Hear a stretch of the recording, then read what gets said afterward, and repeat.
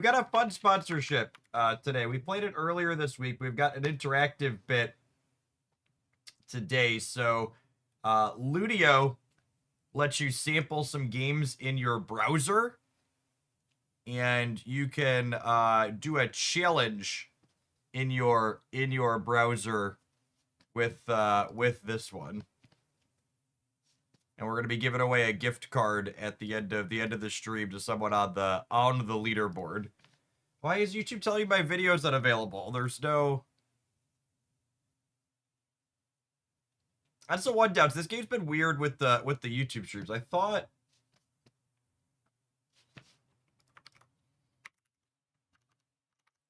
turning the audio off was okay. Oh yeah. Weird. It's telling me it's unavailable, but it's actually there just fine. Okay, strange.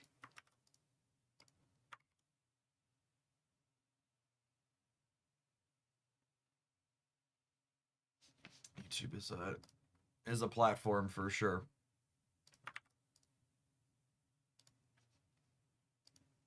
Demon looks cool. So Shadowverse is on mobile. The Ludio promo, if you're asking about that, I think you could technically play it on the mobile, but I don't know what the controls and stuff look like on mobile. Oh, look. People that did my invites are finishing things. Lovely. I like free stuff. All right. I think we get bonuses if we play from the park, technically, right? And because of the release launch celebration, there's bonuses for playing in the park.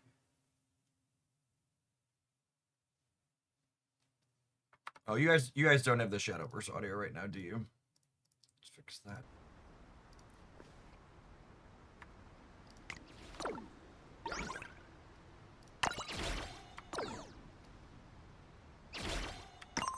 It's funny. I don't know that the park aspect of this game appeals to me, but it's novel to have there.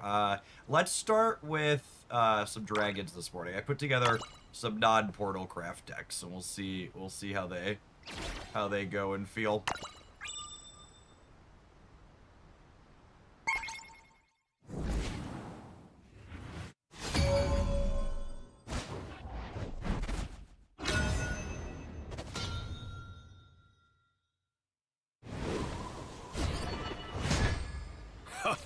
This brings me back.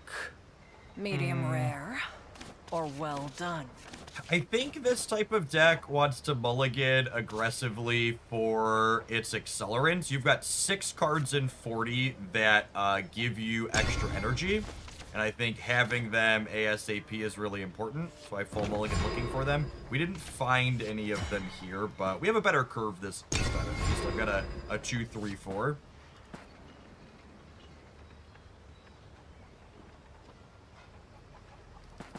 Yeah, there's a bunch of options in Shadowverse to play against not humans. I think there's a story mode too. Yeah, this is one of our pieces of accelerant we have. When this one evolves, you gain 1 max play point. Decent pressure to start here. Intimidates, slick mechanic. It can't be attacked by opponents' followers, so they basically have to have some type of spell to run it down. I'm busy. Our deck's kind of an aggressively slanted ramp deck. Aoife has Storm, which means she can attack right away, and then has Overflow, or Fanfare. For an Overflow, she gains Intimidate. So Overflow means if we have 7 or more play points. So we don't have that, obviously, but I'm going to play her out and crack them in the face for 2 here. Just put a bunch of pressure on them to start. May wings be at your back. Mayday! Yep, so they traded there, and then they did nothing, so you just keep putting a bunch of pressure on. We're definitely hitting their face for 2. I gotta think about what I want to do for the turn here. I think with 2 copies of Lufeng, I'm gonna play one of them, so I can't evolve yet. Our first evolve doesn't unlock till next turn, so I can't get the extra energy from this yet, so there's a chance they kill it before I can get value out of it, because they get to evolve first. But I have another one here, so if they want to like burn and evolve to kill this, I think that's fine with me. I'm not gonna need to use 2 of them, I don't think. dragon They never did, forgets. they did murder our thing. Yeah, they're gonna evolve here, which means they can attack a unit right away. So I assume they're gonna kill my 1/1, so they can't kill this one. I give up. Oh, look smart guy. Okay. And now I think we just go pound for pound trading back with them. So I'm gonna go ahead and evolve this now because that's unlocked. Those that are new to Shadowverse, you get 2 regular evolves and 2 super evolves per game, with some cards getting extra effects when you do that. And then I'm gonna go ahead and kill their 4/3 here. This probably dies, but it served its primary purpose of getting an extra energy for us. May wings Oh, be they're at just your spending back. time dirtily drawing cards again here. And they have any unit they can evolve and trade with this, but then we're up and evolve, which is good. These are resources that are pretty valuable over the course of the game. And next turn, we're going to be in overflow because we have 7 total energy. Dragon So that never means this second Wind Rider that we're going to play out has Intimidate, meaning they can't attack her directly, and they're going to have another type of spell to clean her out, which is great. We're at 6 right now, so we're 2 turns off of being able to play Garyu here, who brings along some dragon friends.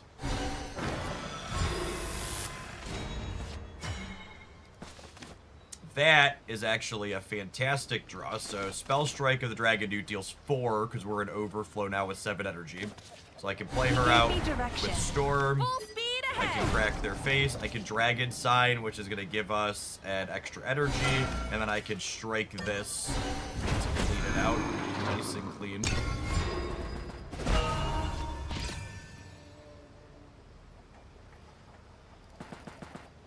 It honestly might have been right to evolve this to get extra points of damage. And that's something I've been playing a lot of control decks in this game to start. To the edge of what's known. I haven't been using my evolves as aggressively as I probably should be.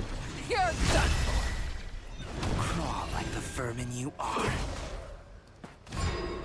All right, and they couldn't attack this because of her, or what's it called? Ability. So this has Bane, which means I have to attack it. It had Storm, so it attacked me right away.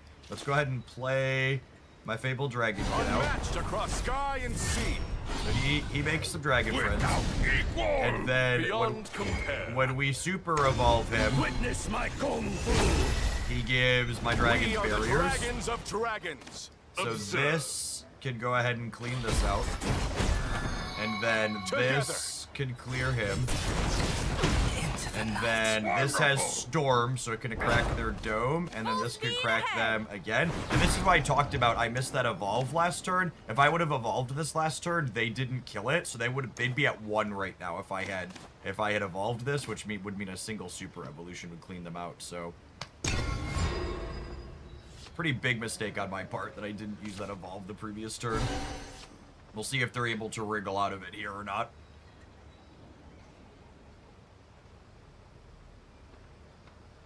We've got plenty of gas left in the tank. I've got Fledgling Dragon Slayer that destroys something when it comes in, and I've got Melody here, which will draw me 2 and heal me 2.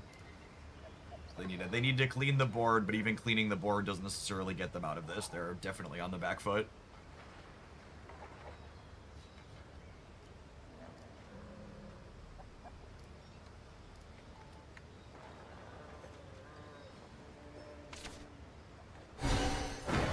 Call gives them a 3/3 with rush, but they have to get through the Supreme Gold Dragon first here. New year, new me. Mayday! Ooh, what was that? Oh wow, that was a big hit. That's is that the lethal one? No, this is not the lethal one, but it's the clear out their board one. So we've got that going for us. There's 2 dragons. One of them basically murders the opponent's board by giving everything -9, and the other one has Storm, which would have killed them on the spot. This cleans it out, and makes them need to have another answer here.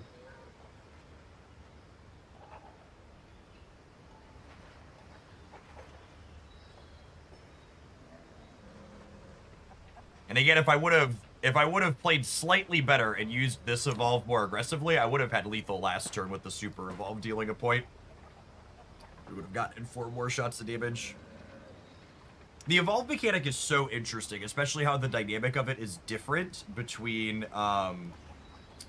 The evolve mechanic is different from whether you're playing an aggro, mid-range, or a control deck.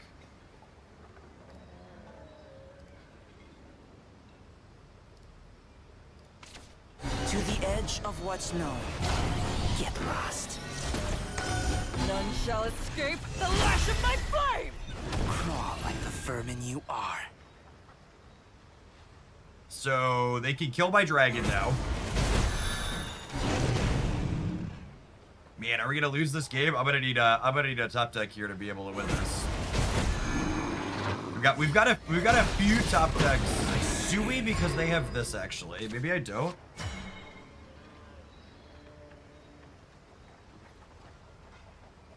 I'm actually not sure if I have outs. Let's draw 2 cards You may here. approach. Ooh, double strike is interesting. It does 4. So I have 2 deal 4s.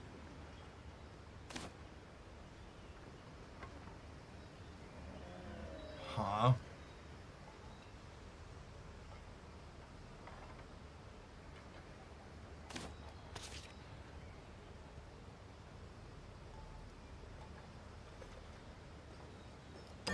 Just point me to the nearest dragon.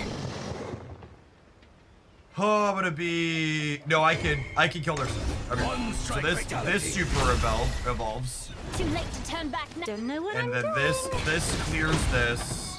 And then I have strike this for 4, strike this for 4. Into the night. So we're still playing a game here, despite my mistake.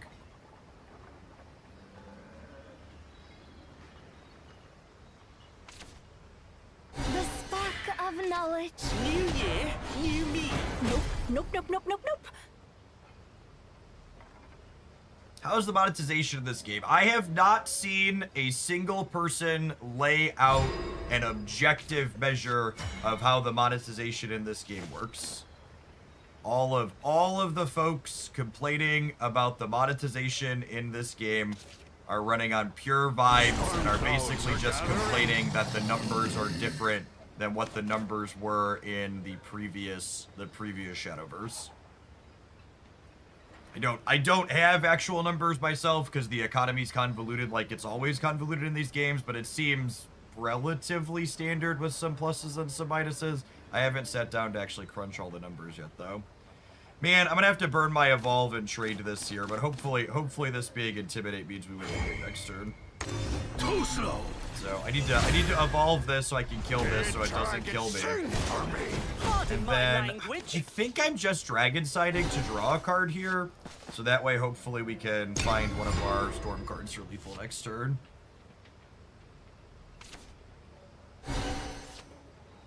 We're both kind of running out of gas at this point. Now, one thing to note as far as resource exchange is concerned, my opponent has an evolve left here still, and I do not. And that evolve is a pretty big resource. Yeah, they found there's their dimensional climb. So that probably buries us now. That redraws their hand and resets their play points. So I assume we're cooked at this point. They would have to break pretty hard here. Special assignment today. Special assignment today. Special assignment today. Oh, they can't attack this though, right? So if I top deck my deal 9.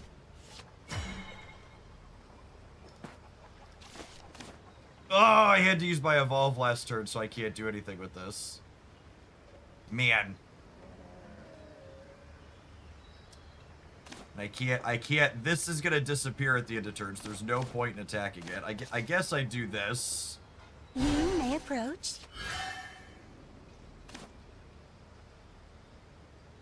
This gives me another vast wing. I think, are we dead on board? I'm not dead on board with this draw, I don't think. I'm short on being able to play this. I guess I could have attacked here and then had her attack here. Maybe that was better with this. But there's no point in attacking this in because this has ward, so I have to attack this. And this is dying at end of turn. They have a lot of cards here. I would assume that can kill us dead. If they have a way to kill this 3/3, we die. So maybe I should have taken the line with the Blackwing. I could have traded this into their ward and then had this trade into here, and then they'd only have 6 on board. They can evolve, yeah, but they need a unit, right? They literally do not have lethal weapons. Oh, this has a mechanic. All right, I'm tapping people out for being annoying. Got it. Okay. So just to set the tone for people who are new here, if you're going, especially when a game is new, for me and both the chat on board, explaining why what you're saying works is helpful. Otherwise, you're just like rubbing it in that I'm missing something. So take the time to explain and help me and other people learn, or just don't be annoying in the chat. So yes, we were dead on board with the evolution, and that game. Honestly, that game highlights what I've been enjoying about this game as a whole, where I played that game and we lost ultimately, but I lost because of a mistake, right? And that's the number one thing I look for in a card game is can I look back on the games that I'm playing and find things that I could have been doing different or better.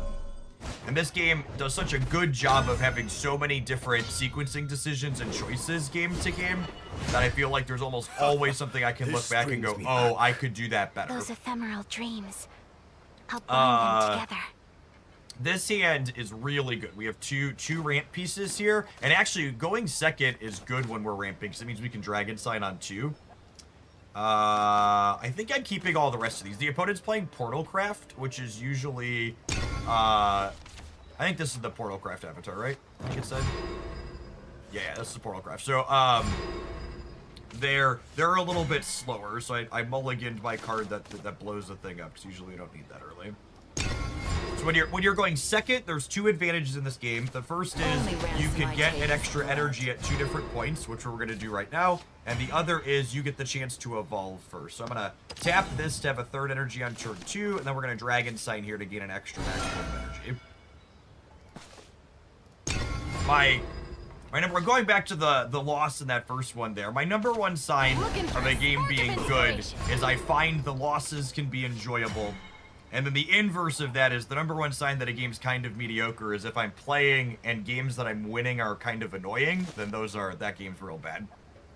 When am I asked any initial opinions? I am absolutely hooked on the gameplay. Dude, watch the The gameplay is a lot more complicated and has a lot more going on than things like Marvel Snap and Pokemon Pocket, but it reminds me a lot of when I enjoyed Magic the Gathering.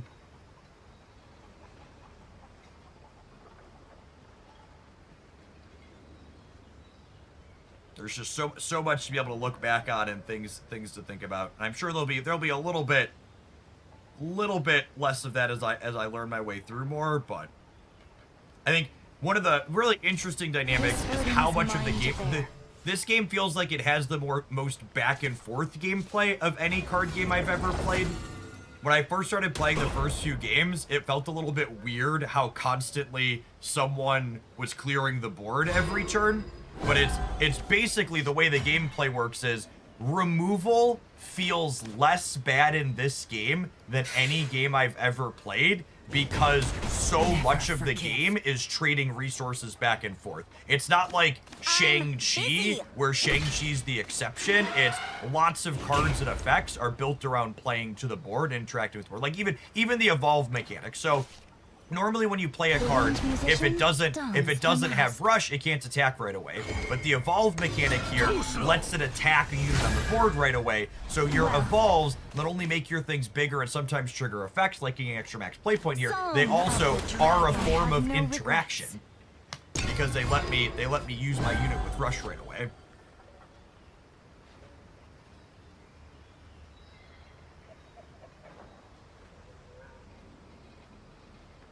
I never played the original Shadowverse. I know nothing about comparisons between the two.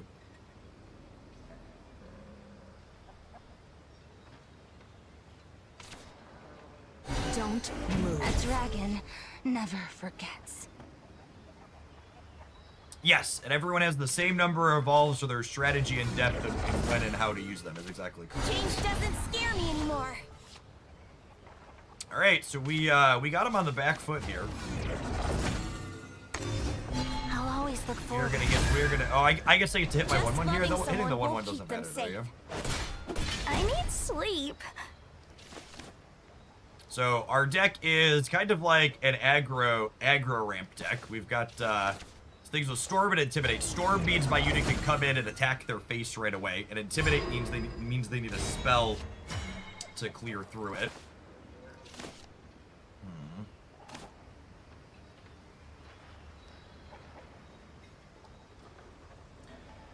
So I could get the Blackwing Dragoon down. Like, I kind of want to play this because it summons the Vastwing, which is a 5/5, and it kind of conceals how big my burst is going to be in one turn. I think I'm going to play this. And then a question is, do I want to burn and evolve here to clear their 4/4? I think the answer is yes. Witness my kung fu. Dead dragon, sing for me. Yeah, my opponent's deck is kind of like a combo engine deck. I've played a bunch of it in the first couple of streams. We're like building up these artifacts they're fusing into a big monster, and our goal is to kind of kill them before they get there. So these both have the Intimidate keyword, meaning my opponent needs some type of spell to interface with them. They can't be attacked by enemy followers. So that's the kind of idea of this deck is you've got things with Storm to hit hard and fast, and then you've got things with Intimidate that they're not hitting right away, but they're difficult to take off the board.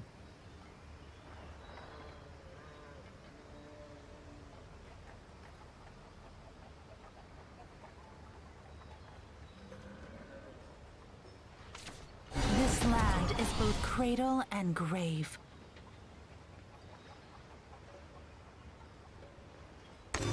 Let's do this together. Why seek to fall from paradise? Yep. All right. This is where I drop anchor. So when she evolves, she destroys the enemy follower, so that's how they get rid of our 5/5 there.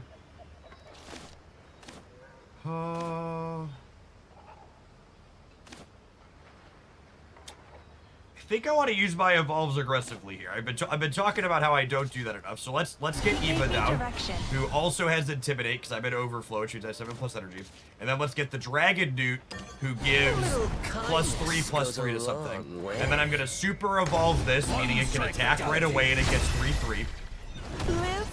Super evolve is called super for a reason. So let's do attack right away. It means you don't take damage when attacking, and it means when you kill something, you deal 1 to their face. So we went ahead and we cracked them all the way down to 10 here. And I've got a super evolve left in the tank, and I've got this 5/2 with Storm in my hand. So they need to answer most of my board here, or they're gonna be in a bad way. Because this Blackwing Dragoon in my hand basically threatens to hit for 8 right off the bat.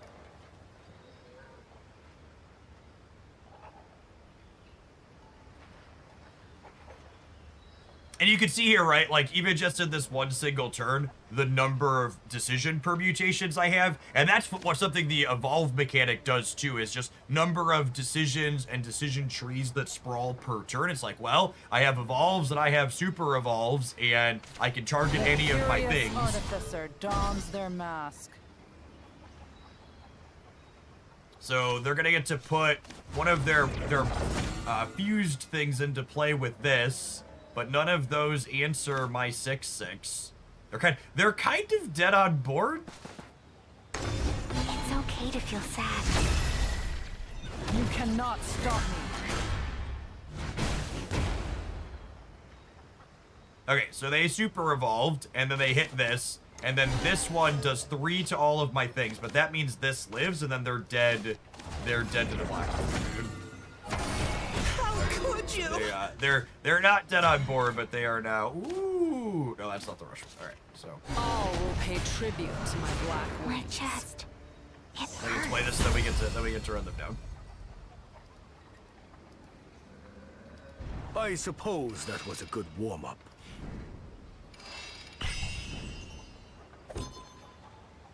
This game's sweet shit. I'm pretty hooked. I was playing some more off stream last night. I put some decks together.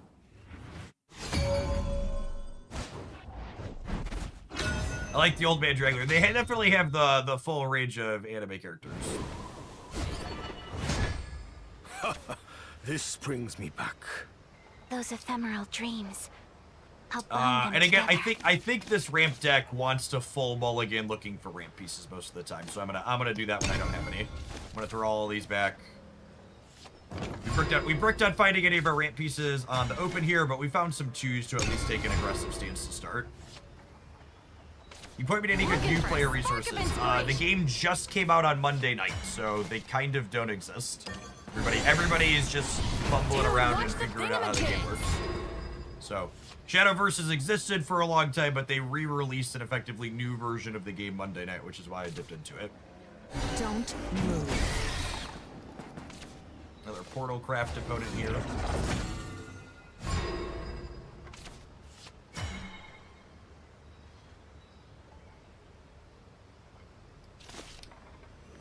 I think I'm just putting Dragon Daddy out. Found the fire!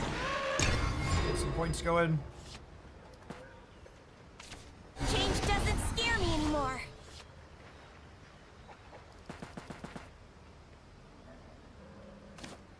So the opponent's archetype is one of the more complicated and convoluted in the game. You see these things that keep popping up from their hands.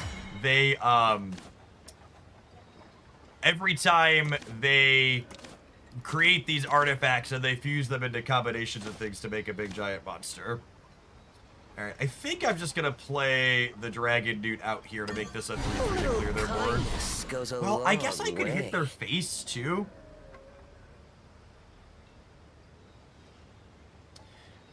Part of me wants to be busy. aggressive because we're an aggressive deck, but killing this means they can't evolve it next turn. They went second, so they have first evolution advantage. I think I don't want them to evolve it.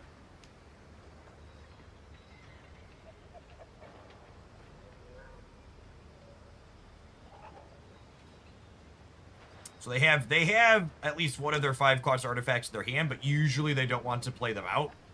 They want to get copies of them so they can save them for value I'm later. on for a freaking circus. I'm kind of expecting them to burn an evolution to interface with my board here, because otherwise they're gonna get run down. I've got 7 points of power in play.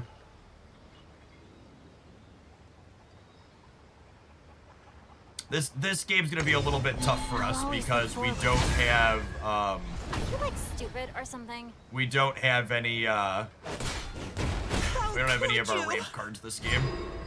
Would love the top deck before energy one. Oh my goodness, chat. See chat, you just gotta believe. The winged musician dons her mask. Too slow. Too slow. So when this one evolves, it gives us some max energy. I'm gonna send this to the face and this to the face. I'm actually going to Strike of Dragon Newt to clear this rather than attacking it with the 5, because one of their bots that they have does 3 damage to all of my things at the end of their turn. So while I could trade this here, marking this down to 2 points of life has a real downside in this matchup. And it getting hit by bullets is a sad downside, but them having to burn bullets on that is also good for me long term, I think, especially with all of my Storm and Intimidate cards.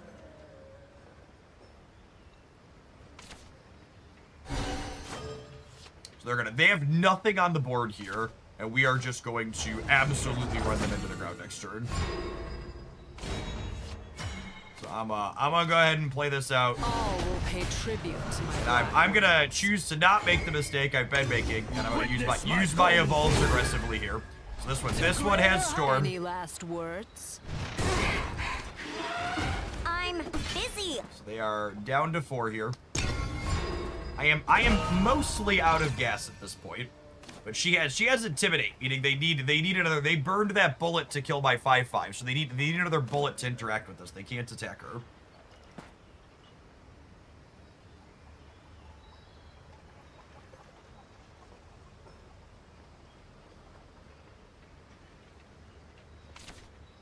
Okay, they have the bullet, but that bullet means I'm for a freaking circus. okay, so they're gonna evolve and kill by 3/3.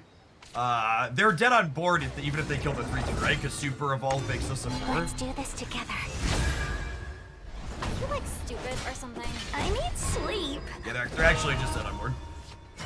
And I can play that one. The All animation will is pay sweet, though. tribute to my black wings. They were dead Any to the last Super Bowl. words?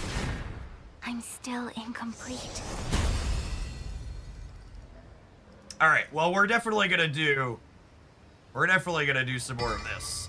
We need to take I a brief suppose pause that for the was a good cause warm-up. to let some adverts roll. I always take a brief break from gameplay when that happens. We'll throw the deck list up on the screen here while we're chatting. There's a whole, it almost all fits up there. So there's a couple of dragons off to the side. Thanks everybody for chilling today. Don't go anywhere. Appreciate everybody here bright and early for some Shadowverse. For people watching on the YouTube side, consider tapping the like button. Doesn't cost you anything. Helps the content reach some more people. I've also made a decision, chat. I wasn't sure. For the first day we played this, I said I wasn't going to do YouTube content for it. But I created a Hoaglandia Shadowverse channel last night. And I decided that we're gonna post some deck highlights. I don't think we're gonna do some heavily edited stuff. In fact, based on the first few games of this, I think we've had some fun, sweet games with it. So you probably might be watching this on a highlight on YouTube in the future. So as we play different decks that are sweet and interesting, I'm gonna do direct stream cuts like I do for the Snap stuff. We'll see where it goes. It's been fun for me so far. Someone asked, what have I spent? I've swiped the credit card a good bit for this one. I have a lot of the cards at this point. There's a few intro bundles that'll get you underway and let you build likely a couple of reasonable decks, but it is a booster pack system and there is some variance. Yeah, there's a $2 bundle that gives 10 packs, and there's a $15 and a $40 bundle that give better rates than the base. But I've put in a couple of the big currency purchases at this point. When I decided I was gonna roll the YouTube channel up, I was like, I want to make sure. Well, you put up a QR code. Oh my goodness. So how does this work? People can scan the QR code and it lets them import the deck? The technology stack for this game is actually insane. Like, it is the most feature complete. Like, for people that are just joining us, in addition to the slick, insane animations, this game has in-client tournaments. It has a spectator mode. It has matchmaking that interrupts occasionally randomly for some reason. But just like pound for pound, feature for feature, everywhere in the client, like on release, is better than any other digital card game I've ever played. It has bees that walk around for some reason. Yeah. Nocti, thank you for the 32 months. Welcome back. Yeah, honestly, the matchmaking thing is probably the servers being a little screwy on release from high player count.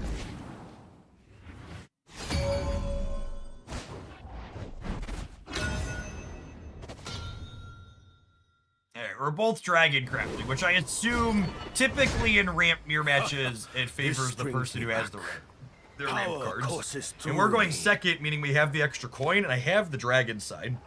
I think I'm gonna mulligan Blackwing Dragoon. I want some cheap cards here. Honestly, it's probably right to mulligan both of these. I'm gonna keep 1/6 to ramp in 2, but I definitely want to keep my accelerant. Yeah, a 2 is perfect here. Some cheap things to go. Honestly, a second piece of acceleration wouldn't be terrible either.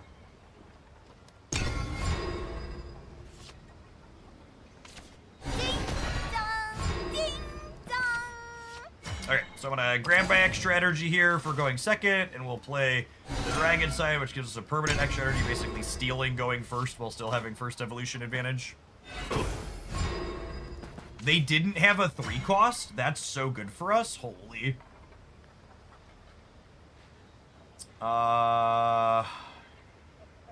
6 cards in hand. Honestly, I think I'm just playing the draw 2. You may approach. I think I would like more acceleration, and we just found it here. So they had no acceleration on 3.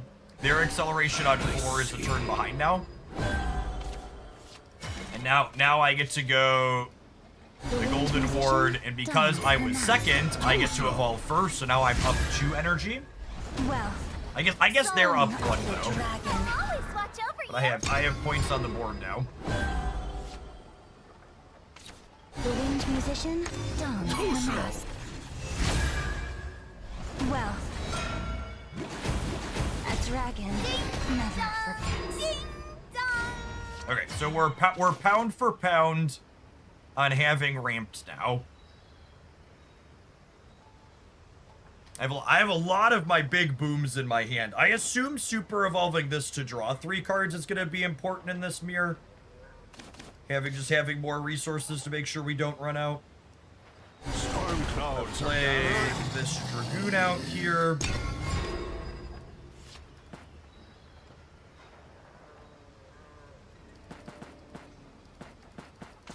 The winged musician dons her mask.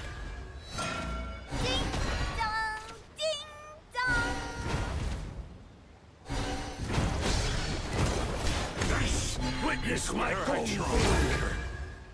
Let the sound of the bells give you joy. Alright, so I have an extra point here.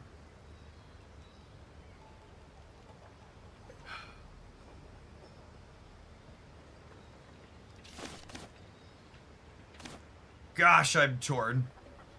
So I want to do this to clean the board out, but at the same time I can't super evolve it, meaning I can't draw cards with it. I don't know, like killing their they get to Twilight Dragon me back now though.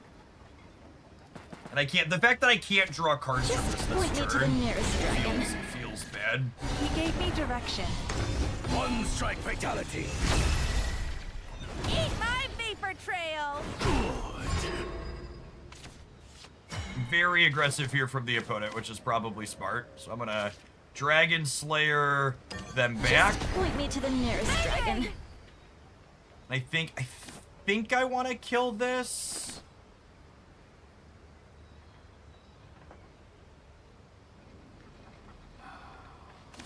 I definitely want to Wind He gave me Rider. direction.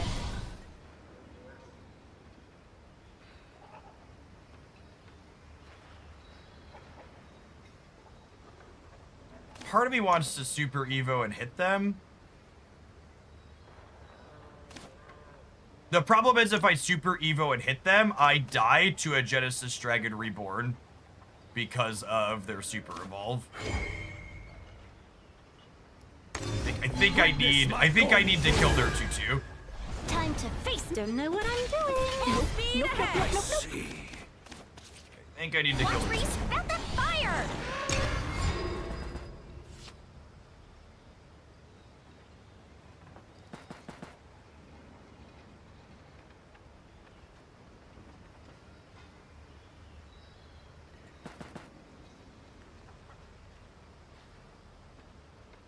I do not have strong opinions on people asking me for which cards are better or worse than what their decks yet. Nope. I just haven't played enough of the game.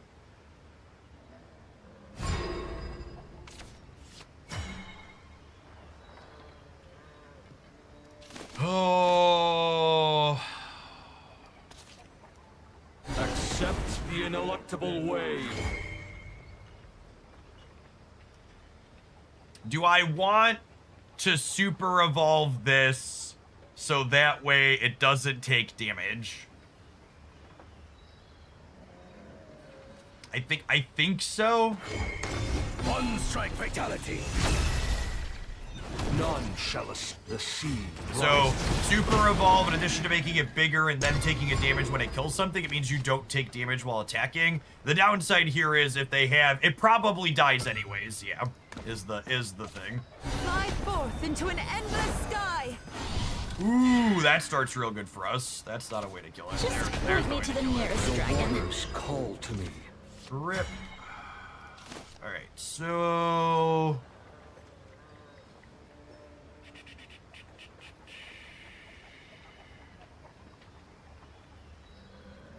So this is gonna murder this, and then Aoife could kill this. Yeah, Okay, so I think the plan is deal 4.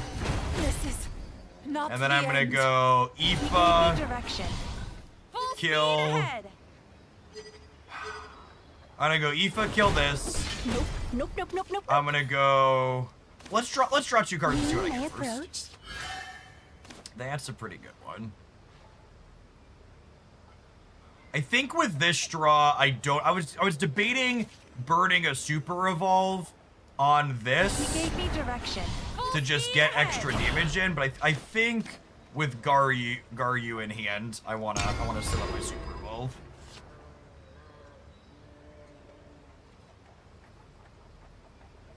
This game definitely has the complexity of He more gave me complex direction. Magic the Gathering formats. Are there any questions for the Draco Guru? Mayday!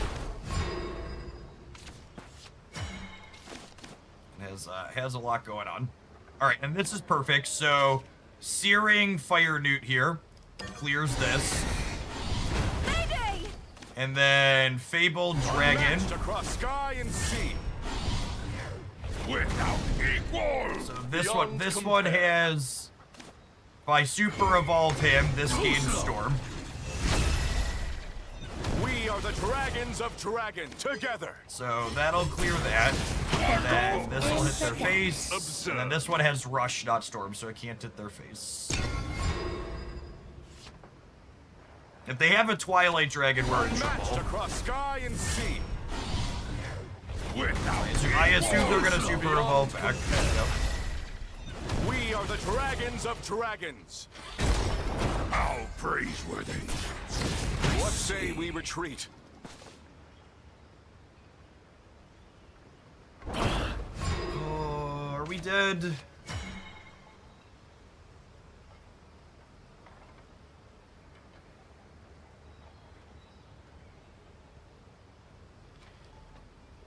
Oh, I think we're dead.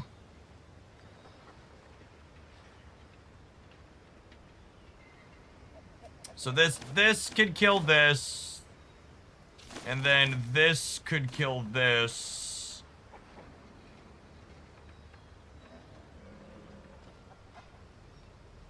Observe. How praiseworthy. So this evolves when it comes into play, because I'm at overflow, so it can attack right away.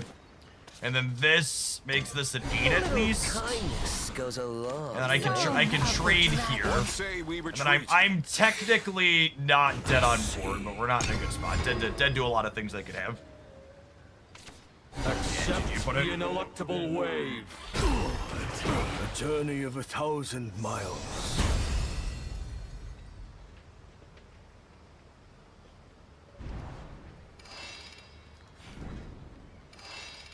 As a game like Hearthstone. Hearthstone is the one it has the most parallels to, where your units attack each other directly. The actual complexity and permutations of the cards that you have is a lot higher than Hearthstone, though. Anecdotally, there's more going on. The boards trade and change more frequently. This brings me I think back. is a good way to put With it. rain comes death. The opponent is playing Swordcraft, which is an aggro deck, so having Dragon Newt and Fire Newt, my opener, are both really good. I think I'm gonna mulligan, definitely mulliganing the 10. I think I'm mulliganing the 3 as well, looking for ramp or other 2s.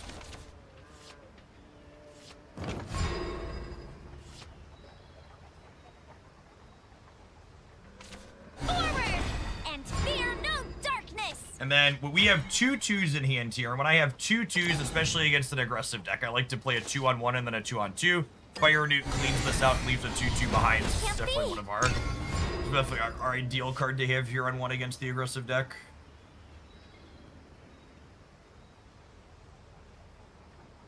One of the things that remains eternally true across these more traditional card games is the idea of who's the beatdown, which is a question you kind of have to ask yourself of saying, okay, in the current game and my position in the game that I'm playing, am I the aggressor or am I the defender? And I would wager that our deck is probably the defender in this type of matchup. We'll see how it plays out. My gut instinct is our opponent's likely the beatdown here. only trophy I need is your heart. Taking a turn off to draw 2 cards is not super exciting, but at least we're at parity on the board. I'm busy. Trade my 1/1 for their 2/1 here. Unfortunate that we haven't found our. I really want to draw our 4/4 that evolves. Oaths are forged in Our steel. best possible next turn again. Did not find him this time.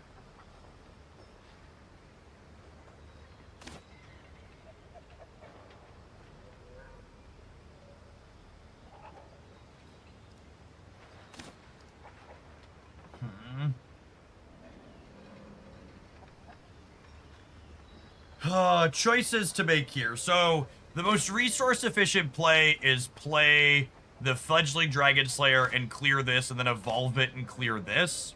But then I don't have my destroy target thing for later. However, using all my strike of dragons is just like not really appealing this turn. Point me to the nearest. I could get burned for not having this resource down the line, but I think I want to take this opportunity to clean the board up. There are people who need me.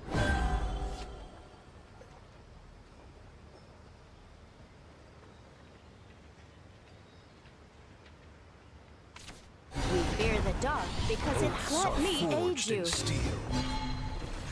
Repent. Understanding is the first step to conquering. Nope, nope, nope, nope, nope. Very big board.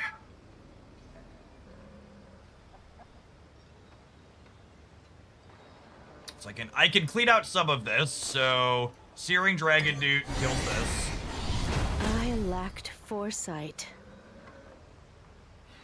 And then I have to decide how defensive do I want to be. I think the answer is still very, very defensive.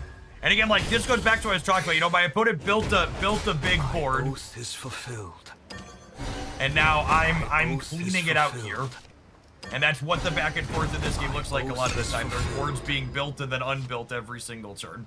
Now, one resource to keep advantage of here is while I'm kind of keeping tempo on HP and keeping the board clean, my opponent's currently up in evolution. So they have 3 evolves left, and I only have 2, because I've been spending mine defensively to stay in the game.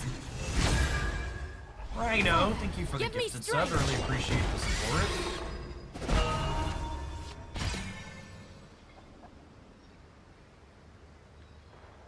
Oh, man.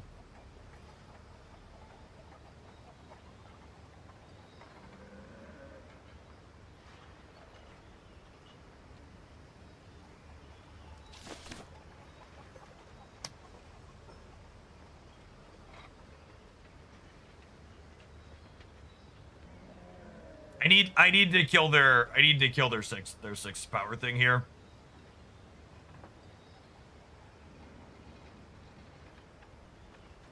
I don't want to use my play point to use the strike of the dragon to do it, because I need that play point to be able to gar you next turn. Oh, so I think it's super evolve this I have no need for the weak. Any last and run words? this down. I must stay strong.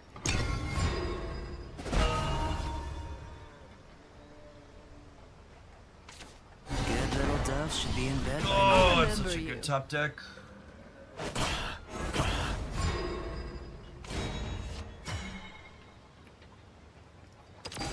Dragon looks so bad if you don't have a ramp early. I mean, I don't know. So, like, I think that it's funny to me how different my view on things like this can be in spots like this compared to less experienced card gamers. Because, like, while we are obviously on the back foot this game, my takeaway from watching this game is that I went second and didn't have any ramp, and I'm playing a competitive game still.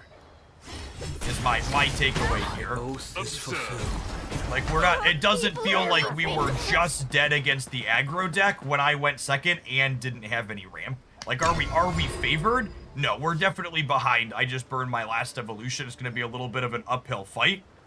Like, but we've played a competitive game despite not having a remotely Pierce through ideal the start, heart of right? darkness.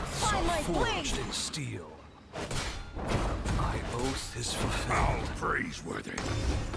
Pluie de paix. I am no more than a servant of the light. What say we retreat?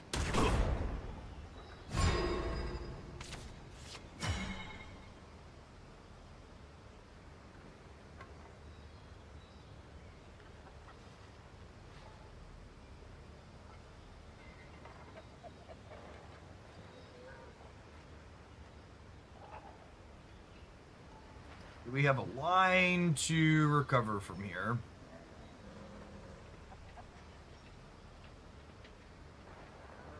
Don't think we do. So I can strike this, which lets me attack their My oath is 9/9. fulfilled. Oh, and I could Blackwing Dragoon plus this.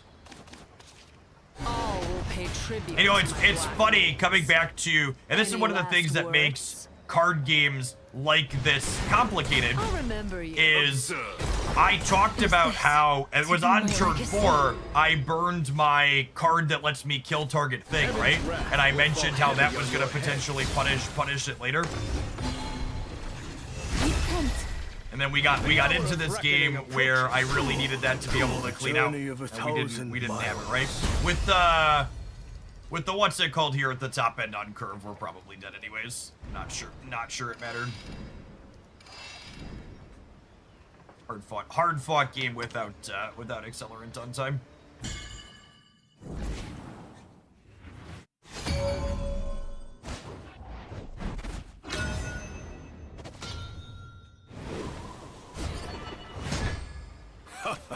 This brings me back. Power courses through me. I'm gonna full mulligan looking for Rapier in the ring here.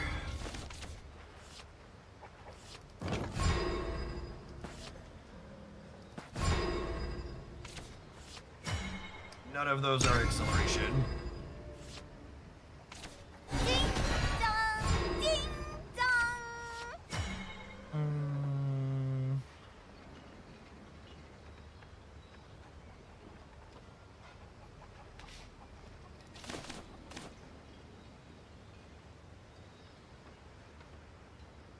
I think trying to find acceleration is the only thing that matters really, and I'm gonna spend my point drawing 2 so we can dig for the energy accelerant here.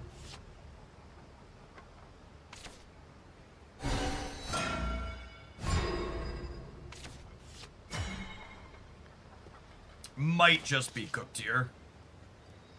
He gave me direction. Full speed ahead. I'll always watch over you. They went first and they have acceleration. Your avatar is determined by the type that you're playing.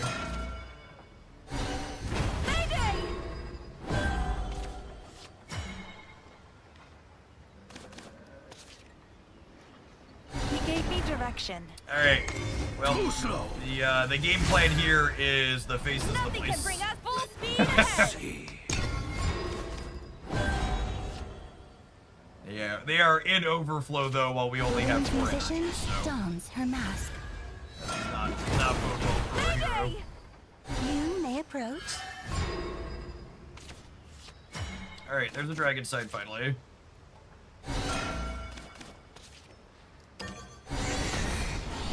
A dragon never forgets.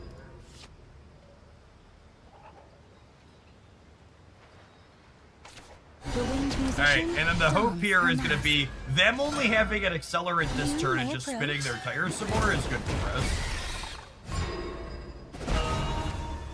We actually have a shot this game, so I get to go. I'm just I gonna will pay tribute to my black wings. be really aggressive here. I'm gonna do this. Witness my kung fu.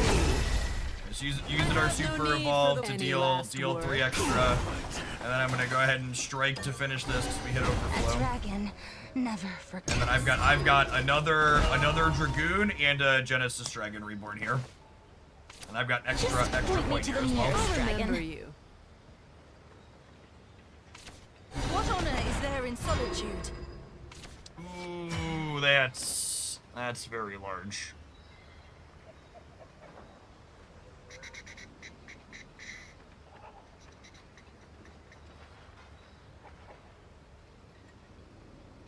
was not expecting something that defensive for them. Okay, so I'm gonna play. I've got a lot of my heavy hitters here. So this gives -9, and then I'm gonna super evolve, which lets us draw 3 cards and put some gas in the tank.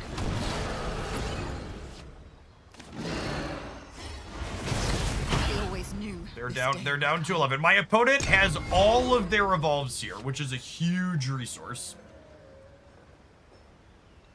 So we're hoping to run them out of the game before they can leverage all of the evolves that they have left, basically. Woo! Let's get scorching! Too slow. If they don't heal here, they're dead.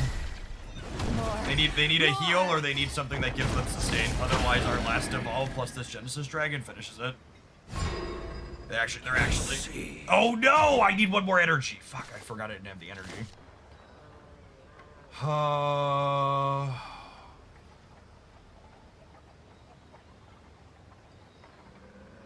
And they can kill me back next turn if I don't kill this.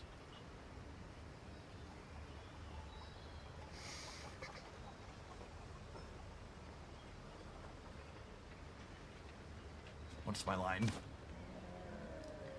What's my line?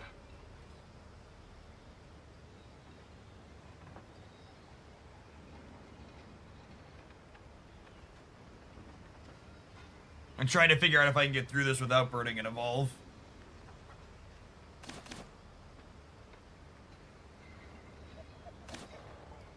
I think I'm gonna have to The burn an winged evolve. musician dons her mask.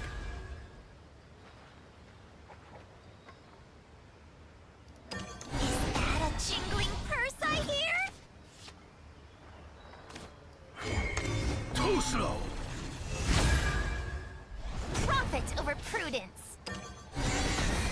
Song of the dragon. A dragon never forgets. Oh, I'm not dead yet, but we're not in a great spot either.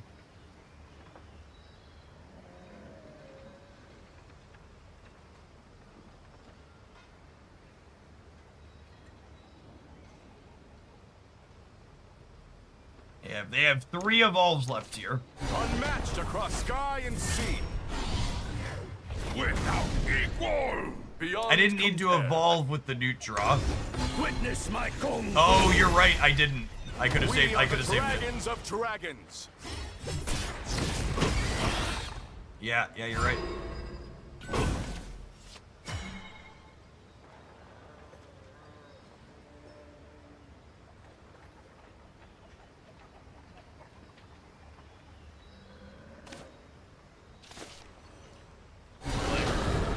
Twilight cleans them here at least. They're out of super evolves.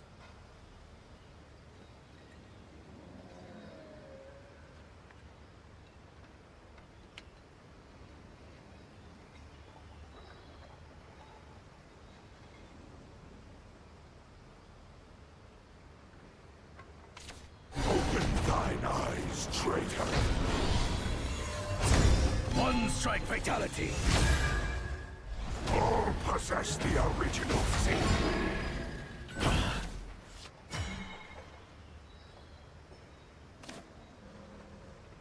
The Apocalypse deck. Usually you die the next turn after they play the Apocalypse deck.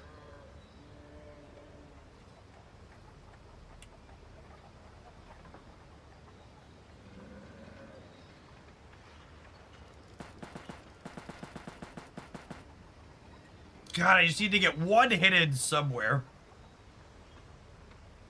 I think it's this Storm clouds are gathering. into this trade with this. Yeah, I need to get a ward down if I want a shot to win. There's a good chance we still die next turn because the Apocalypse deck is really scary.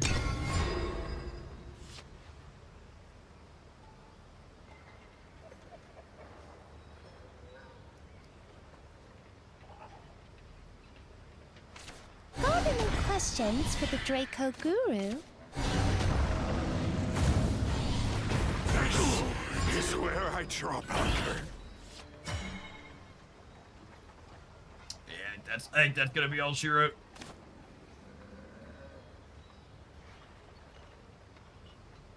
The demon deck when you play the 10-drop is one of the biggest finishers. This game was close. Again, they're always so close.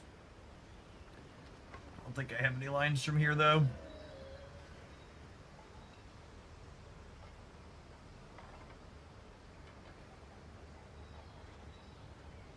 Stew for half a second.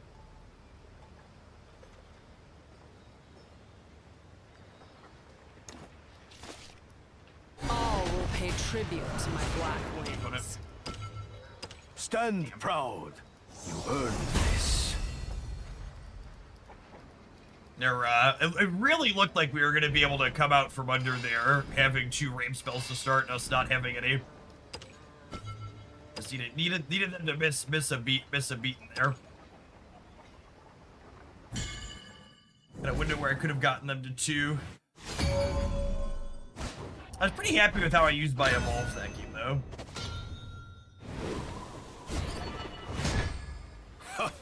This brings me back. Power courses through Okay, so we're me. going second, which means we have first evolution advantage with this. I'm honestly just gonna mulligan all of my non-ramp cards looking for more ramps. I think that's just the most important thing here.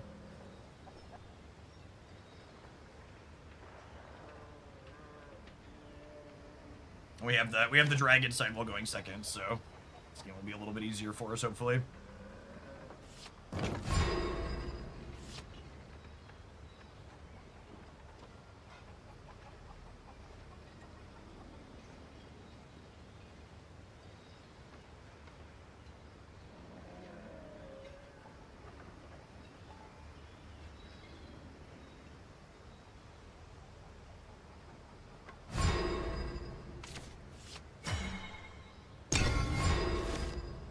Accelerant sounds lovely. The young paragon dons his mask. You two.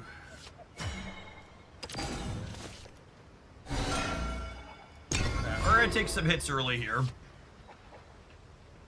We're gonna have lots of NRG quickly. I see.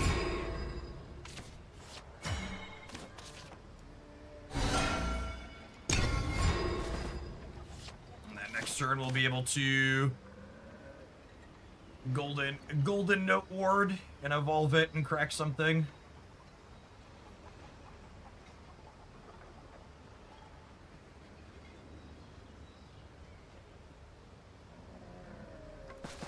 Class-based and neutral. Deck building is very similar to Hearthstone.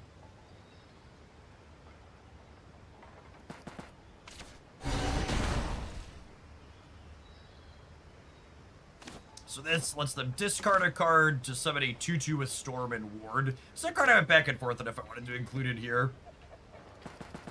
It's actually possible that this is better than these greedy cherubs. They both let you convert too many big expensive things into something that's cheaper early. Stay close, Otohime.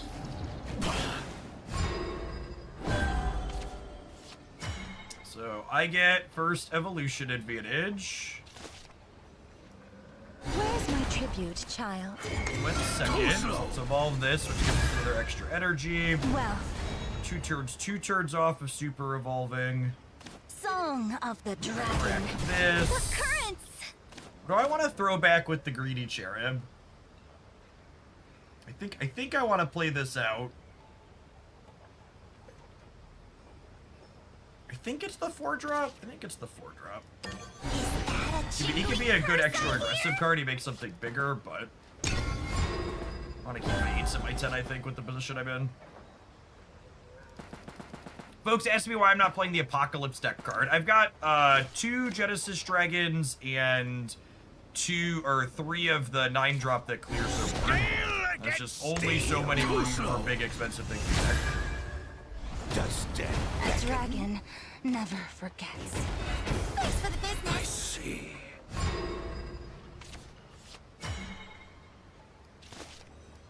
Unmatched across sky and sea. Without equal. Beyond This is compare. super evolve. Your things get bigger and better. I think I'm chilling on my evolutions for now.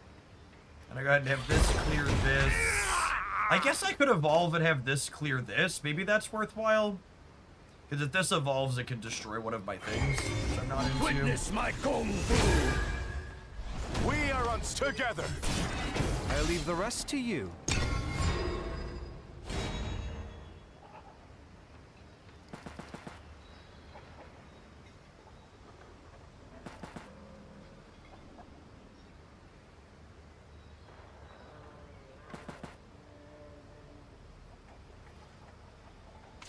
Steel against steel.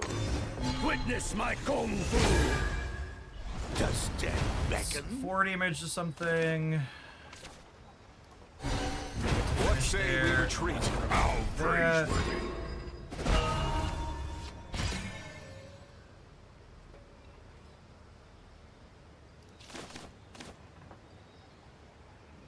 Huh. Couple of choices this turn. I could Fledgling Dragon Slayer and kill this. I could also just Gar you and Super Evolve and just put a bunch of pressure on, which is appealing. There's still the appeal to Garyuing this turn is my opponent is 2 turns off of being able to play Twilight Dragon, so they can't play their best board sweeper. We are the dragons of together. Like I get to hit this. This puts a bunch of pressure on their dome as well here, and they don't have a super clean board sweeper until 2 turns from now. And if they can't clean out most of my board, my Genesis Dragon's coming down next turn to finish things up.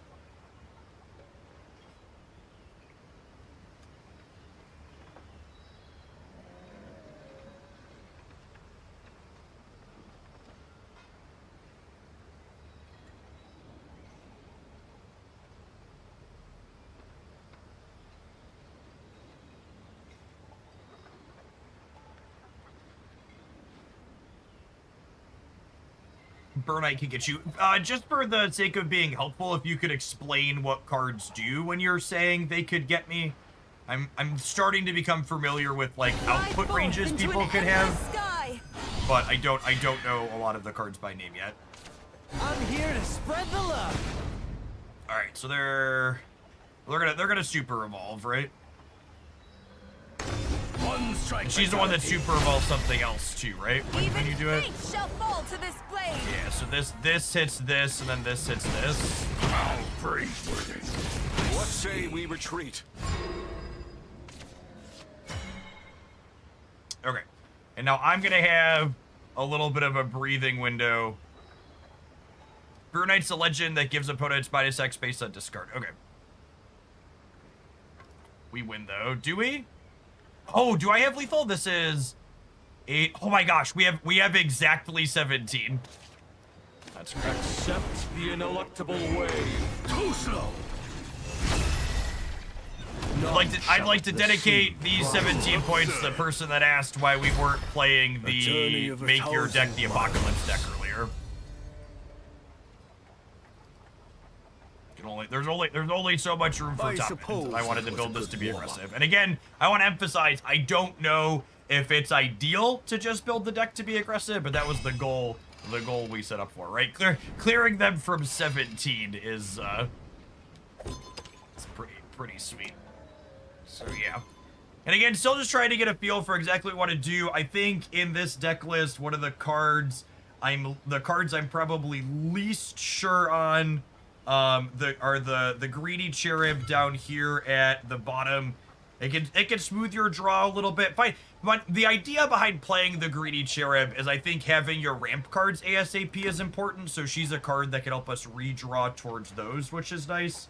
And then Dragon Newt is when I could kind of take or leave as well. It's helpful when your Intimidate cards survive, but they're often not surviving, so it could be a little hit or miss. It's very possible not maxing on Fledgling Dragon Slayer is wrong. That's not a particularly aggressive card, but sometimes you just need to murder a big thing. See, I don't know that I agree that we need Burnite necessarily, because one of the things to think about to fit Burnite in, going back to that you could only play so much top end, is Burnite would have to cut into this group of cards here at the top, right? Like Burnite and Twilight Dragon occupy a kind of similar space, And Twilight Dragon has the upside of not needing to discard another big card, right? You want to cut 4s? Maybe the Dragon Duke could go. He's a card you don't play super early, but he is aggressive. Oh, Burnite's discard requires Super Evo too. Yeah, that fights with Garyu a little bit as well. I can see Burnite maybe being something you play in the more controlling build, because she's the card that rewards you for having more top end. So like playing her with like the card that turns your deck into the Apocalypse deck could make sense. I don't think I have any Burnites. We can pull that one up. She's the one that discards. Yeah, she super evolves, or Fanfare discards a card for your hand, deal X damage to enemy followers. X is the cost of the selected card. So she really encourages you to stack a lot of expensive stuff in your decks. All right, we are gonna take a pause for the cause to let some adverts roll. When we get back, I think we're gonna do some artifacts. I think is the plan. Or puppets, artifacts. I do some artifacts. Let's do that. Have an advert, Twitchers. By the way, for all the folks out there too, if you had a chance to win a $50 gift card today. Do I have the browser page up? I thought I did. Did I close it? Let me click on the link. Our sponsor this week, Ludio, has a really awesome site where you can sample different games fully on their website, and you can track scores for accomplishing the different goals inside of the clip. And we've got, looks like 7 people have signed up on Ludio and played it for free in their web browser. At the end of the day today, we're going to pick a winner from the top of the leaderboard who gets a $50 Visa gift card is the plan. So completely free to check out in your web browser. Looks like Adam's up there at the top right now with the score of 12,089. A little bit to play. I can actually just play it fully while we're waiting for the Twitch ad to full. You just get to play. This requires the tech stack on this is really cool. Requires I actually don't know what the buttons are on the keyboard because I've been playing on the gamepad. Is my gamepad here? My gamepad's here, right? Is there a Shang-Chi in this game? There is not a Shang-Chi inside of it. I actually haven't been able to beat all of the monsters yet, which is why my score is bad. So at the end of the stream today, we're going to spend a bunch of time running through this myself. So I only have 1443. So you could probably beat my score. So check them out for a chance to win a $50 Visa gift card today. Shadowverse has 36 deck slots. In addition to all of the amazing tech stats, having a reasonable number of deck slots to start is another massive plus for this game. I'll be curious to see what content numbers are for like this. I have a feeling that given the complexity of this game, it's not going to be super popular.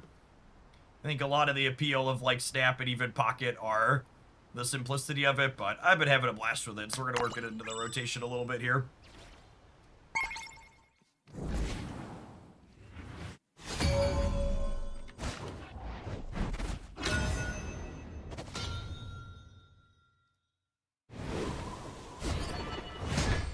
Justice for all the dimensions. It's a game. Enjoy yourself. My opponent's playing Havencraft, right? That's as simple as Havencraft. So I don't want the Puppet Theater because that one is good against aggressive decks. All of these sound good though.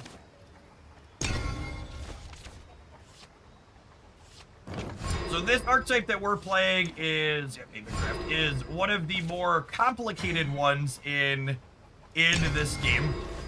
So it has these gears that you assemble that then merge into different combinations of things. So you fuse into a striker artifact, and then the striker artifact fuses with other things into an alpha, a beta, and a gamma, and then eventually you fuse all of them into this giant 10-10 that does a huge amount of things on the board. Tough luck. And there's a hand size limit of 9 in this game. Change doesn't So you're scare me anymore. managing your hand size while you play. I can see here we could fuse this. Actually, I don't want the defense one. So we could fuse these two together, and they'll turn into a 5/1. It's a complicated Exodia, yeah. And then the basic idea of like what the deck is doing past all the fusing mechanics is Doom. You have cards like Doom right here that allow you to, when they evolve, they create copies of your artifacts. So that way you're getting value off like the 5 energy artifacts you're creating without explicitly, you're getting value off the 5 energy artifacts you're creating without explicitly needing to put them into play, so you could work your way up to the big one at the end. So my opponent's deck is a control deck. So I'm gonna prioritize getting Ominous Artifact Beta here to start, because Beta deals damage to my opponent's dome at the end of the turn, and I'm likely the beatdown in this matchup, so I want the ones that are more aggressively slanted here.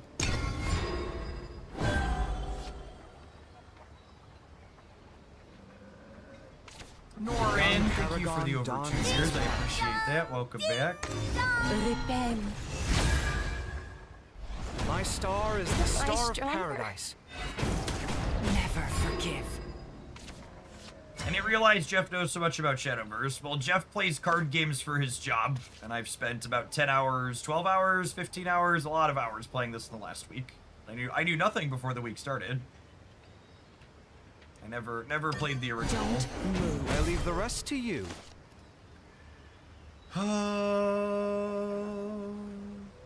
Think it's just Yudi here.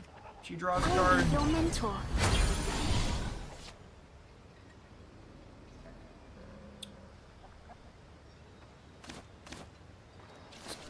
These merged up. So I've got Beta, and then these two will give me Gamma. This game's definitely going to be a slow burn, though. Yes, merging is a free action. I just do it somewhat proactively in case I, like, bounce something back to my hand. I played a match with this deck against Havencraft off-stream last night, and I won by decking them. To just kind of set the vibe for how grindy this is likely to be. This kitten's got claws.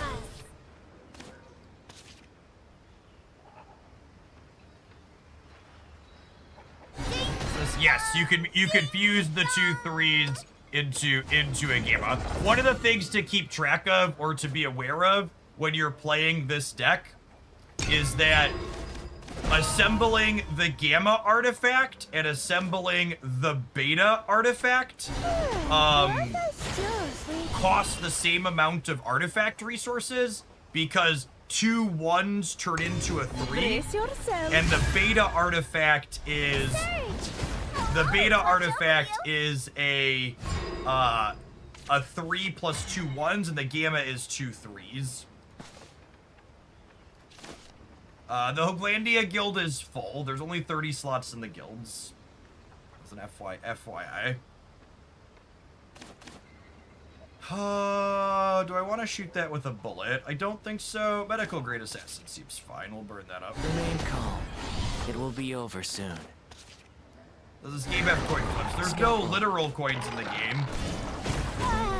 Nap time. There's actually a very low number of... There's a very, very low amount of RNG on the actual cards in this game. This game has more traditional deck sizes. There's 40 card decks, so a lot of the variance comes from draw variance as opposed to variance in the actual cards that you play.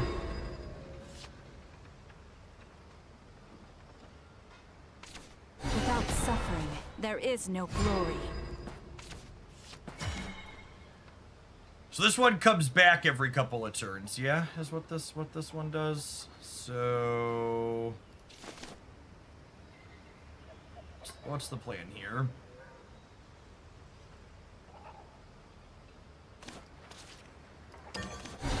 Hope never dies. Making incision. Tough Let's luck. start hitting their face. And then I actually have the whole giant thing here. Ding dong, ding dong.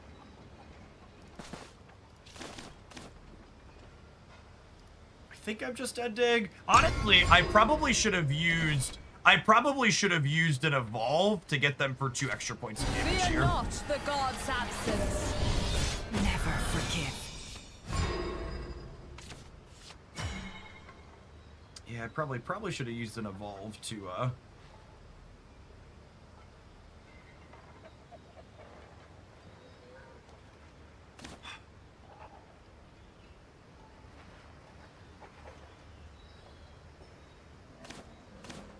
I'm going to play this. The curious artificer dons their mask. Oh my god, I burned a gear by mistake. Fuck me. Alright, so I'm gonna do this, and I'm gonna put the beta artifact into play. You cannot stop me. Managing hand size. There's a lot going on. Okay, so puppet hits this, and then this clears this, and they take 1. The retreat. And now I need to fuse this into one of these because the puppet's gonna give me the puppet shop's gonna give me another puppet at the end of turn. So I'll go up to 8 cards in hand, and then I'll drop to 9 on the turn. Am I playing anything else out this turn? I don't think so. I'll have to use these gears just in case something else goes in my hand that I'm not thinking about. Can't believe I missed a gear by mistake. That's so sad. And then this one does 3 to them at the end of the turn. Without suffering, there is no glory. Oh, I forgot this is Storm when it comes back in. So I'm still sleepy. Behold divinity. Riptide. I'm here to spread Really, the I love. really need... Oh, I really need to draw. Draw, what's it called? My big lady, that one. That's the one I'm looking for, actually.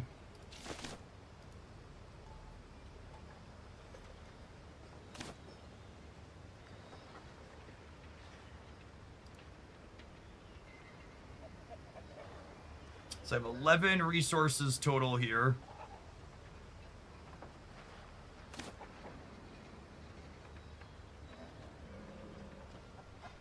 So I can play this striker.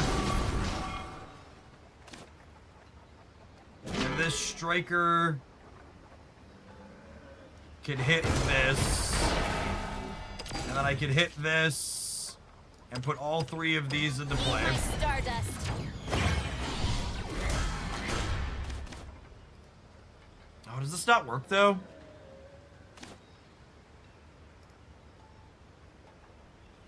This triggers and hits them. Oh no, I needed to puppet first. Fuck me. I just made like 6 mistakes this game. Oh yeah, I missed the puppet. I had the puppet in my brain at one point, and then I just didn't do it. I would have been able to kill this so it didn't get to hit me.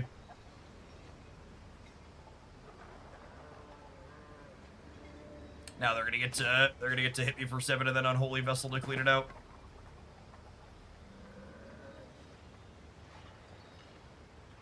The mech wins if no heals. I don't think that's true, right? No, it only does 10. Oh, it does 10 with yeah, the artifact. You're right. You can see, compared to the Dragoncraft deck we were playing a little bit ago, how many extra things there are to manage and think about in a build like this. There's just so much going Fly on. forth into an endless sky. All quests pass through darkness.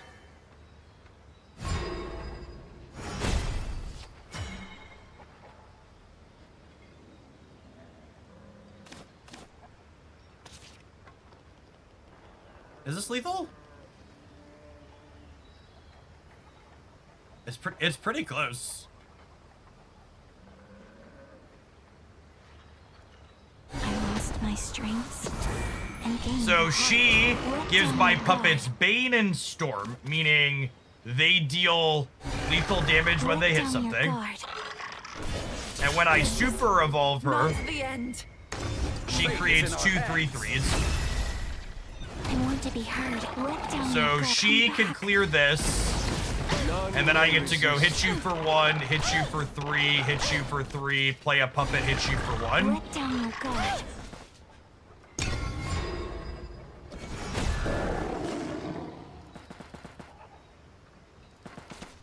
Fear not the god's absence. Repent. Through justice, we shall build heaven on earth. All right, and then they're cooked. No, wait, this says Guardian. Why does that have Guardian, chat? That's so annoying. Am I cooked?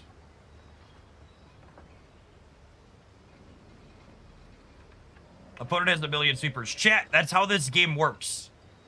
Most decks have a bunch of sweepers in them.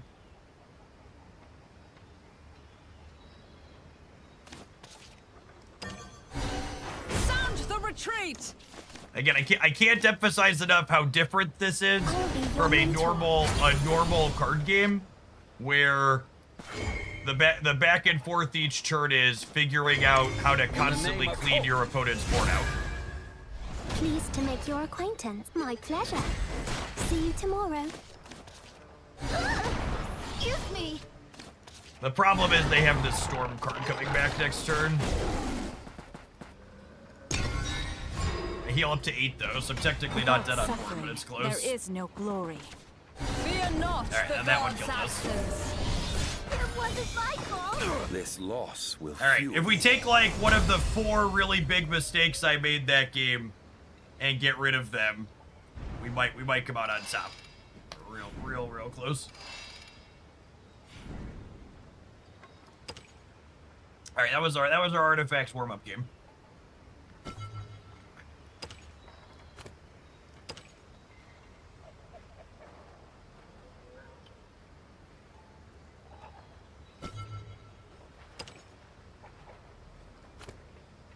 Why is it being funky?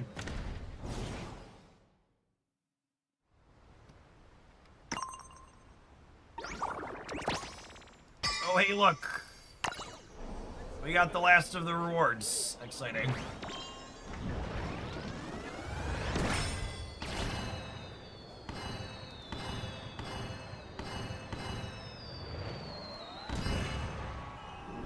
This game still has solid limited play. Is there a draft mode in this game? I don't actually know the answer. I really usually don't enjoy drafting too much. Their servers seem to be having some issues this morning.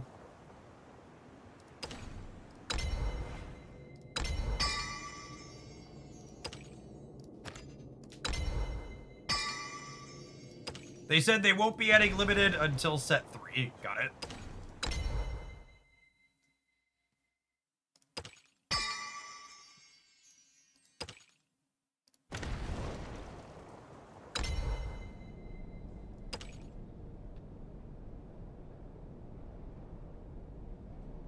What's the average length of games? So there's aggressive decks that play like 10-minute games, but mid-range control decks like what I'm currently playing can definitely get to 20-minute plus per game.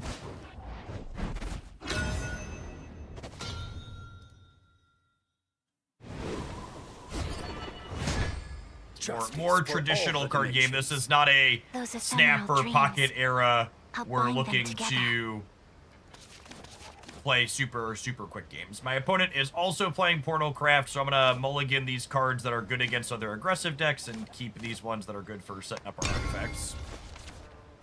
This is, speaking of longer games, this is probably gonna be a big, long, grindy game on average.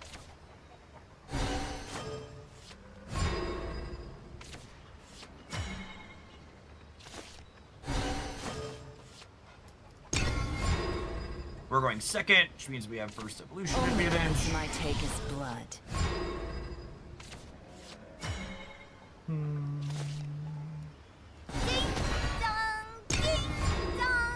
to draw a card here on the bell. Remain calm. It will be over soon. I'll always watch over you. Them giving us the option to kill their medical grade assassin while getting no value from it seems like a mistake. The screaming has stopped.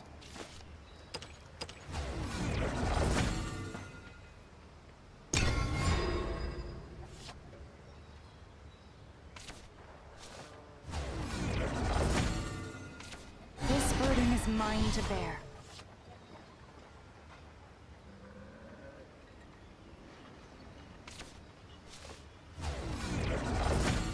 So in the grindier games, we're going to want to focus on the artifacts that allow us to clean out our opponent's side of the board. So we're going to play the Doom right out here.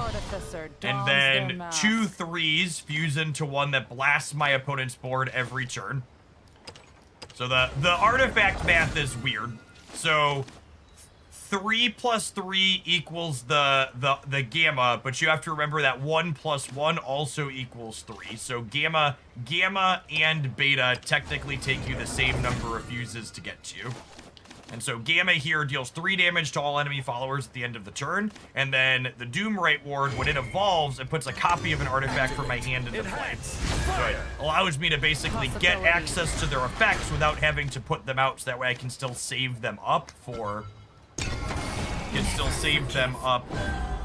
to build the big dork at the end.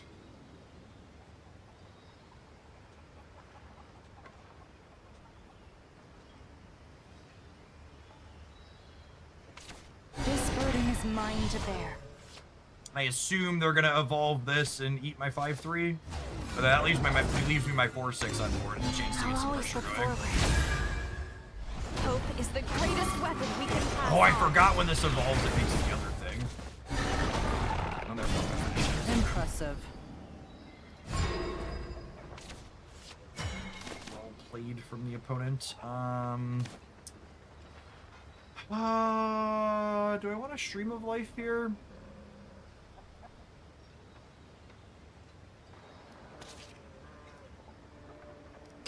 Don't move. So again, you kind of just want to keep the board clear every turn.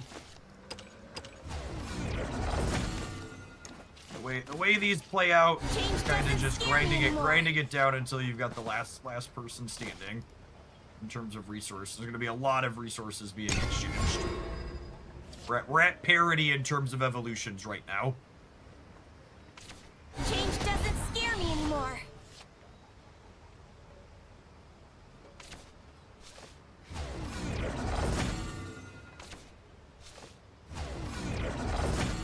They're using their artifacts Let's do up. this together. This gives them Just some more. loving someone won't keep them safe. Am I stronger?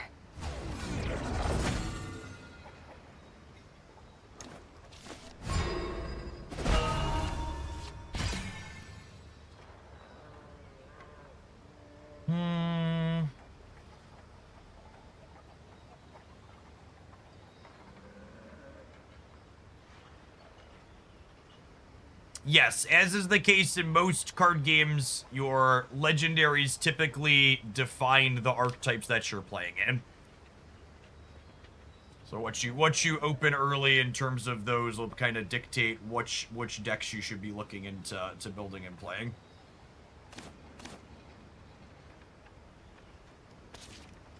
Only ransom I take is blood. I guess we evolve her and kill this, but I'm not super excited about it. Bottomless ammo. Bottomless stronger? rage. I'm gonna fuse this into 2 of these, so that way we have beta and gamma set up. I think we play I'm this on out. for a freaking circus. And then this Tough says luck. rush, so can't attack their dome yet. We're at parity in terms of evolution, with us being up a little bit on board.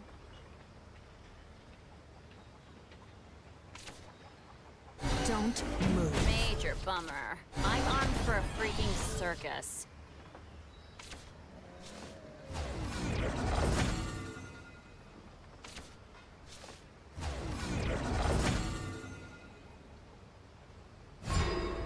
Has Jeff put cash into this game yet? Absolutely. Money, money, money, money, money.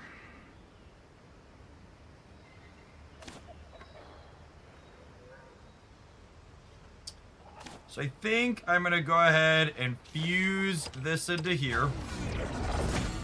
Then I'm gonna go ahead and spend a point, and I'm gonna go ahead and play my Relmina, who puts 3 artifacts into play for me. And then I could go ahead and hit their dome here, and then at end of turn, this does 3 to finish this, and then this does 3 to their face. Major bummer.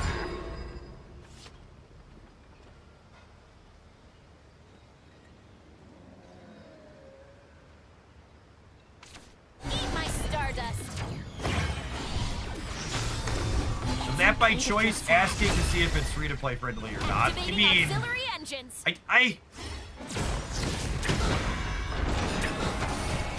I hate the is the game free to play friendly question.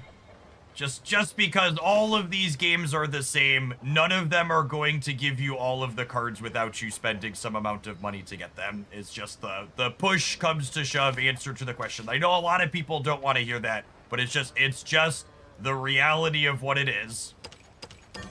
You either spend your money or you spend your time and wait.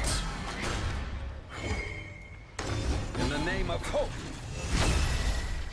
Activating auxiliary engines. Yes, literally the only game that wasn't true for died relatively quickly because it wasn't true, and that's Runeterra.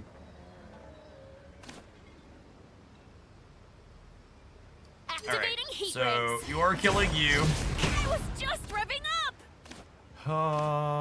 And then you're killing you. Tough And luck. then you're...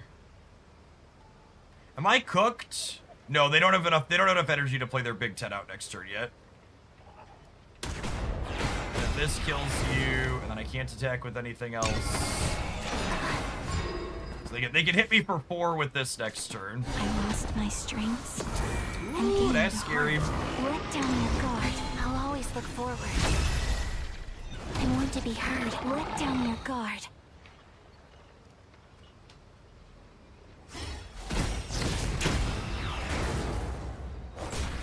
I was just revving up.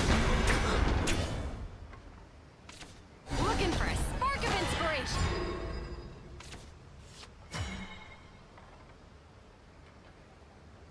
I think we're cooked, gamers.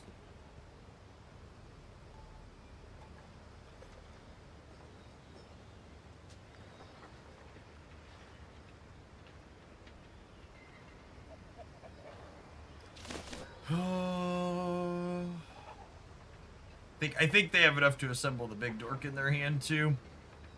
I will say one piece of technology this game is lacking is it should definitely show me visually which of the artifacts they've fused. I shouldn't have to manually keep track of that in my mind.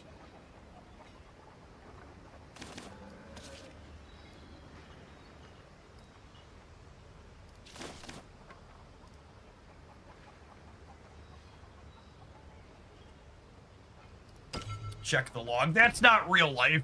Like asking me to go back and scroll through the log to figure out what exactly they have deterministically in their hand is like not really an answer. I underestimated you. Yeah, Aggro cooked. I have some plays here to maybe not be that I'm bored, but I'm pretty sure they have the big mech in their hands.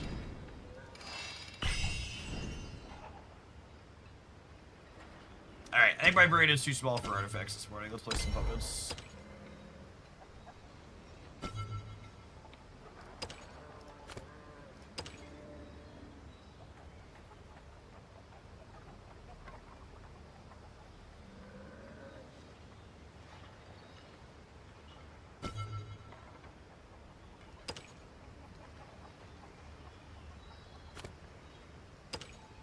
I'm gonna repeat this about the Steam comments for this game until I'm blue in the face, but again, all of the Steam comments are basically the same complaint that the economy's different from the previous game and nobody's run any actual numbers. It's just like all big vibes based.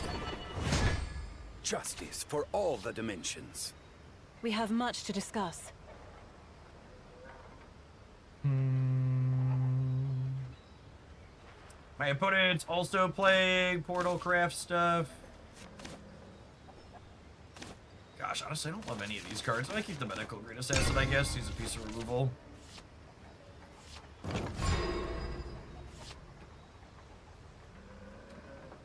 I've not played all of the different things yet. I don't have all of the legendaries for every archetype yet. I think I've got about 40 or so. I can't build everything as of yet.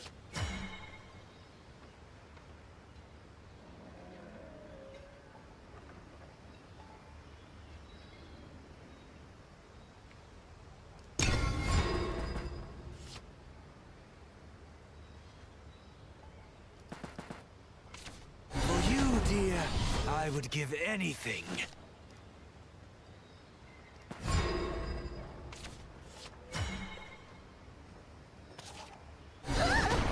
Excuse me.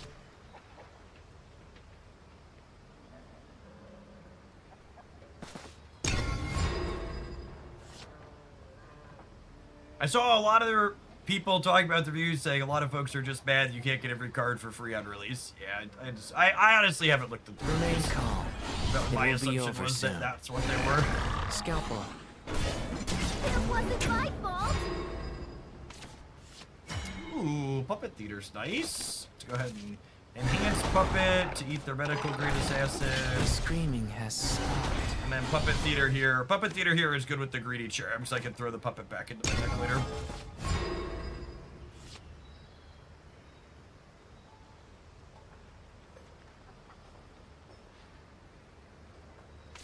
To the victor goes the spoils!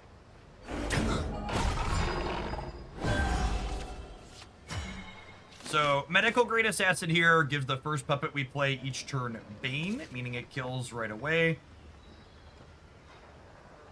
So I'm gonna go ahead and play this out. It will be over soon. And then this puppet has Bane, so it kills this. And then the enhanced puppet can kill their 2-tier. Enough!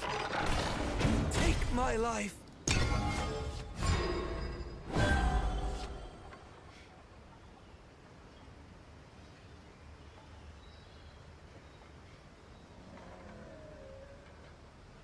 Portalcraft is the one I've played with the most so far, just because I instantly opened the most legendaries for it. Is that a jingling purse I hear? I don't feel like I could give you a very accurate, I like this class more than others, because I haven't played really any of them all yet. The screaming has stopped. Like, me playing more Portalcraft isn't really a function of me strictly enjoying it more.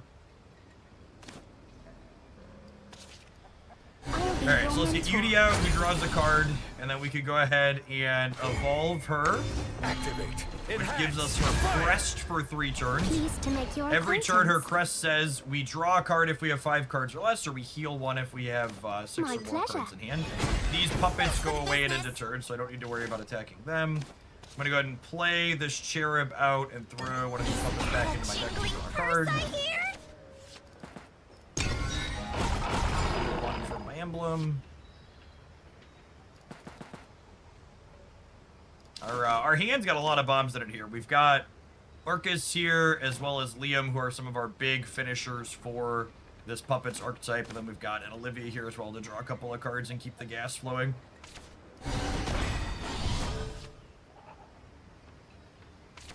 I'm here to spread the love!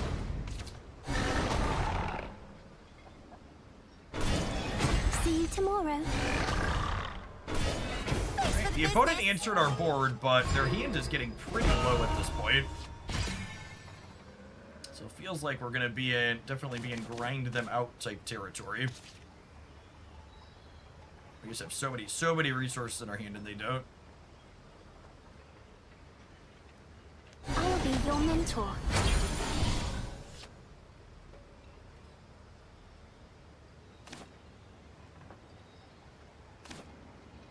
Can I have 2 of the same crest? Does anybody know? If I evolve this Yudi, can I have two Yudi crests? Am I limited to 1 per name? No, you can't have 2 of the same. Got it. Okay, that was my assumption. Only 1. Ding dong, ding dong. I think I want to hold on to my evolves for now. My evolves with Liam queued up in hand will have a lot of value. I think that's honestly been one of the most interesting dynamics about this game to me is how different Evolve gets used versus the different archetypes, like whether you're playing an aggro versus a control deck. Like with the aggro decks, you're using them to push damage, and with the control decks, you're using them to My star you're is using the them as star of resources to paradise. generate value in the late game. I'll always watch over you.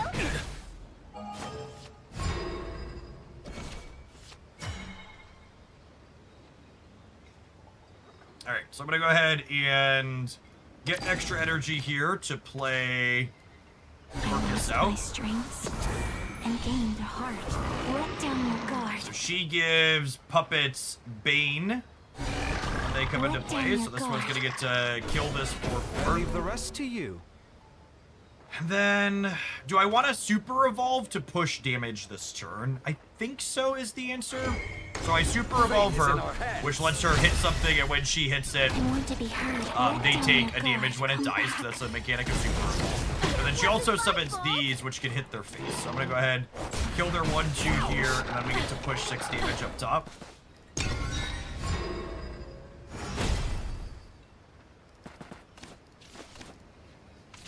I lost my strengths and gained a heart. Let down your guard. This might hurt.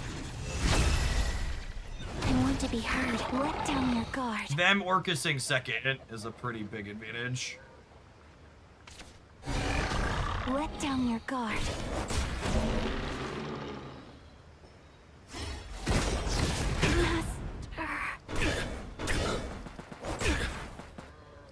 It's a reason to have waited, honestly.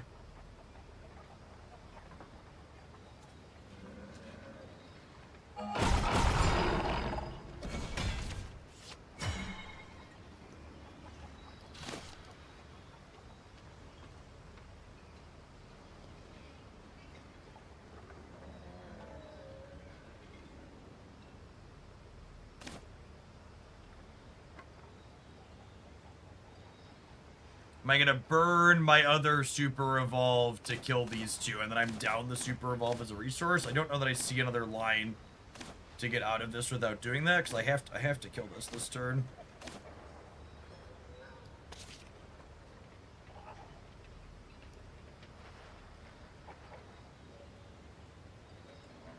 I think I want to heal This this too. land is both cradle and grave. In the name of hope. Ambition. Any chance you make content for Nothing this but game vice. behind the ad? This is not ad-supported content. None of the content I've made for this game has been Dear, sponsored. I would give anything. The hashtag ad in the stream title is for our Ludio sponsor. For clarity's sake. I see how that can be confusing on today's stream. But no, we've been playing this all week. We're gonna be doing it for a couple hours to start the stream most mornings, I think. I lost my strengths and gained It's a been heart. fun. Let down your guard. I don't miss. I want to be heard. Let down your guard. It is what it is. Are we dead? We might be dead here. Let down your guard. Take my life. Let down your guard.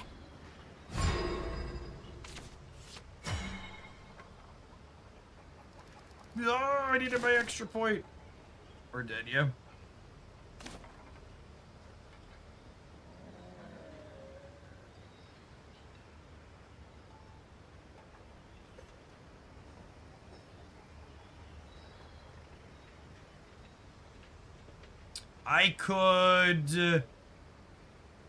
I could play this and draw into my 4 energy, kill a thing. Fly forth into an endless sky. But short of that, we're dead here.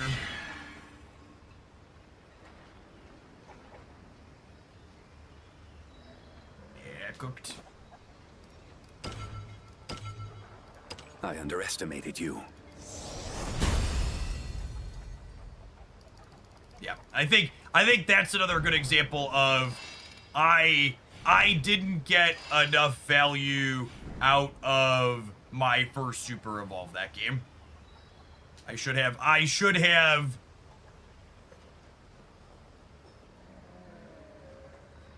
Thanks for switching lanes and choosing Canes. What can I get started for? What's going on, Manny? I appreciate the 97 months.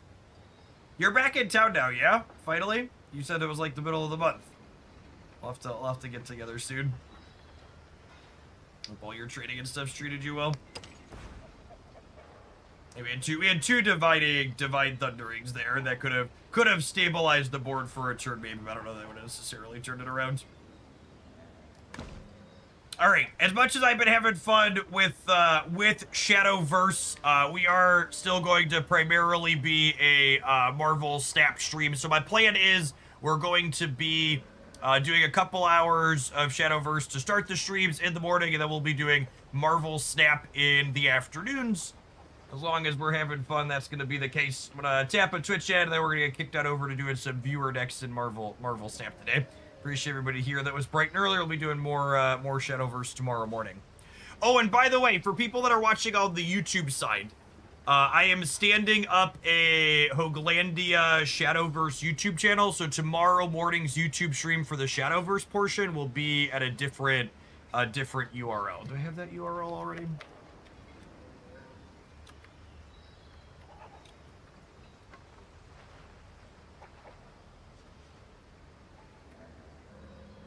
So tomorrow morning's YouTube stream for the Shadowverse part will be at this Hoaglandia Shadowverse WB URL. All right, avid advert Twitchers, avid advert YouTubers. Let's kick on over to some snapping, huh?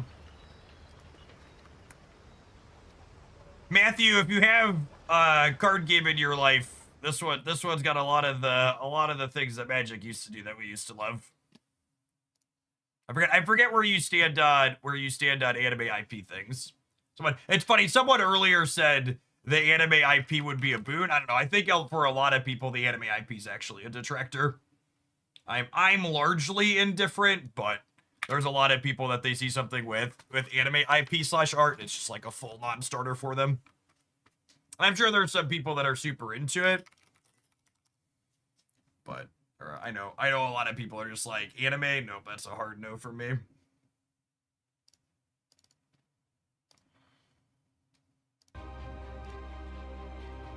Let's take we're swapping over on Discord.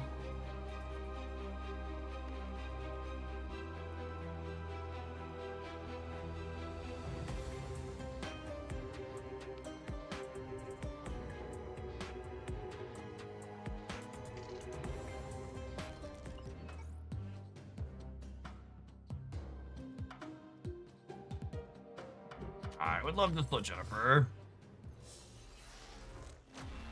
Infinity. Yeah, the cartoony vibe isn't for everyone.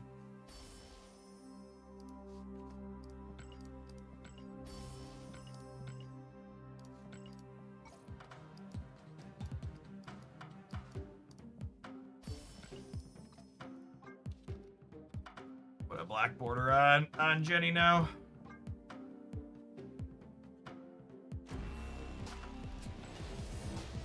Mastery.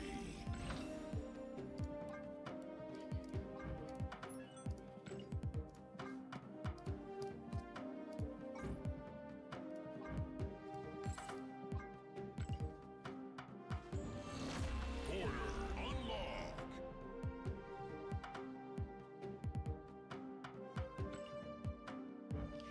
All right, I think I have my first viewer deck for this morning already.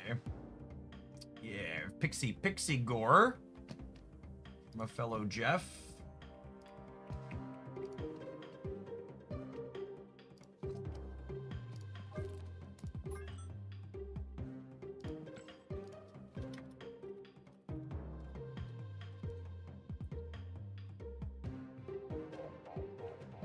Reasonable mix of cards. Always need some more Luke Cage in my life.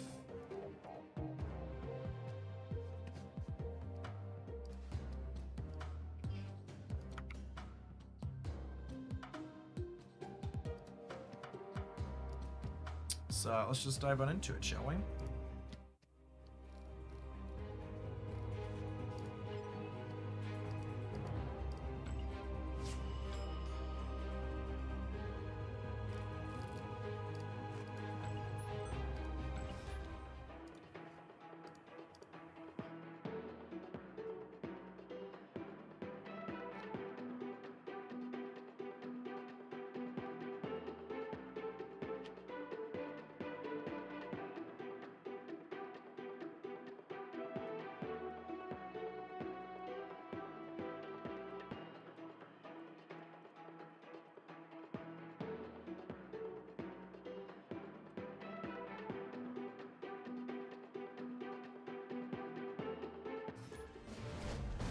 Corliss Storm, thank you for the over 2 years.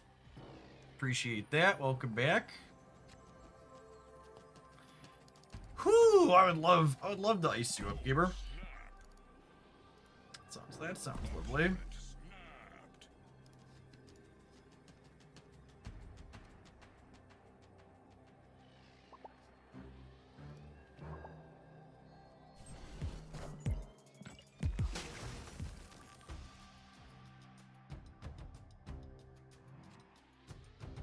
I don't think I typically need to reham, so I'm gonna go ahead and play him out in the center.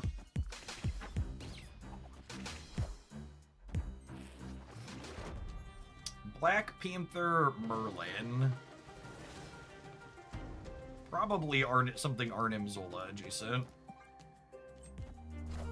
Maybe I don't need to Luke against them and I should just prioritize getting the Ramona down.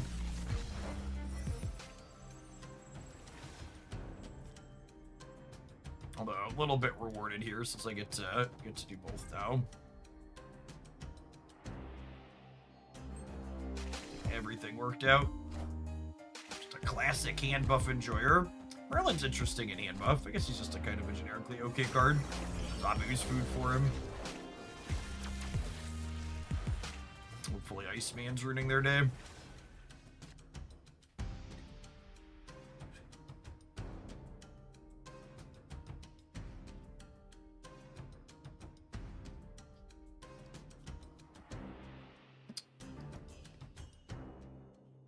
Huh?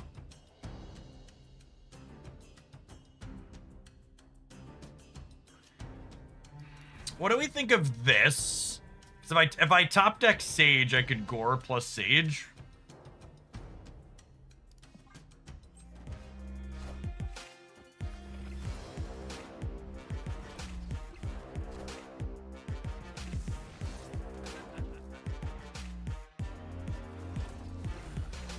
Alright, well, we've lost the left. I am Iron Man. Thanks, Merlin. I am Iron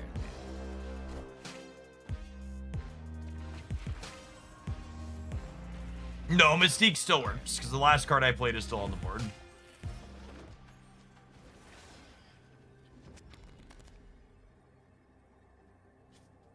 Probably cooked.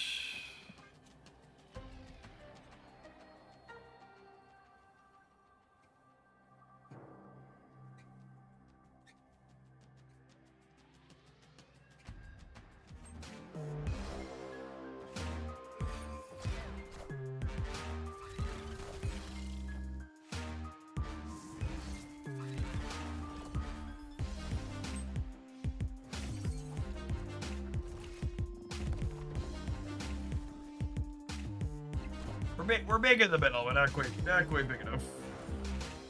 Oh, we'd have won if we would have kept our Iron Man on the left. Been able to go win left and right. Ugh.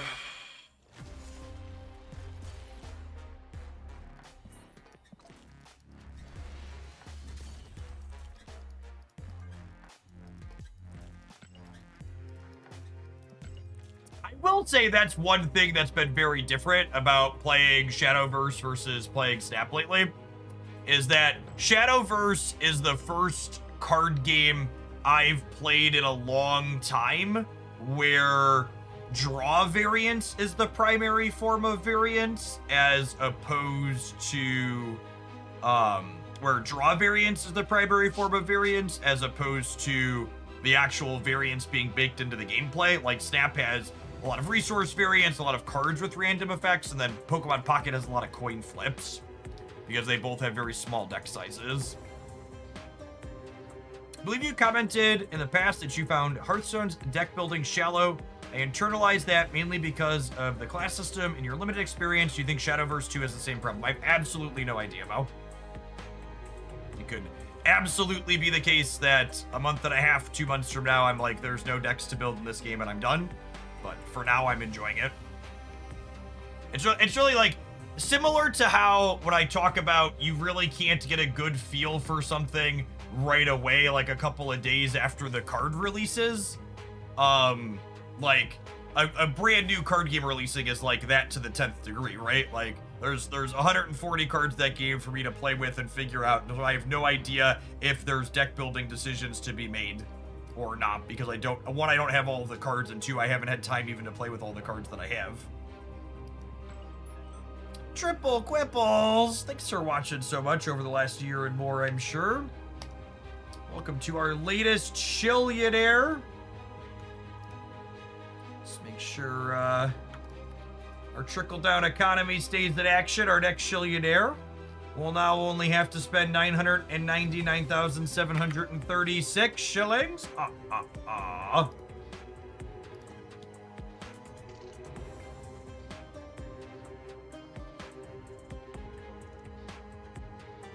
Long time, I've not seen you. You're fit. Hey, thanks, Ceremonio. Yeah, I lost almost 60 pounds in 2024. And then I also started doing a regular powerlifting program with one of my buddies, 2 to 4 days a week. I'll take that discount. Look at that, instantly a second Chillionaire on Theta. Look at how much more affordable the Chillions are for all of you at home now. You should be grateful that they're trickling on you.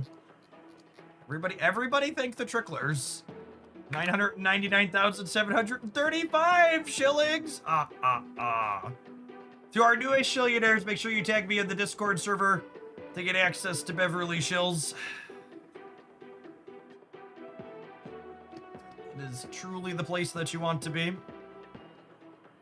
By the way, if you're a viewer at home who would like to submit a snap deck, I am taking viewer submissions.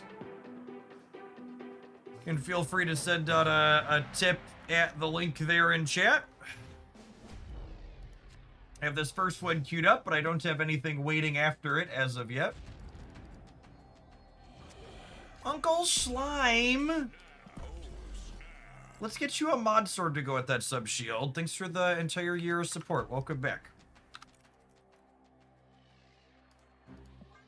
Good morning, good morning.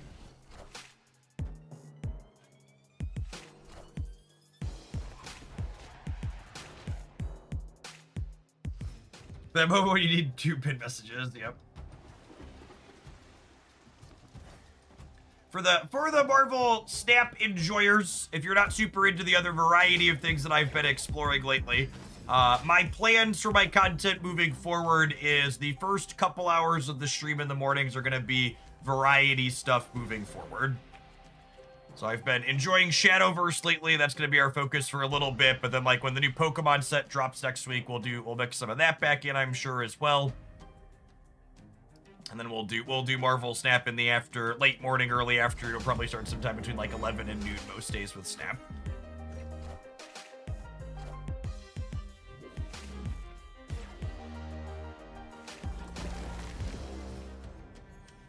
Hey, Comics Cave, take a dealer's choice. Thank you for the support.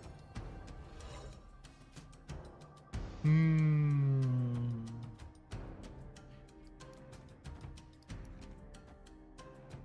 want to put a pig in the center just so it can maybe catch some bonuses from this.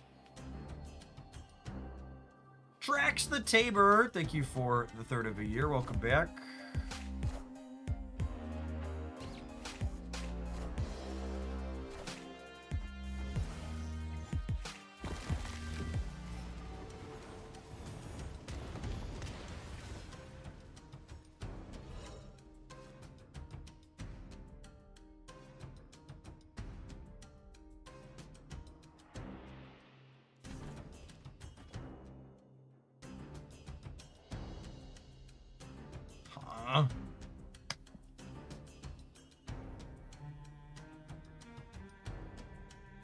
I think 28's enough to win the left. It's gotta be Copium.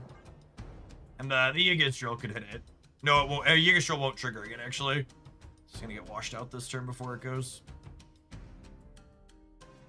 And the hope is Sage plus something else enough to win the middle with the Iron Man assist. Because I assume we'll lose the left.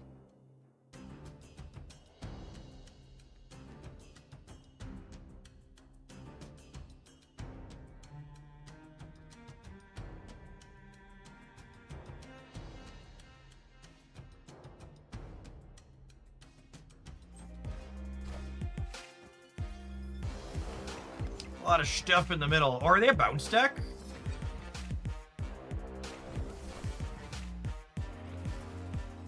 Oh, okay, that tracks.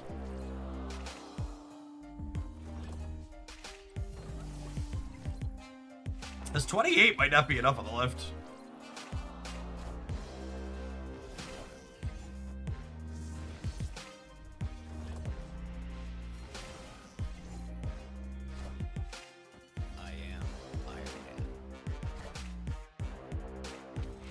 Although this benefits us here now.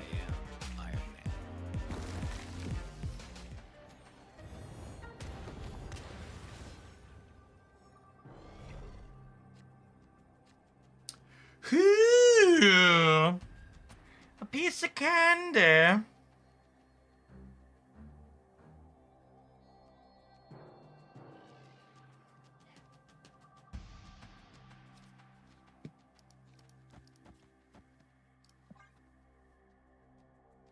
This wins every time, assuredly, yes. Is one energy core good? If so, why? Please explain. Someone help me figure it out.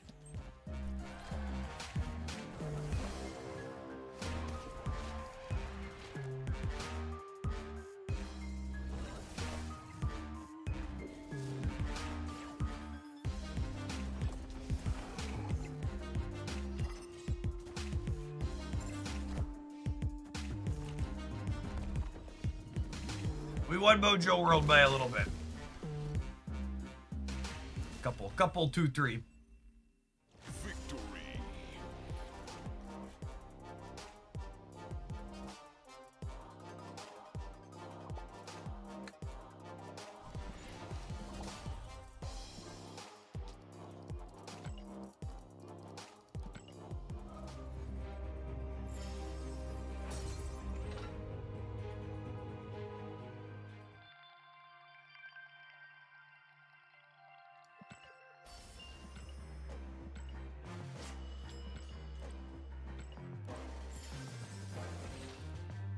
Hey, can we do something with Bass that isn't Spice Rack? Yeah, absolutely.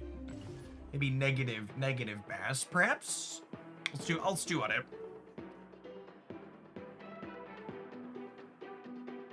Does Bounce count? Can we do Bass Bounce? I think I can do Bass Bounce.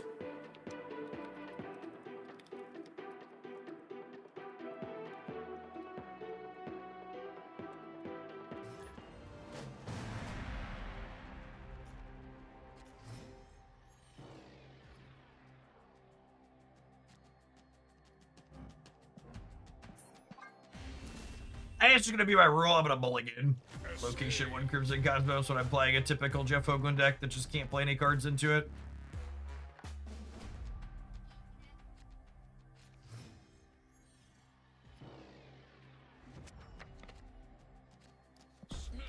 Oh yeah, Cerebro 3's a good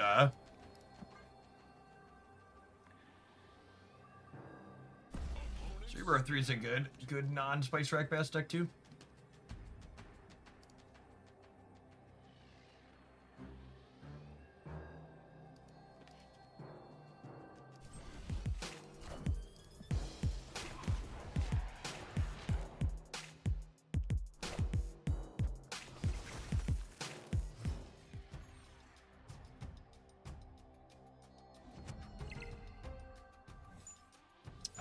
Second Gore is a mixed bag. I guess for Ravoda, if we can find a Ravoda, we can play both of them.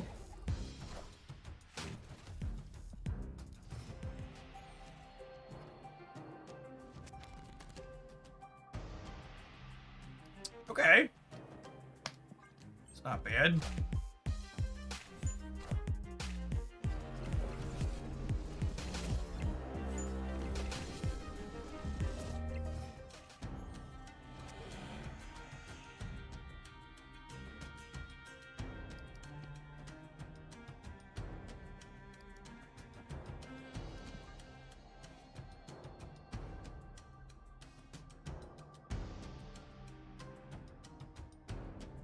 Hey, look, someone who spent $100 on Kid Omega. There's more of them than you'd think, Chet.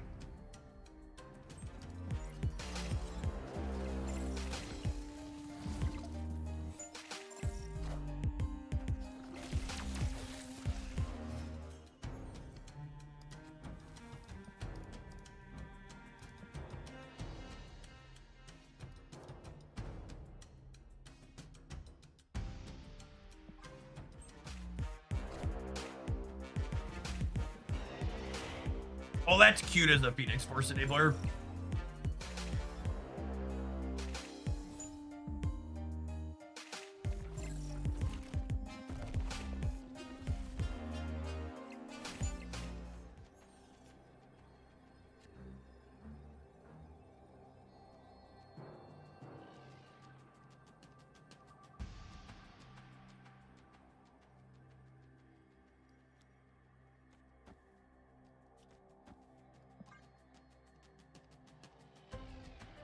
So if my opponent wins this, I should complain that the game is pay to win, yeah? That's how this works.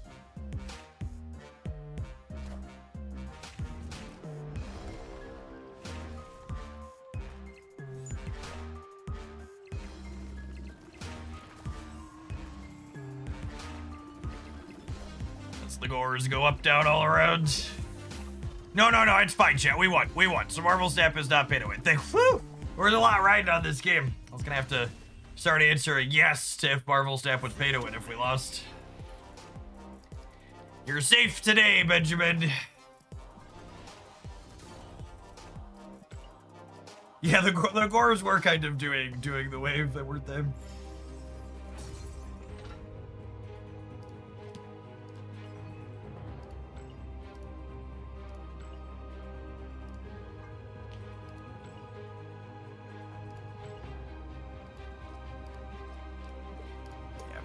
Four cost scores from the remote are really working out there for us. Does anybody else have this issue where you have to like click on a very specific part of the conquest button for it to let you in?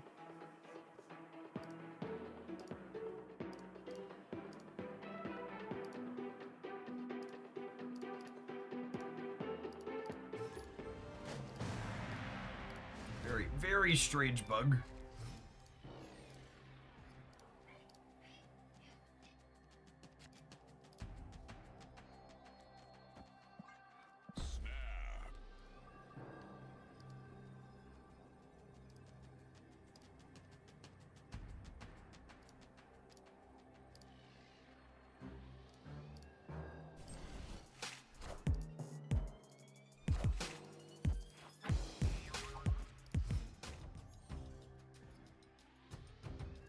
Venom! Is it another Kid Omega whale, chat?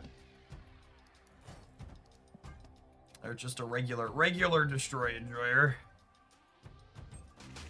Therein lies the question.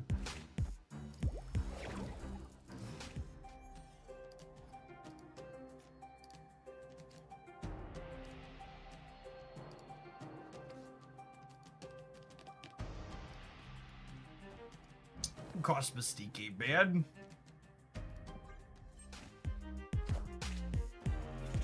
Alright, they lost that 50-50, which is good for us. Sometimes lucky, rubber ducky. We lost our 30%er to get something good out of the deck, though. It's a copy of Gore.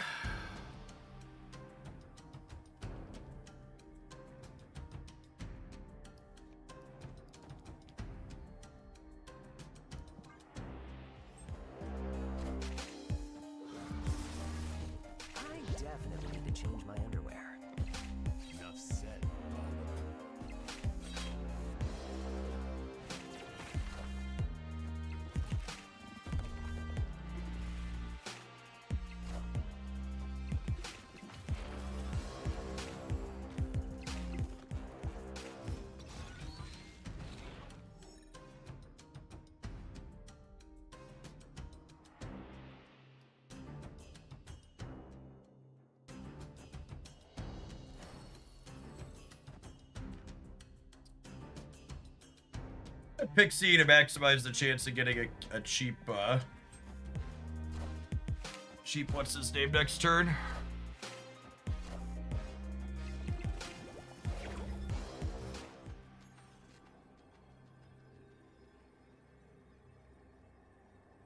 It's not the Iron Man I wanted for Christmas.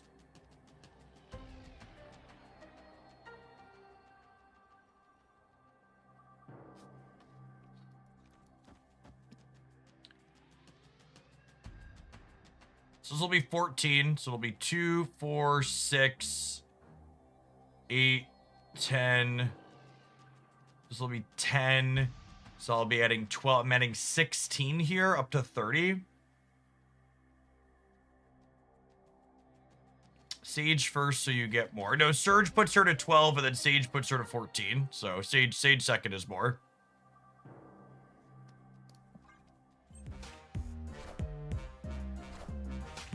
Death is already 12. Yes, and so when Sage flips up, this is 14.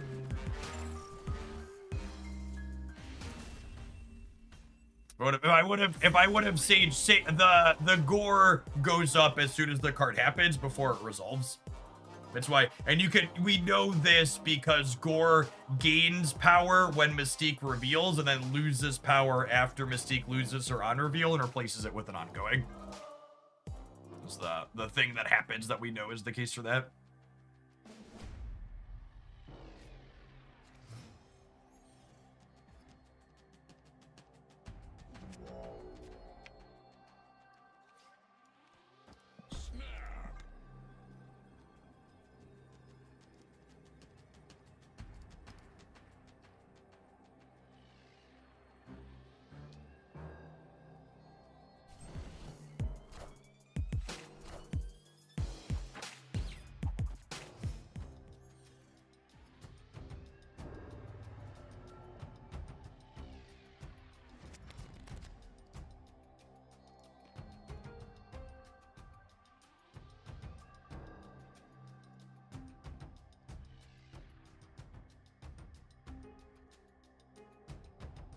Ooh, that's a piece of candy.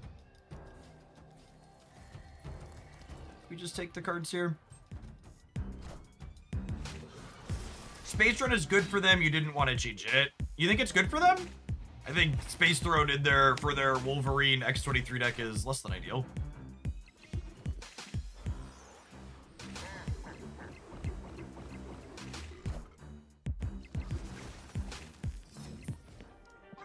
Speaking of less than ideal.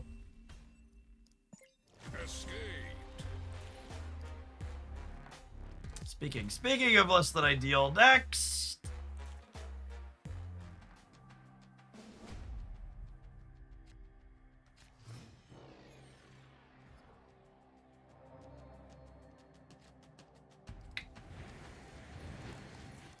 Whew, I see it's pretty bad.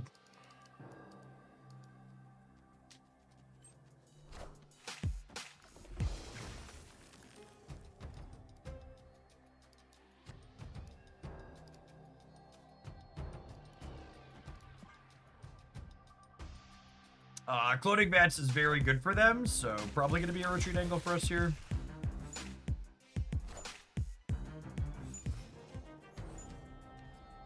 Maybe they won't have Venom, but...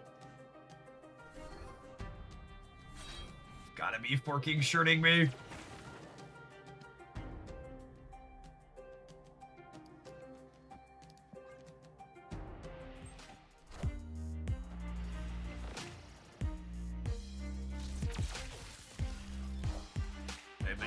Curve 2, yep. Thankfully, our opponent is morally opposed to snapping, so we've got that going for us. I guess we would have left at any point, but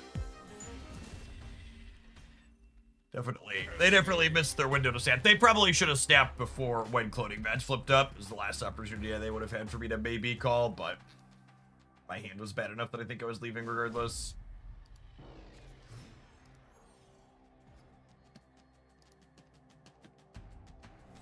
Extra Ravona ain't terrible here.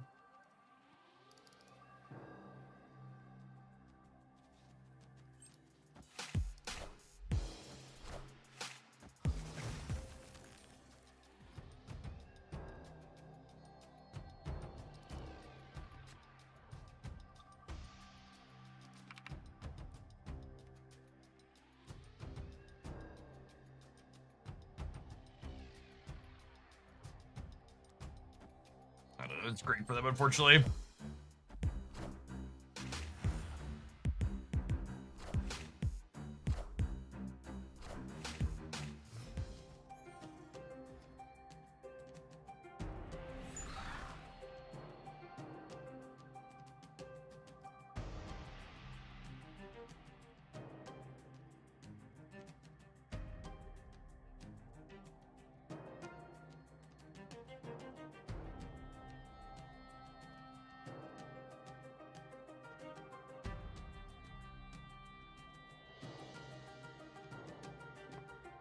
I'm gonna have Killmonger again here too, probably. Maybe Porky Pig's our saving grace. Okay, no null is good for us. What a game!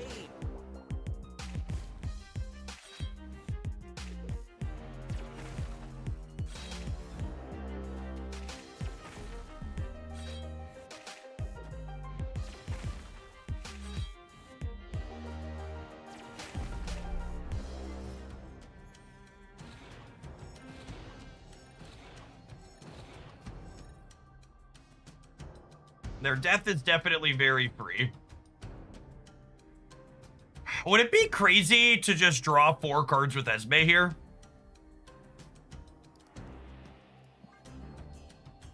I'm probably not winning the center against the destroy deck anyways, yeah?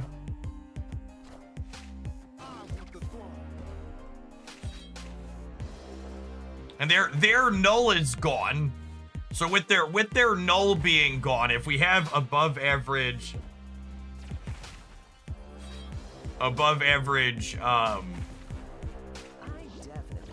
estimate, we can win left and right, I think.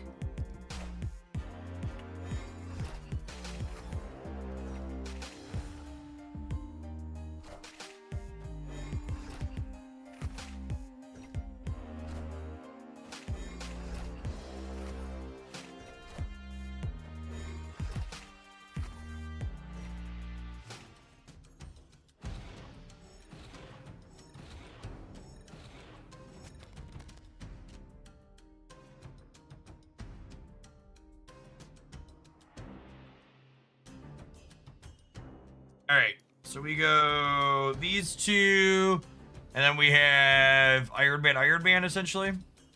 We're really hoping for a copy of Gore here. Gore Mystique is what we were looking for, but it is what it is.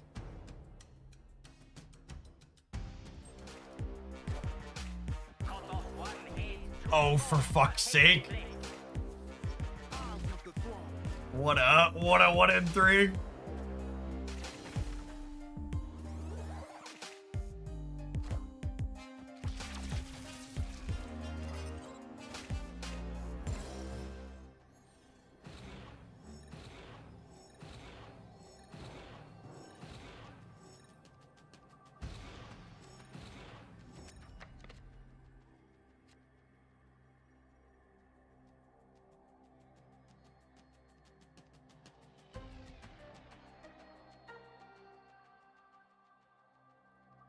So they have infinite energy, but can they actually win the game? They have to put their death here, and then they still have to have 20 here, and their null is spider-hammed.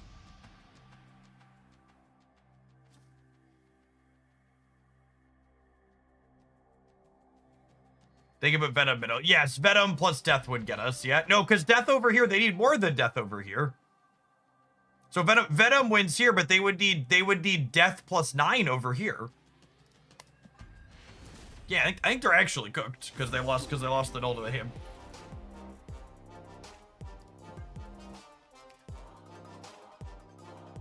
I have some folks asking about the Ludio leaderboard for the gift card. At the end of the stream, I'm going to pick someone at random who has the 10,000 or 10,000 plus points on the leaderboard, i.e. they completed the challenge.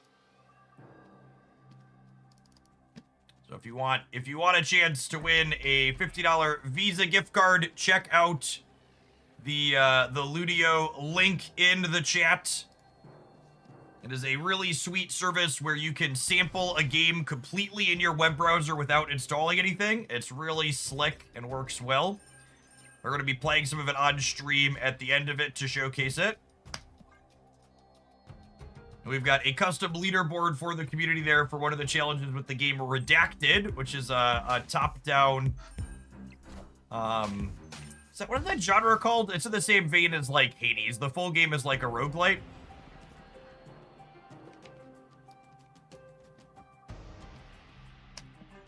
I forget. Roguelike describes the replayability of the runs. I forget what it's called for the actual, like, top-down.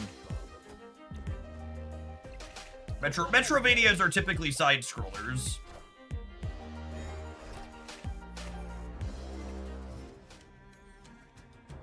So chat seems to think it's isometric. I'll believe chat. It's a risky concept, but I'm gonna believe chat.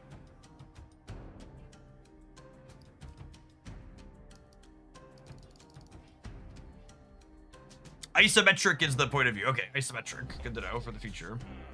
I think I'm feeling pretty good. I've got Gore. I've got Iron Man.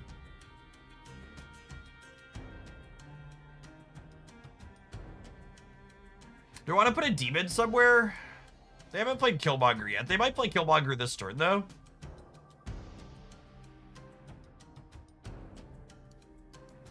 Iceman and then Gore. Leave myself the option to Mystique the Gore. That's Matt. Thank you for the 7 months. Appreciate that. Welcome back.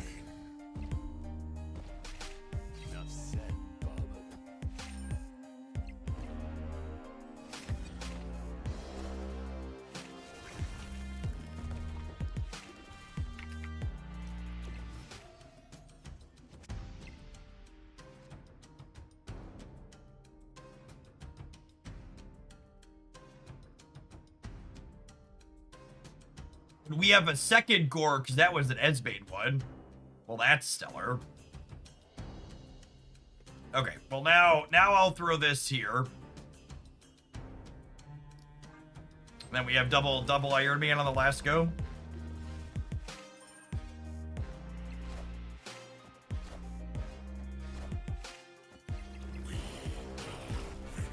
Oh, did their Nico roll copy mode? Did I missed it? It must have, yeah.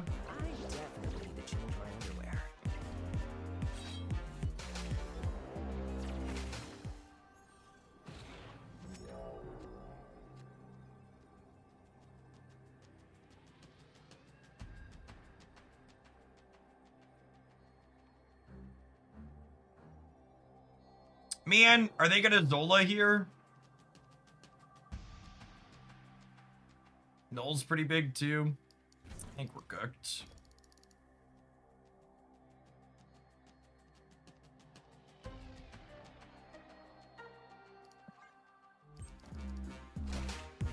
Yeah, there's a leg. I guess with the Iron Man plus the Baxter bonus building, maybe it could depend on where Logan goes. I need Logan to go to the right to maybe have a shot.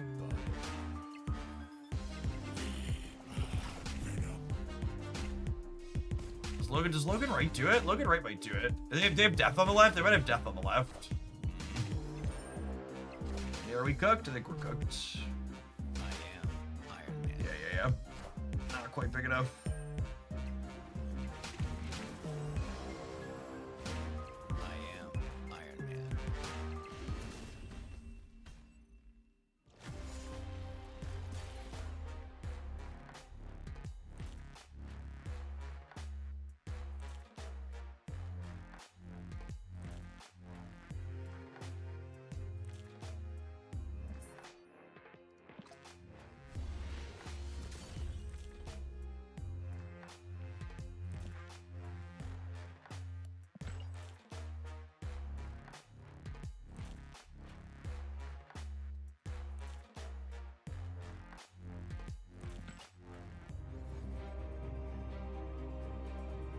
Unfortunately, that last game kind of exemplifies this Pixie deck was one that I was high on for a little while, and it's one that I've come down off of a little bit, which is sad because Esbe was such a sweet addition to it. But I feel like that last game there is such a peak example of what happens with this archetype a lot of the time.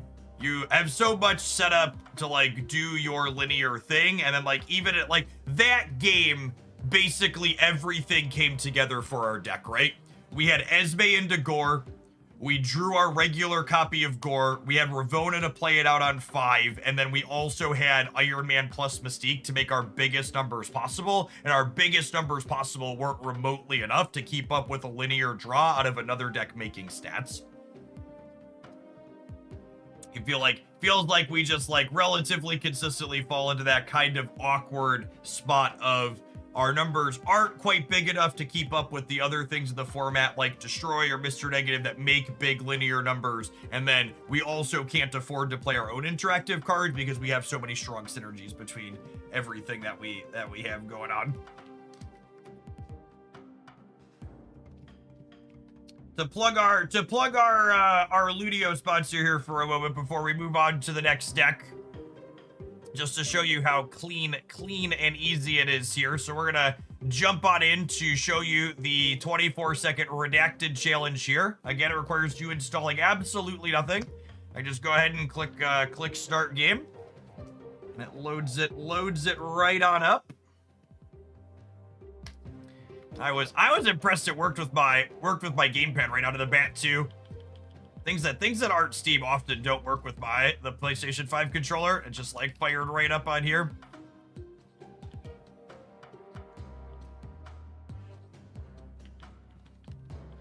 You just jump on in, and again, this is running inside of Google Chrome.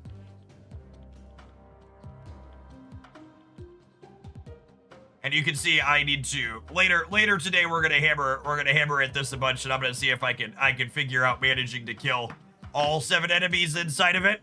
And if you want to jump in and give it a try and have a chance to get a $50 Visa gift card, it looks like we currently have 7 people that have managed to successfully clear the room and get all seven knockouts. I'm going to pick a random person who clears the room, getting seven or more knockouts, and we'll be sending them out a gift card courtesy of Ludio, our sponsor for the stream this week. If you want to check out some other games on here too, they've got some samples for other clips and moments from other games on here. Ooh, I need to refresh my thing here to get those to pop up. I've had this loaded in the background, but really neat service. So you can kind of sample games and try and share moments from games with other folks. There's 6 different ones up there right now. I have a Twitch advert. I'm gonna load up our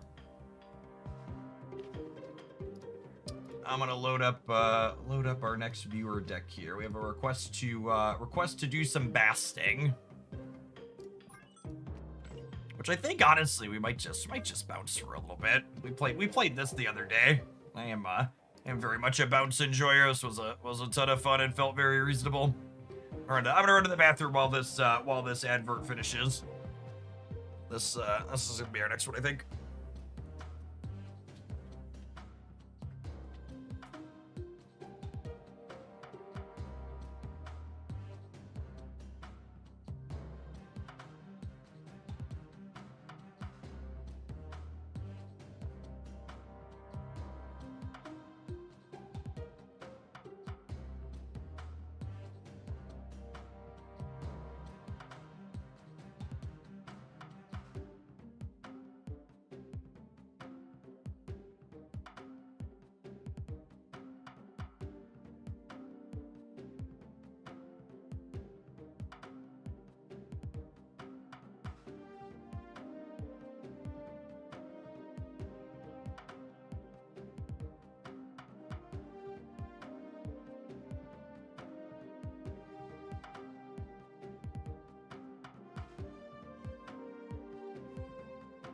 We're gonna bike for one more segment.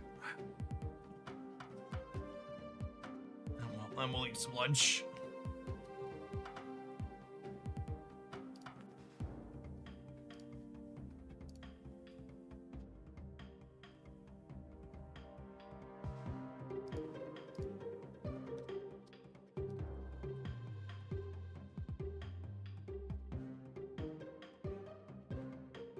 I do still have room for 1 or maybe 2 more submissions. No? You want to send something in?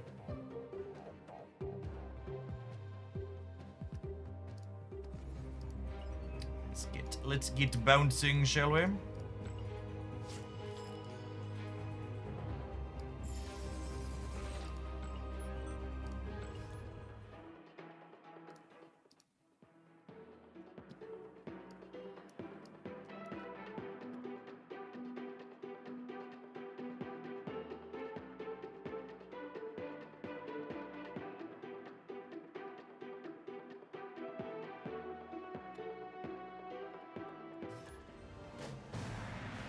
Hey, Woods, thank you for the brand new Prime support. There's a ton of great people who can support on Twitch with it every month. Thanks for sending it this way and keeping me around.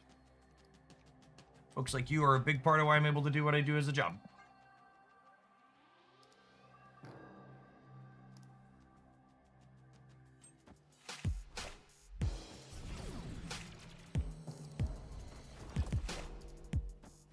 So I just basically always auto-step on one against Aeroshim because I don't want to play more games against them.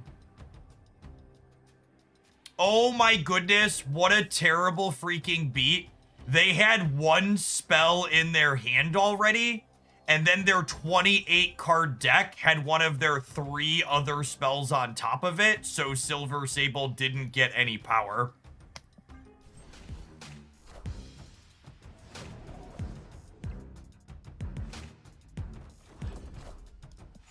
Actually the most infuriating thing about this game.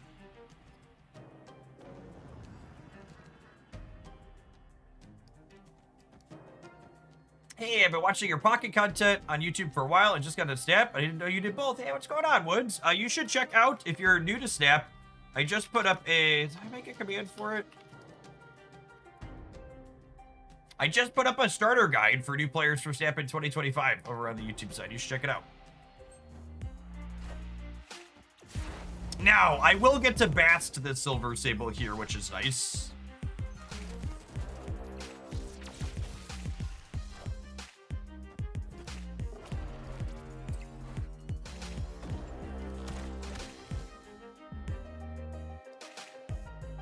We've got that going for us.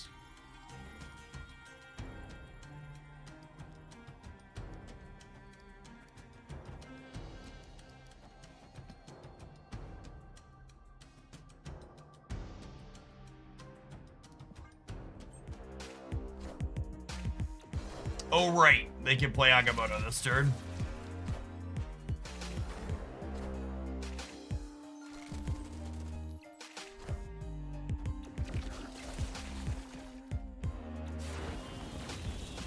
Oof. Oof.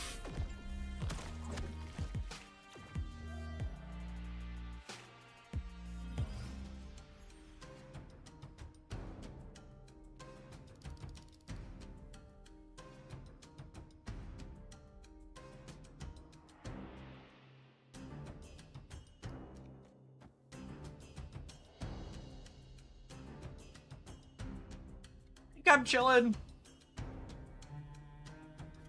So I want Monkey to have the most fodder for next turn.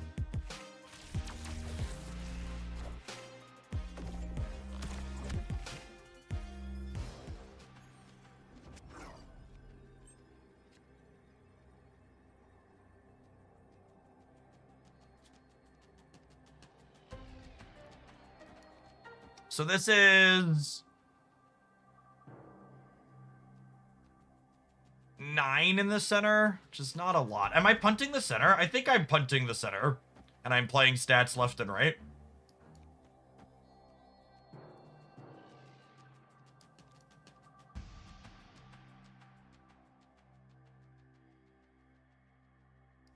If they Alioth anywhere, it's on the left, right? So I think the plan is this. This plays a decent amount of stats on the rakes. I'm playing 5. This is 13. It gets me to 20, 22 here. Yeah, I think this beats Alioth left or right. You guys gonna lose to big stats on the right. I am gonna lose to big stats on the right, aren't I?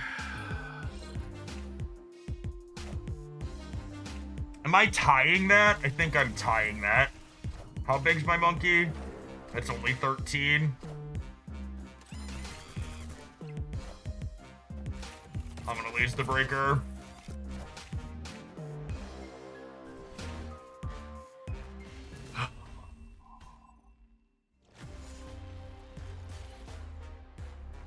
I guess I'm supposed to hedge the right harder. I'm not playing any more games against this bullshit.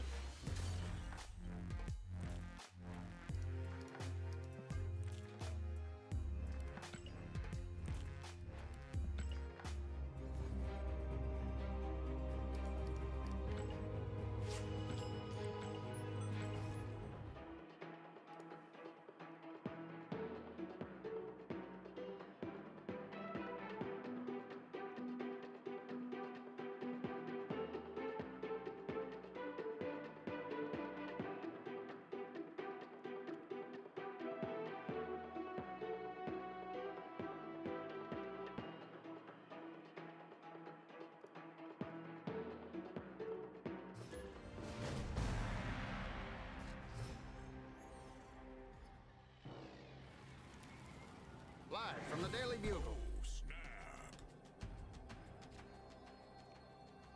I would love a free copy of Hood. Thank you for asking. Opponent snapped.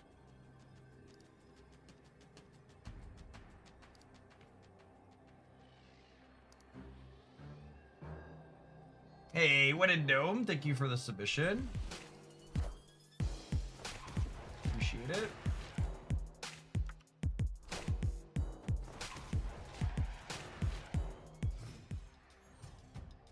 Little Cerebro 5 cope in the morning.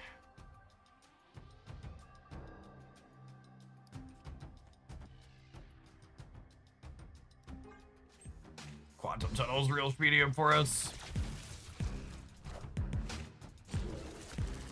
I think that was actually the most disappointing part of the new game mode, is I was explicitly looking forward to trying the new game mode to have a place to not have to play against Airship because they announced that they were banning it. And then when the new game mode was literally just like Airship mirrors the game mode, I was just like, why? Why is this what it is? It's like, I don't understand why you would give us a place that's just like all of the thing that we hate.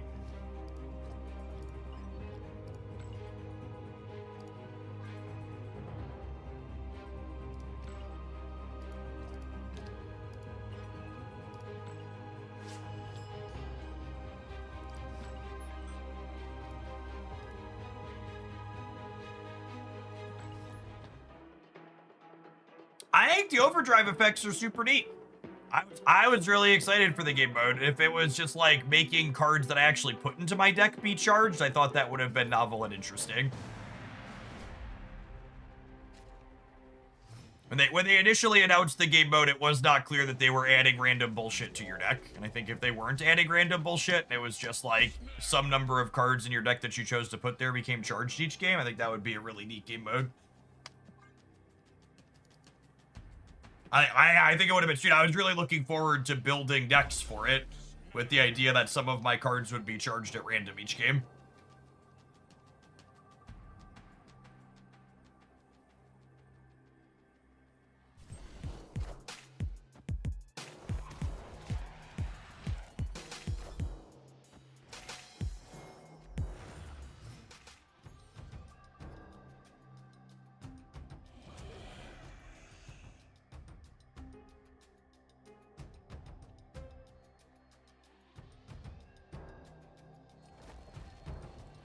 Pet Mansion's such a buzzkill.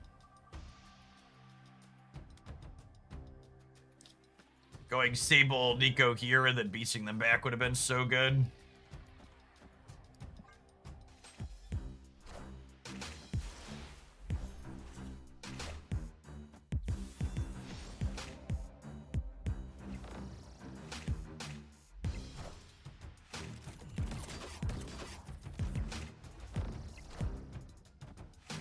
If someone told me that a majority of players prefer deck randomness all the time, I would be inclined to believe it. I think Erishim is likely an incredibly popular card, and I would not be surprised if the fully random nature of High Voltage was popular. I am very, very much willing and able to acknowledge that it's likely a me problem. And Second Dinner can and should follow their metrics. That being said, I think part of the reason why it being an Erishim game mode is unfortunate and frustrating for me is that the primary thing alternative game mode should do is provide an escape from the regular monotony of the game. So having Erishim be one of the best things you could do in Marvel Snap right now, and then also having Erishim be one of the things that you do in that game mode is a miss to me. It's like, well, I should be able to go to the alternative game mode to get a different experience than what's good elsewhere, right? It's why I've been critical of Deadpool's Diner for the same reason, right? Like, Deadpool's Diner is kind of a lame alternative game mode because it's just regular Marvel Snap, but with more snapping. The gameplay is not really functionally different. It doesn't provide a meaningfully different game experience than playing regular Marvel Snap.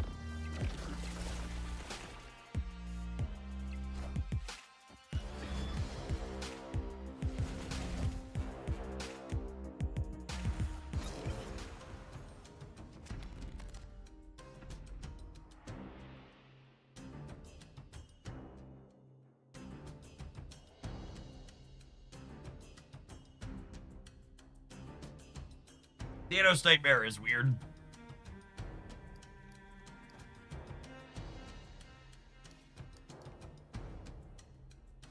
Am I playing Silver Sable or am I eating something with Nico? I can eat the beast, I guess. Do I want to eat the beast so that way Nico is free next turn? Because the next turn I'm gonna play the 3 of these plus Hitmonkey plus Sage here. So it's basically, do I want to be able to play? Do I want to give up the 3 to be able to play Nico over Bast? I think the answer is yes.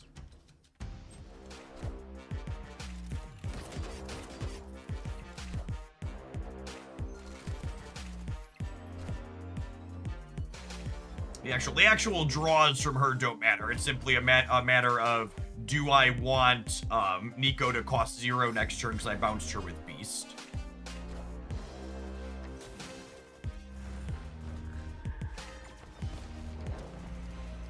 They Mr. Negatived off of Misery. That's funny.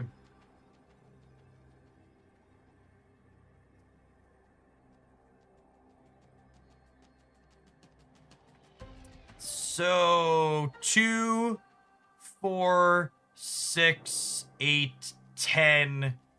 This is 13 on the left, which ties a Thanos. And I think I want to make her slightly bigger so we're beating Thanos. And then we put all of these over here, and then we just assume if they're beating Toxin in the middle, they're not beating us left or right.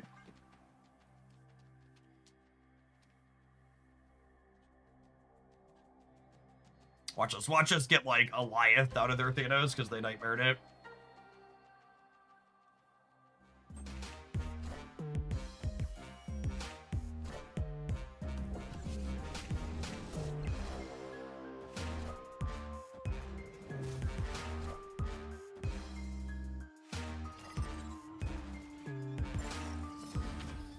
Oh, she was beating Thanos anyways because of the stats he had. I could have put Nico's 2 on the right. I think we're still good, though. So we've got animals with guns, pew pew pew. Do you think Swarm Cerebro 3 has viability for someone with a low collection level? I would be surprised if that's better than just playing a bunch of tech cards in Cerebro 3. Because, like, even at low collection level, you'll have, like, Cosmos and Shang-Chi's and stuff, yeah?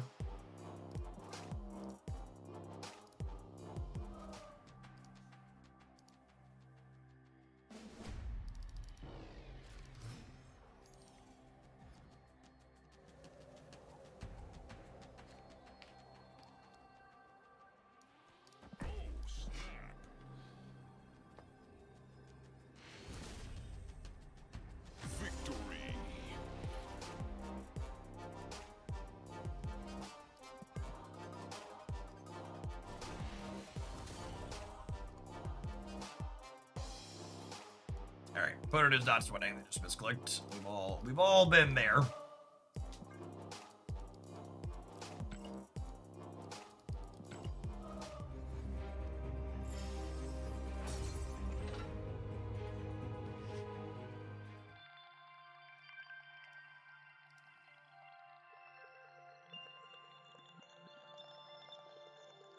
I was gonna have yours up next, Gnome, but it'll be at least 20 minutes. Is that late enough, or would you like me to push it longer than that? We're gonna play this until my lunch break in about 20-25 minutes. And then I was gonna kick over to yours. I can push it back further than that if you want, though. You were next in line organically.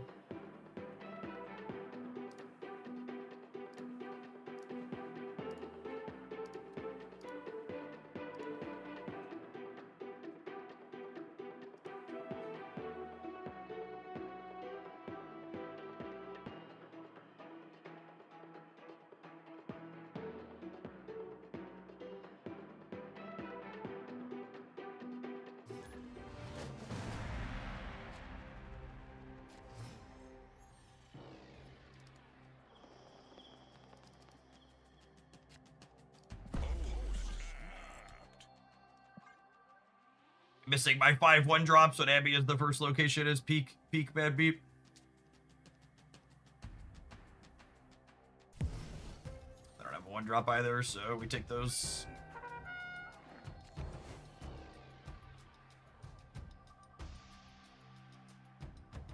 don't you think Joaquin Falcon is necessary in bounds? So today, in Critical Thinking Skills with Jeff Hoagland, the answer to your question is, if you're watching a content creator play a deck, and they're not playing the cards you're asking about, then the natural, logical conclusion is, ergo, the content creator probably does not think that the card you're suggesting is necessary. This will brick 1 draw because of the stupid can't play high, but I think this is still in play. Oh, actually, I'm gonna draw 1 from here too.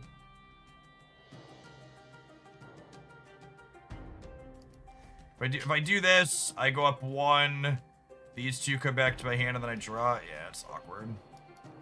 Maybe I'm not Nicoing. Am I playing this stupid Strong guy out? I think I'm playing this stupid Strong guy out.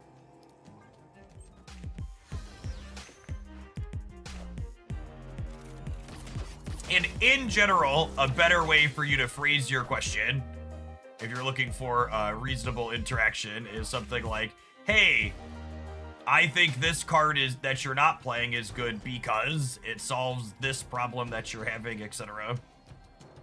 Help the person you're trying to have a conversation with understand why your suggestion is worthwhile.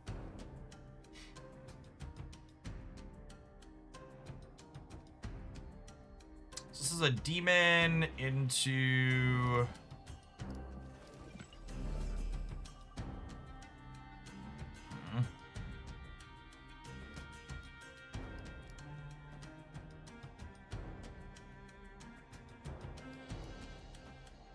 Do I want to bounce the hood? I kind of don't.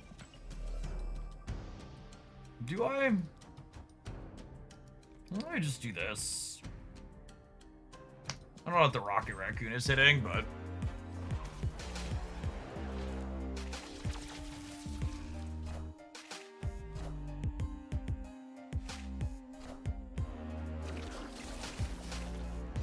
We're not breaking a draw here, at least. Need a Sage or a Hitmonkey as a way to kind of pump up the jam.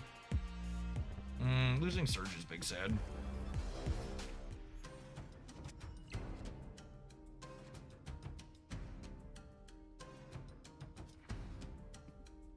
Jeff, I found my opponent often doesn't know where to Cosmo snipe me. Can Surge help with that? Can Joaquin help with this? He can, yes.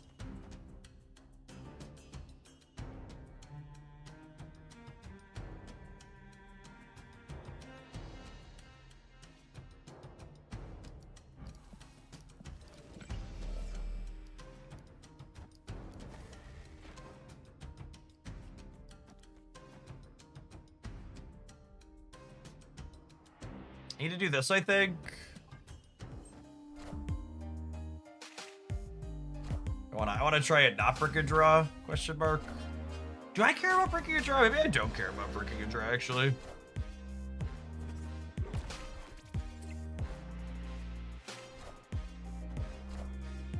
I guess I wanted 3 to draw Monkey. Monkey would be an okay draw.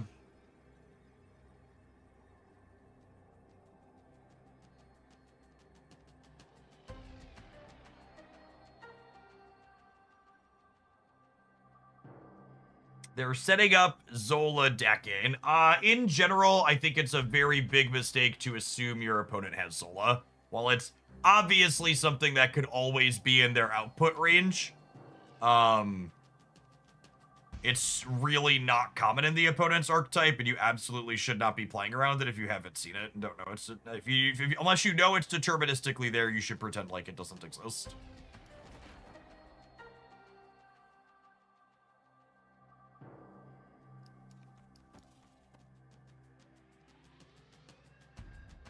Gosh, we're actually really close to enabling Strong Guy. Is funny.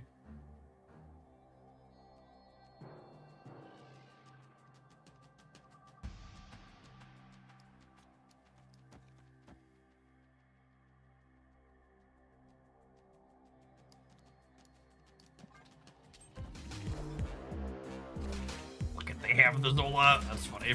My statement stands, just so we're clear.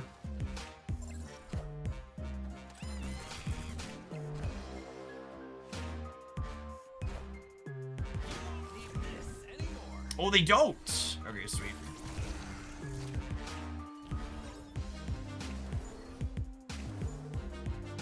We good here? We're gonna win the raid, yeah? The Modoc jumps here. They played just one card next to the deck, and I was like, oh god, I'm about to eat crow, aren't I? I want the record to reflect that regardless of whether or not this was a Zola, my statement was correct. Most of these discard decks do not play Zola.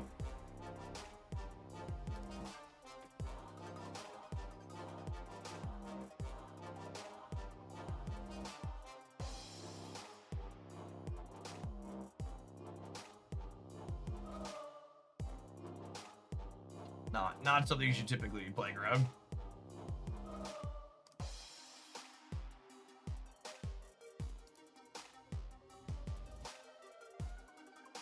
I was wondering why my down ticker wasn't updating today as I was peeking at it. Today's a banker's holiday for Juneteenth, isn't it?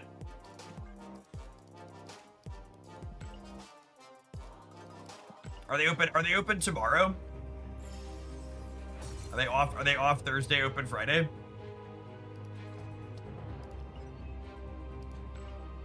It is, that's why I'm here live. Nice.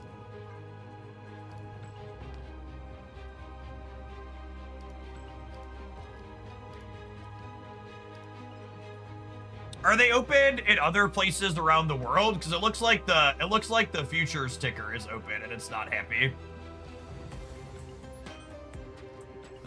The pre-market tickers on CNN are not pleased at the moment. Hey, NWL, thank you for the gifted sub. I really appreciate that. The hood is a gold bundle because it's the first hood variant to come with a variant demon.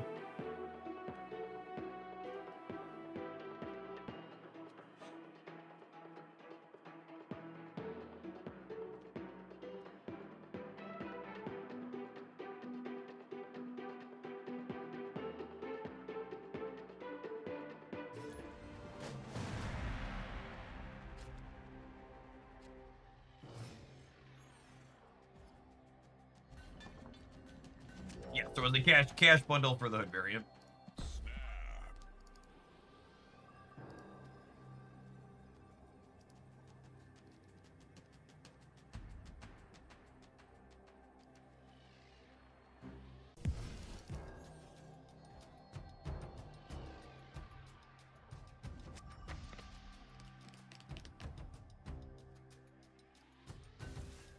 Let's get the old agent venom down here.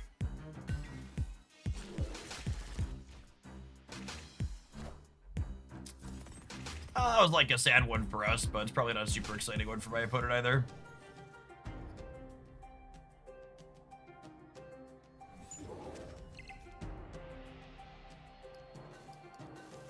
I don't have any great spots to bounce here now, though.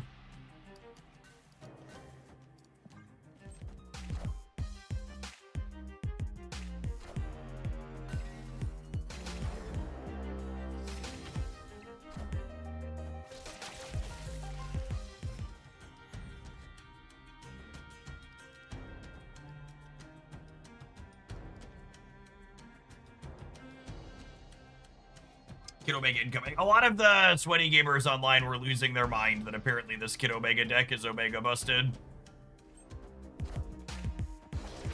A lot of pay to win fear mongering.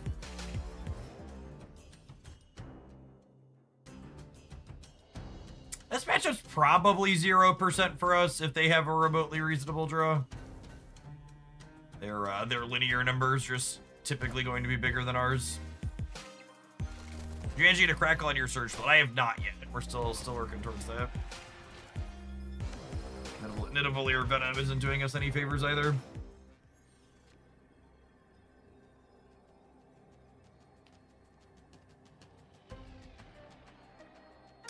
Maybe they don't have it. He coped silently to himself.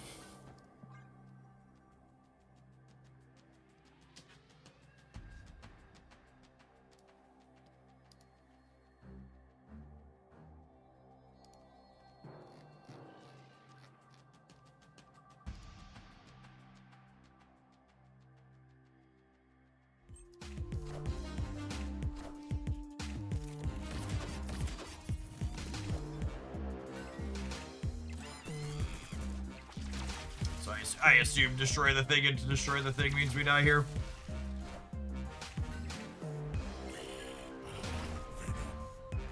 Oh gosh, would I have one with Demon on the right?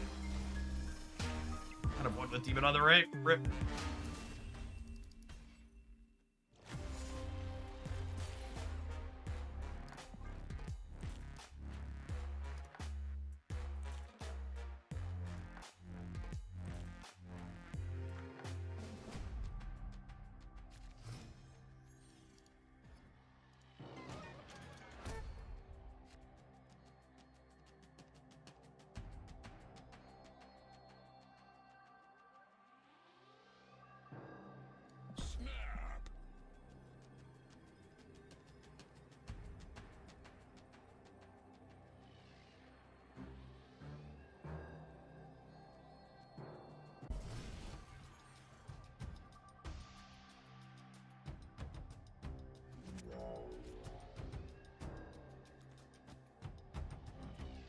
It's honestly probably worse for their Nimrod deck than it is for us, right? Like, it's not amazing for us, but hopefully maneuver into a spot where it's not the end of the world.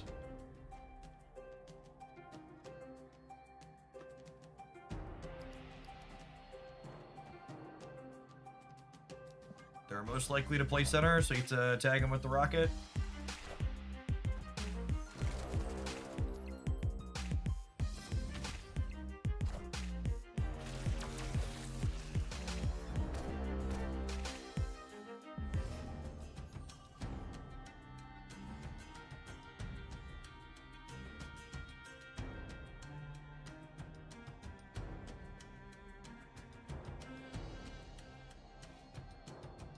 Unironically, I think it's just like Toxin left, and then I'm gonna beast the center on 5.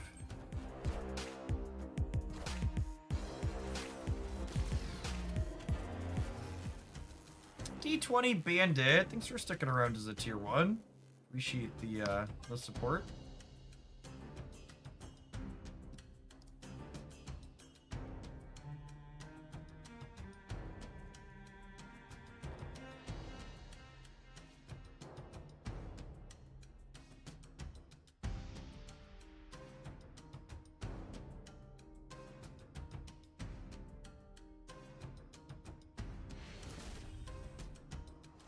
Just not able to get anything going here. Their deck is very feast or famine.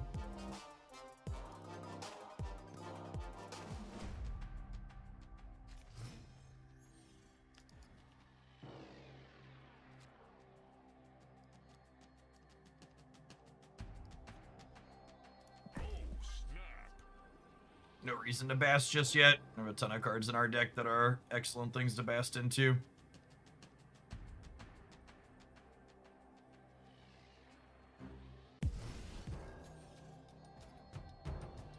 I really can't emphasize enough, if you're even if you're a whale, it's kind of stupid for you to buy Kid Omega for gold.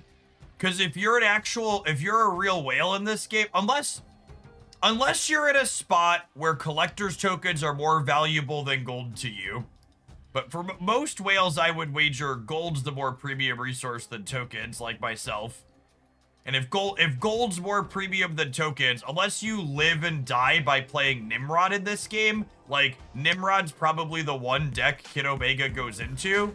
And if you're not like, I absolutely have to have this and play it, you should just wait until the card's available for tokens in a little bit.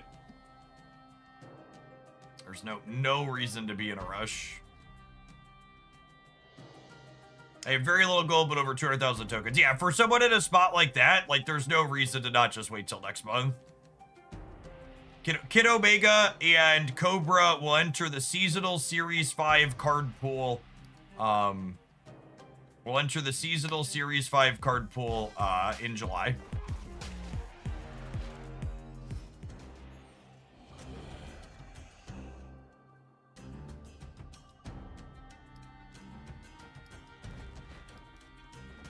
I'm doing this, and then I'm bouncing on 5, so that way Hitmonkey can be big on 6. Yes, Kid Omega will be Series 5, Cobra will be Series 4, is exactly correct.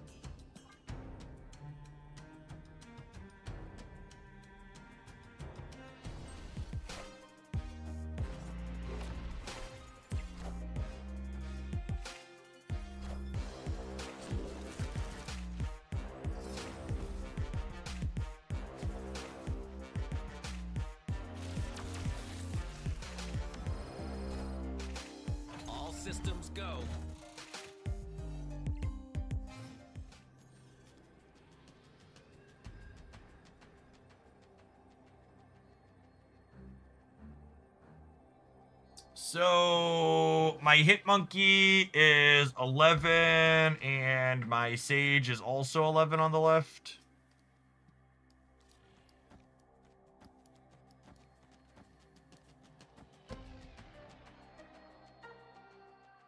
Probably just did Venom plus a thing though.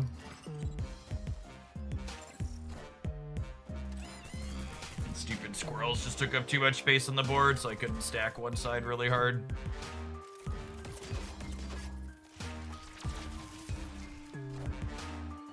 Oh, did I miscount the sage? I miscounted the sage.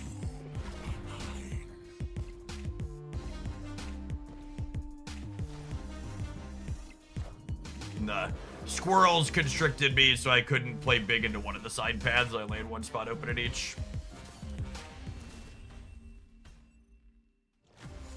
What do you think of the Alt Arc D-Man? It's a good piece of art.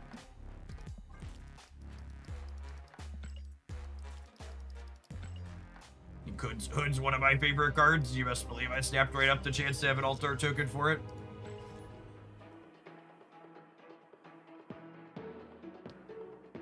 It's funny to me how often people ask the question, should they put Agent Venom back to its release text? Because I actually think Agent Venom is a textbook example of the perfect type of card that absolutely should not be touched. I think spending time buffing a card that already sees play in a handful of reasonably competitive decks when there's so many cards that are unplayable trash in this game would be an absolute waste of one of their things they could do.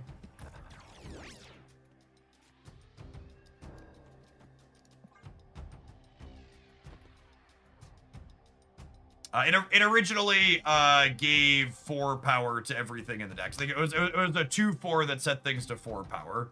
So, like, on one hand, I don't know that I think it would be busted if it did that, but on the other hand, I think it's playable and reasonable, so there's no reason to touch it.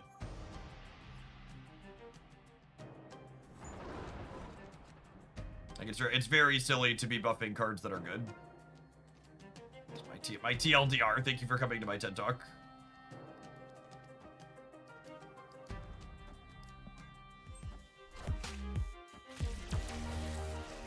Agent Hokey, thank you for the entire year of support.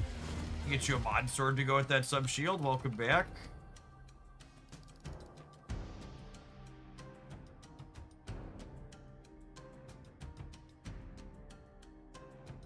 I want launch text Goliath back. I've got a 10-minute response to that one.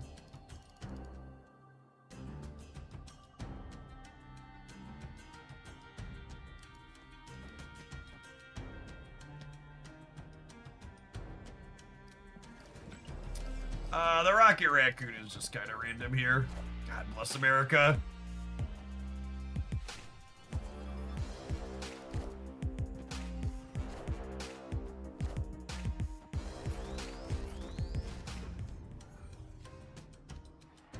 Oh, that's the worst sort of feeling RNG in this game. When your opponent hits the 1 in 200 to hit the exact bit of RNG that's just like insanely good against the specific deck you are playing.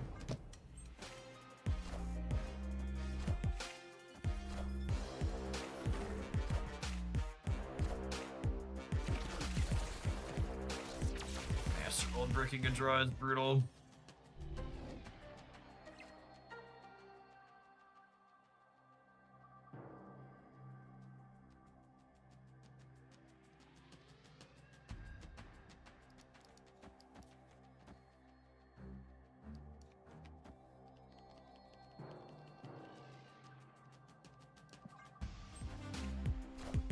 Fucking Rocket Raccoon chat. You just literally can't catch a break. Oh, their deck's empty, so Sable doesn't even get bigger here. Good grievy. That's so brutal. Because they hit the Nico draw and then Hell's Kitchen and then Limbo as well.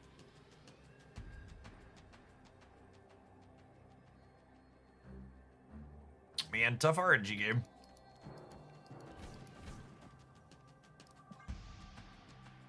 I assume we're dead here. If I don't have Sage, can I play Bishop? Yeah, sure. So find some.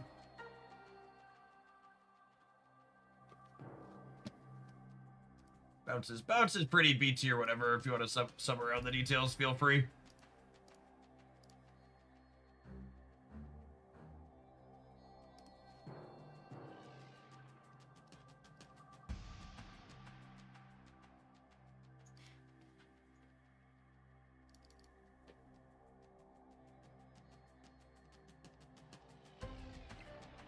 It's funny, speaking of launch text Alliance, did we know that the original Alliance data mine had it at 5 energy?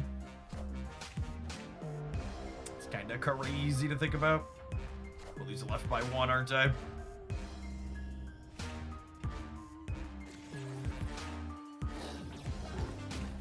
Oh, more than 1.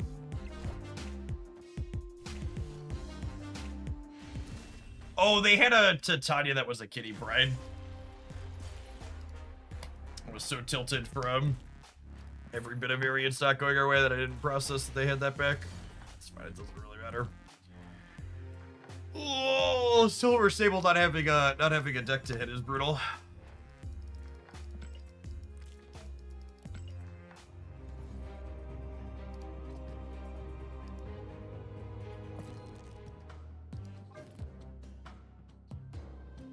Hey, Jeff, I just grinded a bit of high voltage overdrive. You know, I was thinking about going upstairs and touching the stove while it was on. Today's announced stupid things you choose to do Thursday, yeah?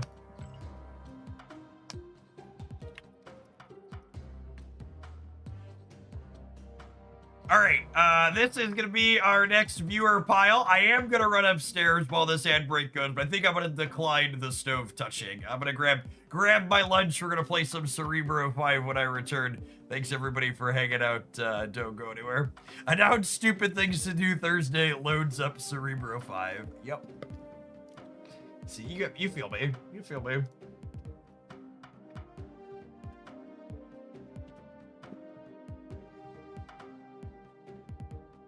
Oh, beer me.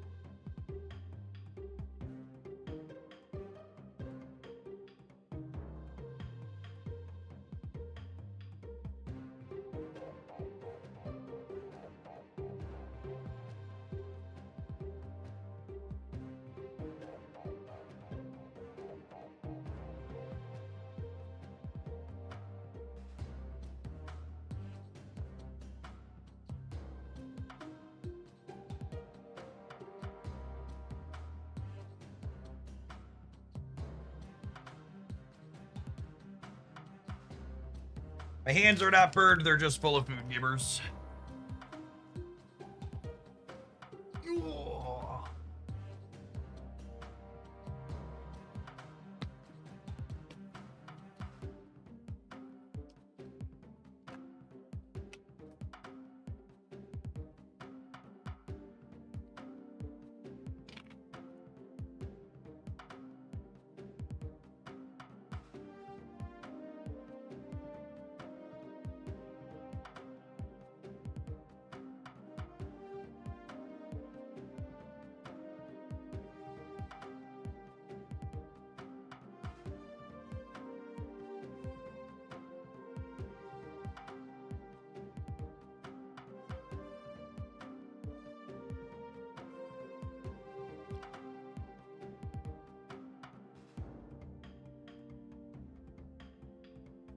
Before we dive into some games with Cerebro 5,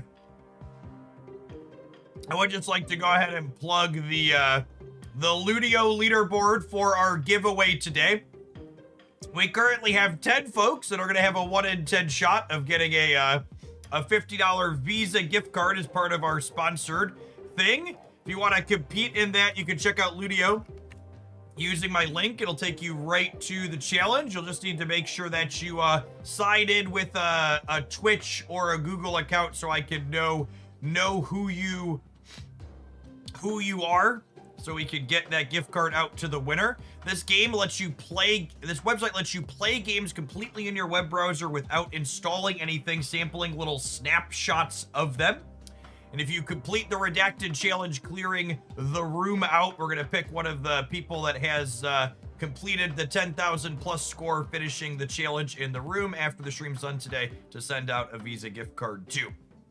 So it looks like we've had 27 Hoaglandians jump in and try the challenge, and 10 of them have completed it so far. So check them out using the link there. Doesn't cost anything just to check out a sweet new game and maybe win something in the process. Helek, thank you for the 31 months. I appreciate that. Welcome back. Superman.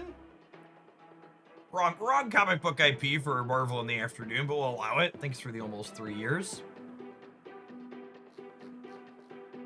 Gosh, it's crazy that we've been snapping for over 3 years now. May of 22.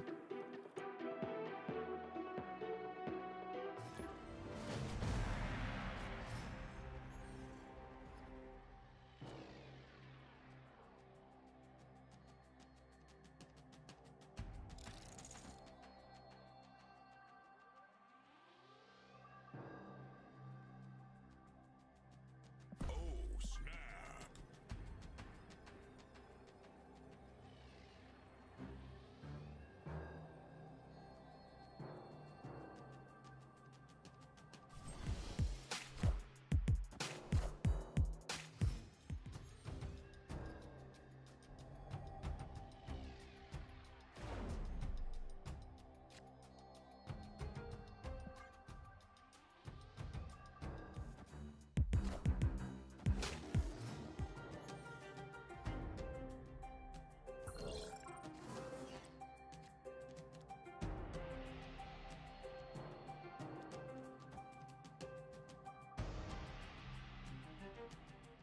3 years, and I still love Snap. It's too bad they're killing the game. I know!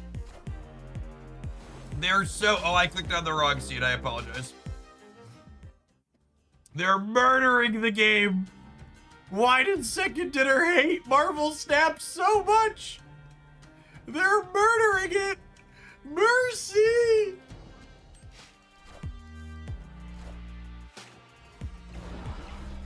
I think that's actually the stone cold worst part about posting something that was rightfully critical of Second Dinner, is I got a flurry of the absolutely most just like nonsense, not based in reality comments and takes from people who are like, just another greedy move by Second Dinner. This is always their MO. They ruin everything. And it's just like, my dearest gamers, they literally just implemented an economy rework that made the game cheaper than it's ever been. But please, please go off some more about how everything they do ruins the game now and forever. Tell me more, tell me more.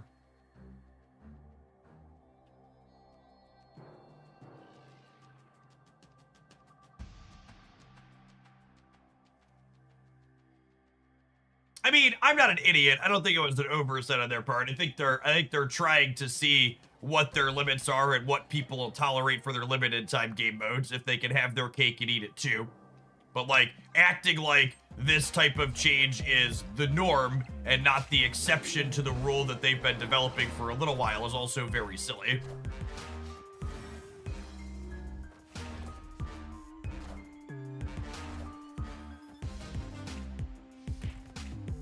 Higher, further, faster, baby.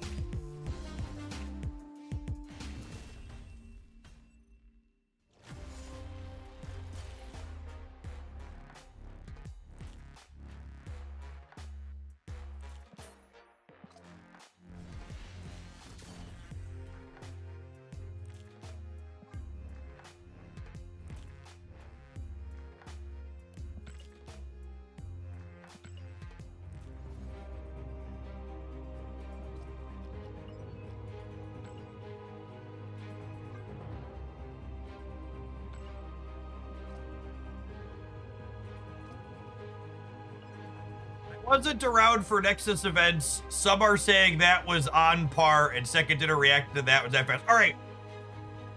Let me just, for people who weren't here for Nexus events was the original monetization scheme. I don't want to call it a scheme because that's what it was for Marvel Snap. That it was so bad it never made it to the release. But to just give you the context, you want some education, some history from someone who lived it in Marvel Snap 3 years ago? You know how Nexus events were structured, chat?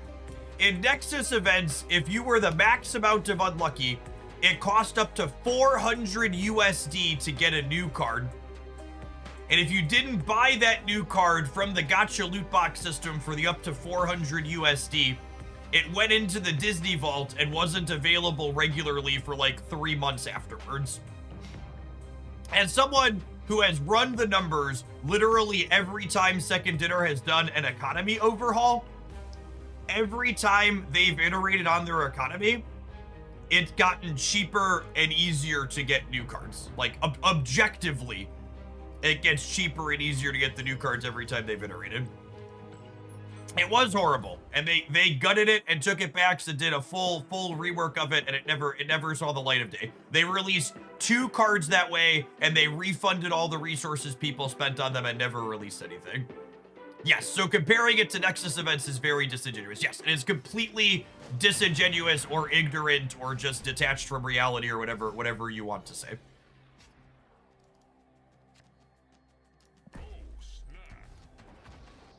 Not remotely representative of how things actually went down.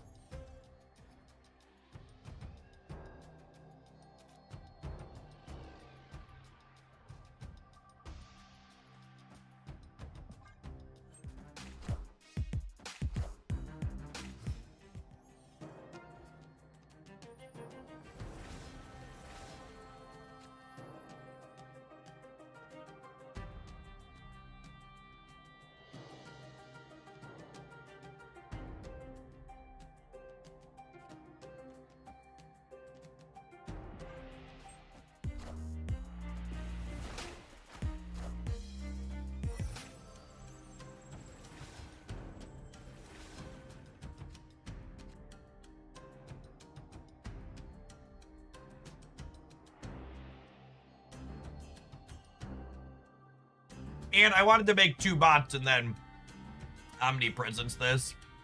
Now I'm sad. Now I'm sad.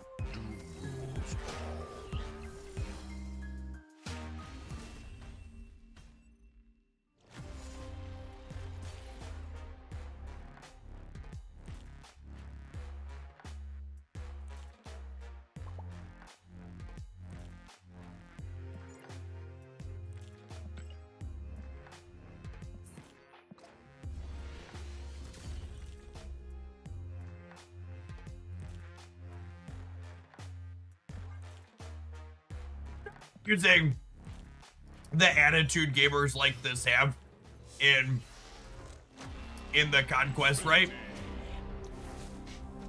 Like, it kind of gives an insight into just how serious so many people take their games here. Just like the, I'm gonna gloat with an emote after you make an obvious bad stay. And it's like, it couldn't be that I'm clicking stay because we're in the proving grounds and I'm playing Cerebro 5 for fun. Mastery. It's like, I'm just here to try and do my thing and let the games play out, gamer.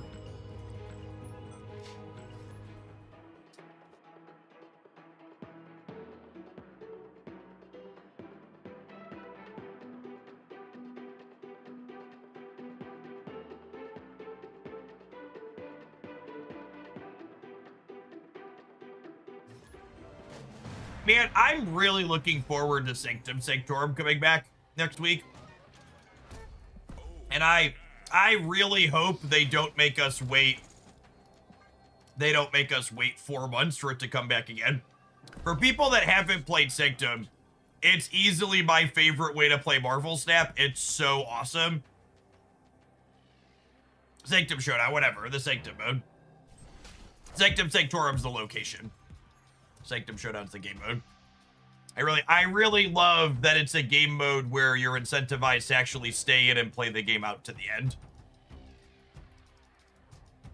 I think Marvel Snap needs something like that more frequently.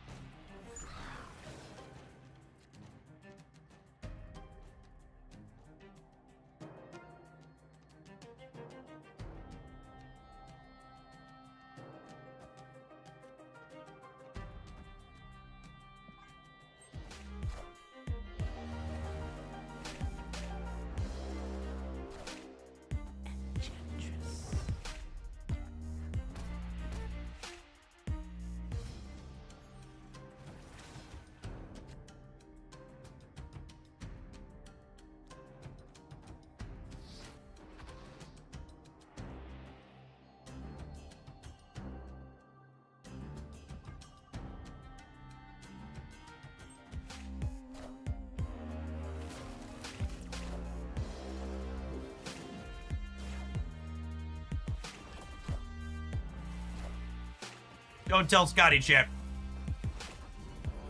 Oh, come on.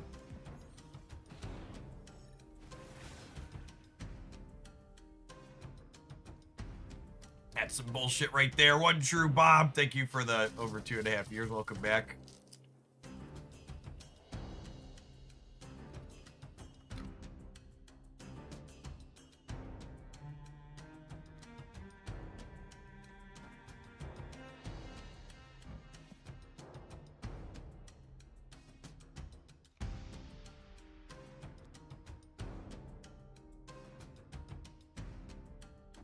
I'm actually gonna put Sarah not here, so that way if this rolls, one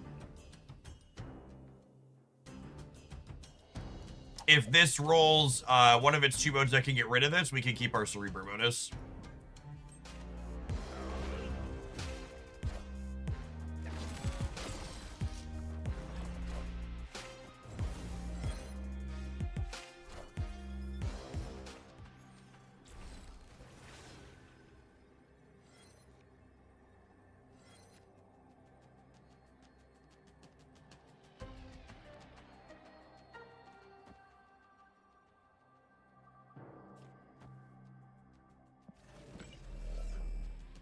Guess I don't have a Cerebro bonus anyways. Is it just this? It gives me 25 in the middle. Yeah, I like this, I think. It'll be 2. Yeah, I like this.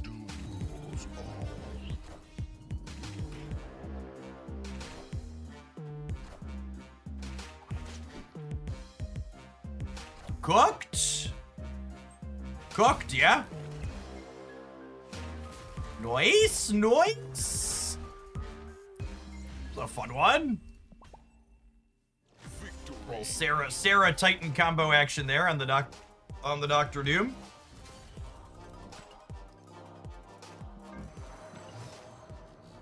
Work our way past this banana split.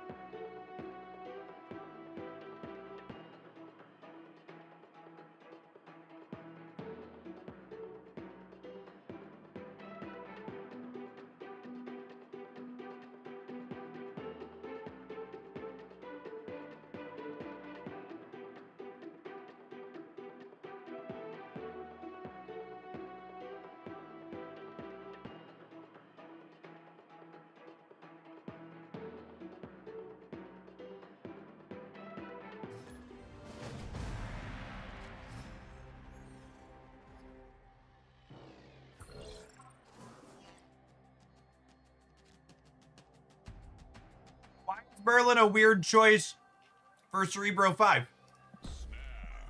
He has 5 power if you play one of his location reroll spells, and being able to reroll locations is good for Cerebro. I think he's quite good in the archetype.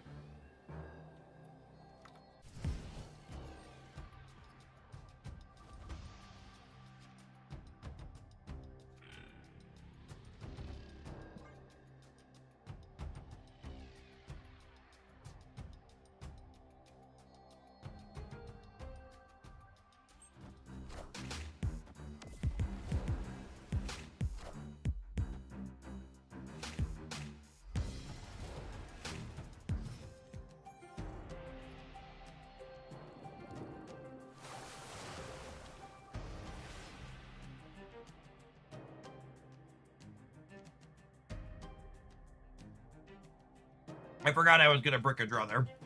Mistakes were made.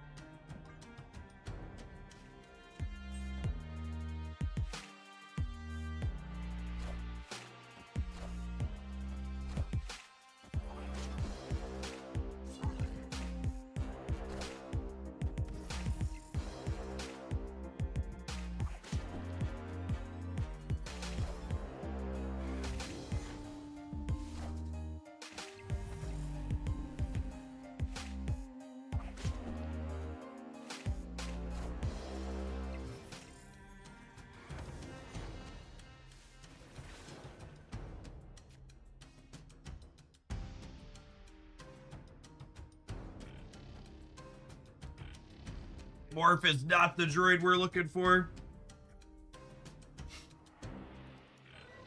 I'm gonna re-roll the center here.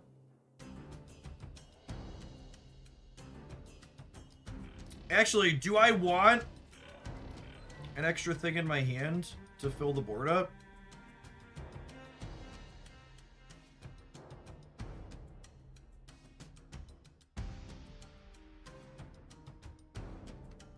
Nah, I brick a draw if I do that, right?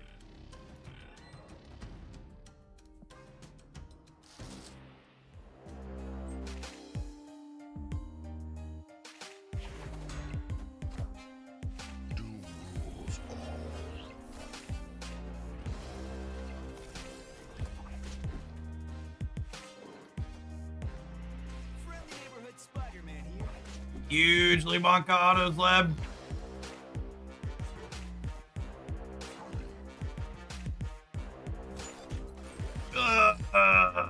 Well, we're not a Cerebro deck.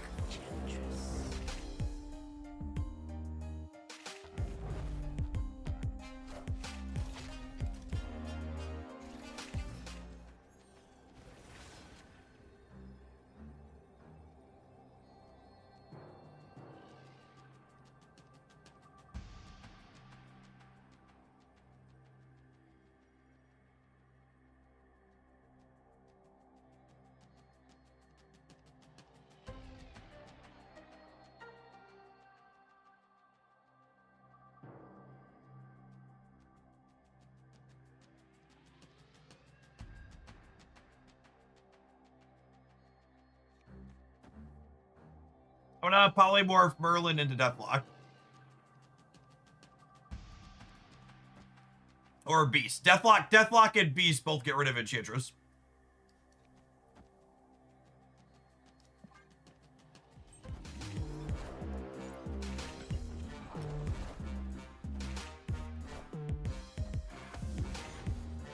Rip.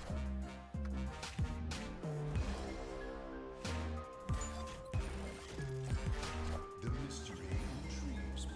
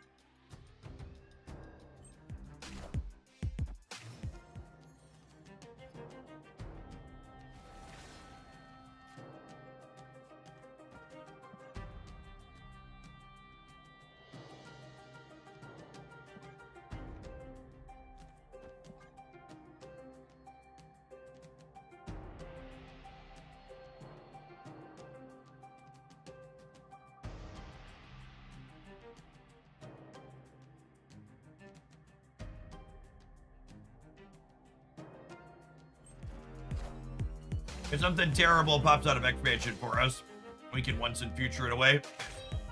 Says local man about to get an ebony maw.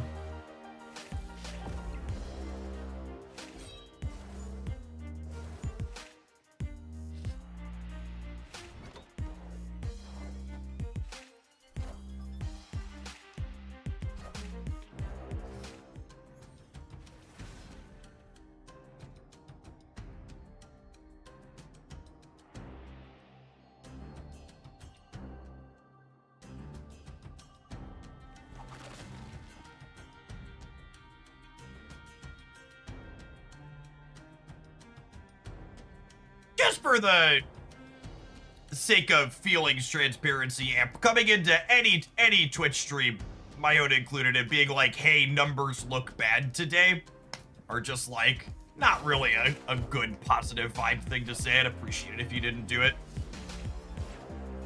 Thanks.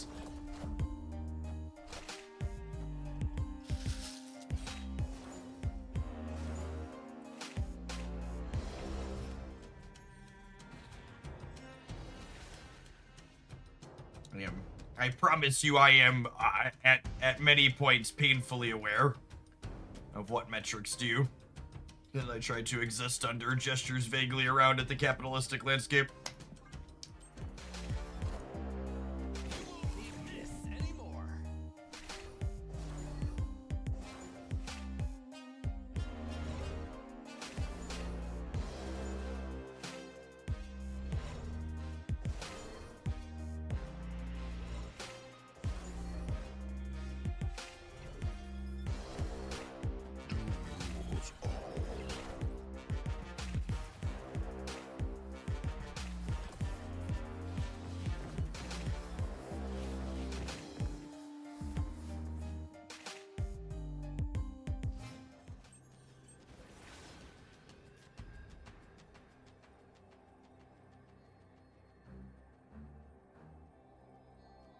Yeah, unironically, Banker's holiday in the US hurts my numbers typically.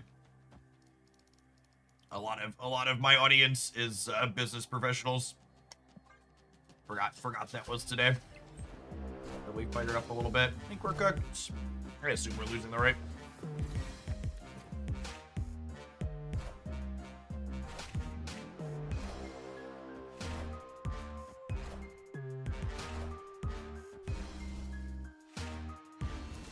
Oh, wait.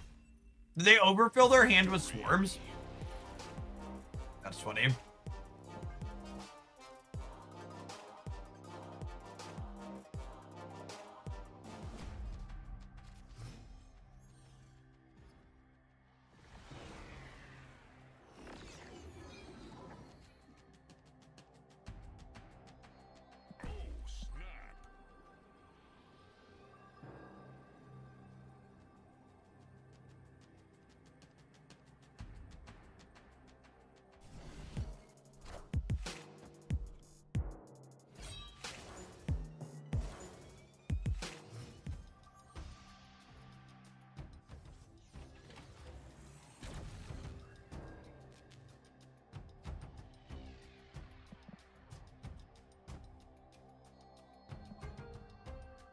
Hard to pass up turn 2, Sarah. Joke's on you, I'm only a business amateur.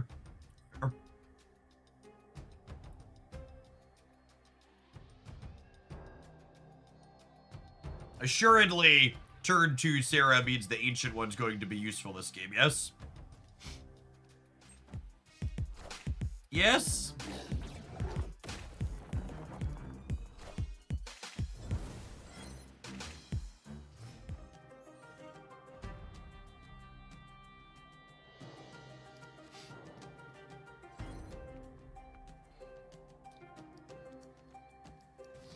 Well, that's annoying. Okay, so what's the game plan here? We do this, and then next turn we go Cerebro. Oh my goodness, I hate Gambit so much. He is my least favorite card to play against in this game by an incredibly significant margin.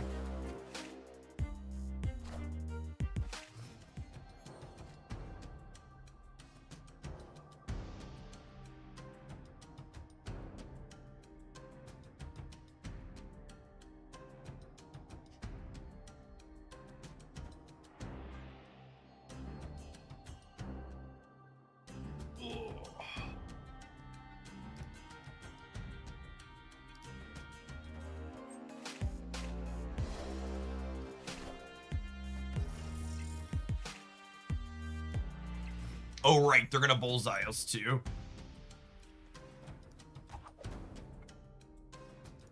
Well, Silk was probably one of the better draws in our deck.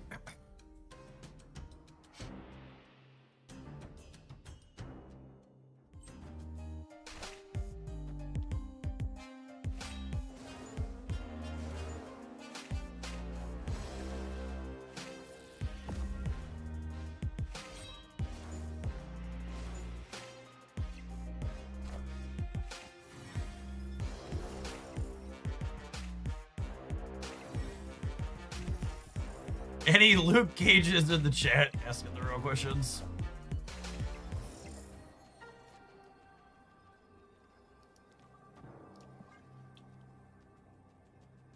Unfortunately, Bullseye takes the Cerebro bonus off of all of these things. We'll have the Cerebro bonus on Dr. Doom and his bots, though. So, maybe. If Silk swings right for us... Oh, and she's guaranteed to swing right now. We might be okay here. We're gonna have, what, 17 on the right?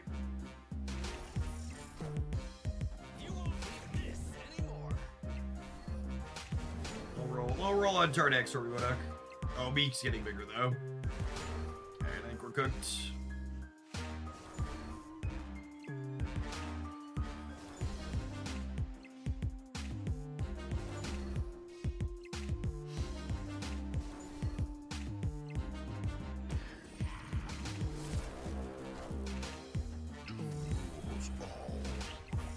And then, unfortunately, because of the Bullseye, we don't have 2 Cerebro cards on the right.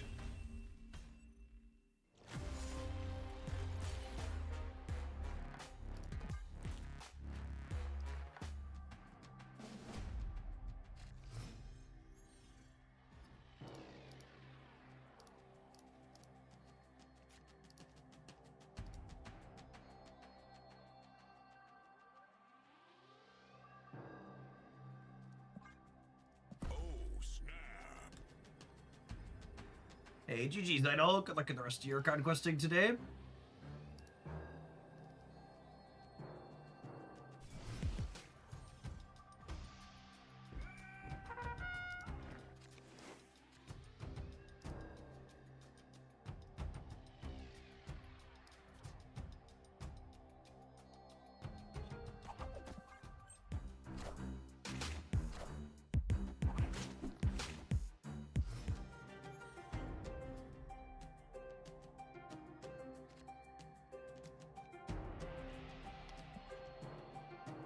Kill us both, I swear, Collector.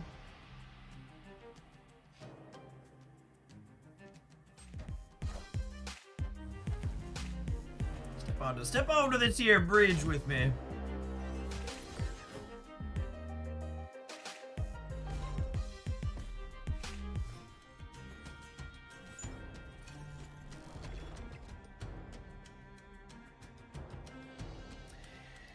Yep.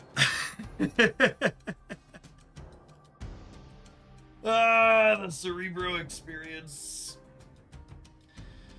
Quite Cerebro, if you would. Such Cerebro, much wow.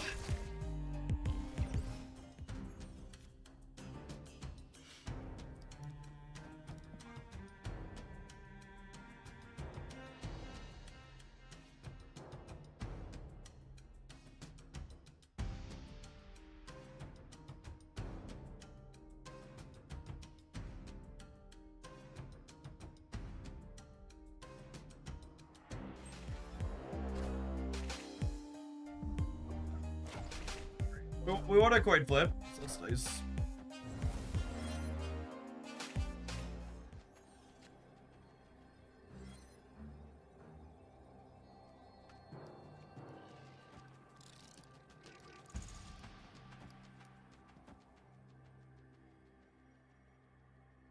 And the hope here is that 15's enough to win the right, and then Captain Marvel wins the left after the rocks clean it out.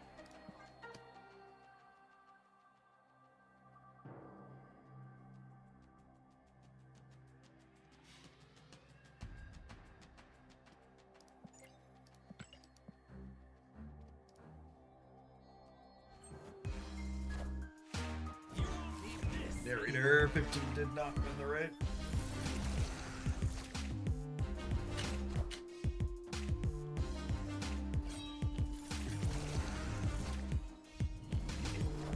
Close.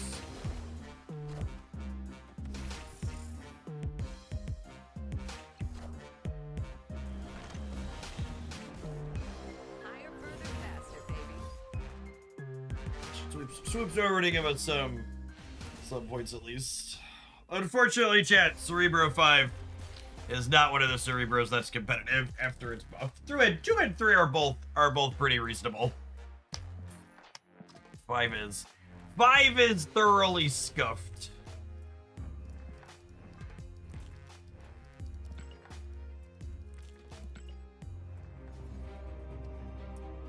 we take a pause for the cause to let some old adverts roll. I do not have another viewer submission on deck. If anybody would like to claim that spot for after the ad break, you may. We're doing a couple more hours or more of Snap here yet today. Otherwise, I'll pick something sweet when we get back. Thanks everybody for hanging out. Don't go anywhere. Run my leftover hummus upstairs so it doesn't get too warm being out of the fridge. BRB.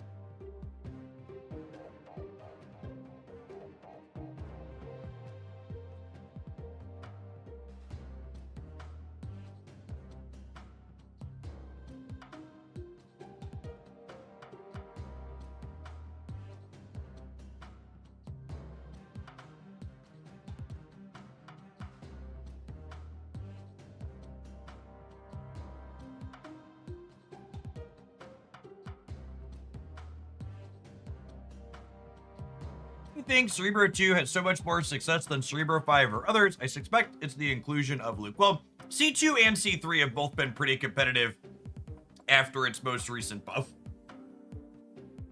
They're pretty serviceable decks each.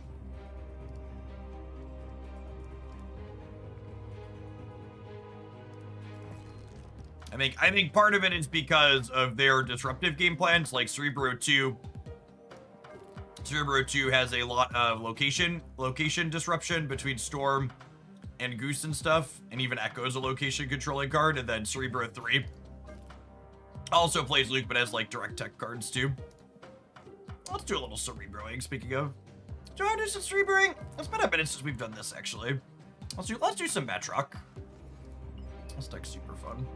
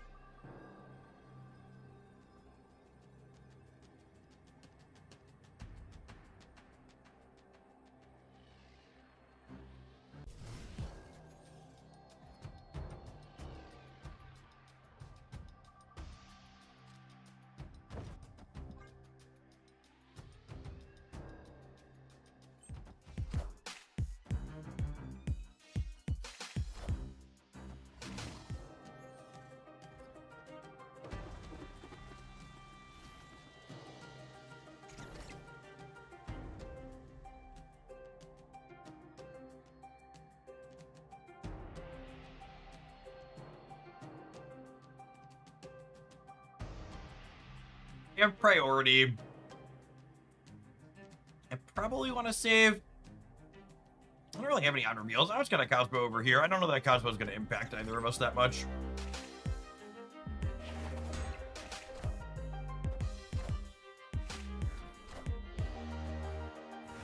Whoa, them locking themselves in on the right is interesting. That's surprising to me.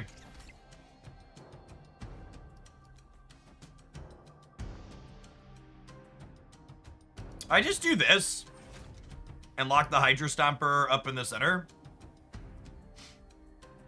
Oh, they're probably a War Machine build. Yeah, and they could have War Machine in hand.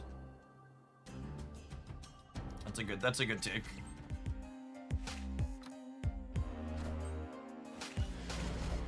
Okay, well, now they can't have War Machine, right?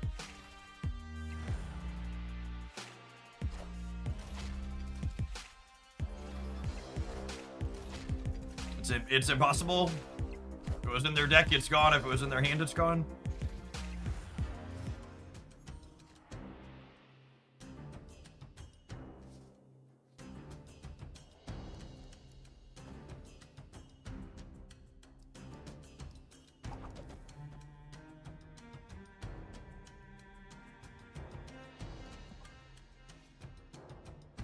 Unless Nightmare gave it to them. That's true.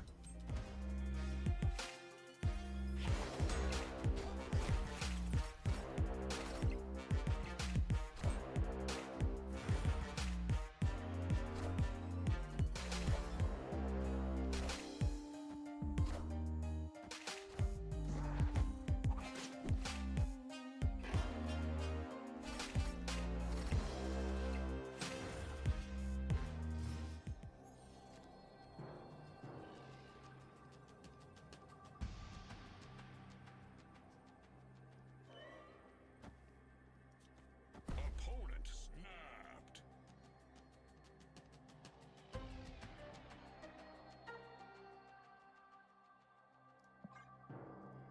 Plays a little Shang Brain, but we're in the what's it called? Don't Eliath me, Daddy.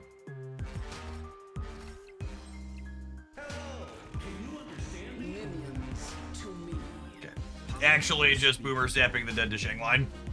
This is why people play so much Shang-Chi. Because people make lines like this. I didn't play Kitty on the right because I needed Batroc to go right so we could win the right. What card was Red Skull? I don't remember. Hobgoblin. That's funny. That's actually hilarious.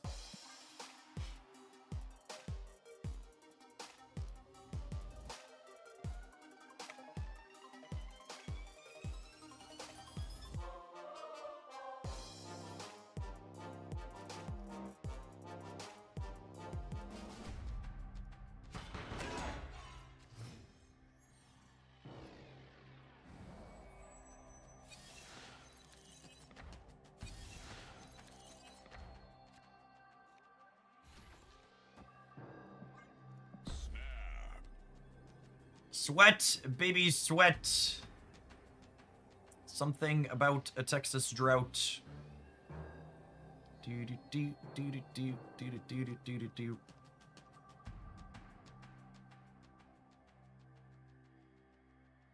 Gosh, they're really bitter about dying to the tech card, huh?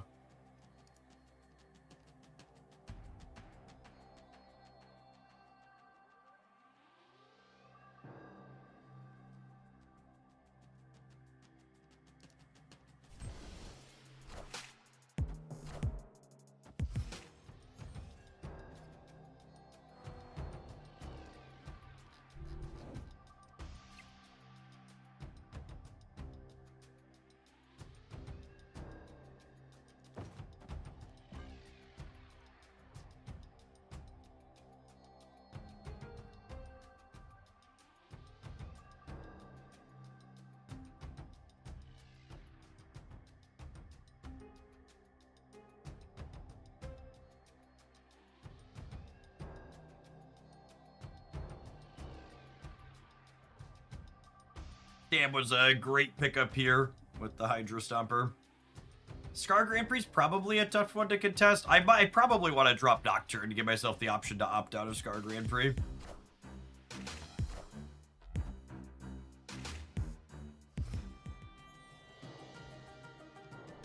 Drawing Lizard on 2 after you. Sauron on 1's a good beat.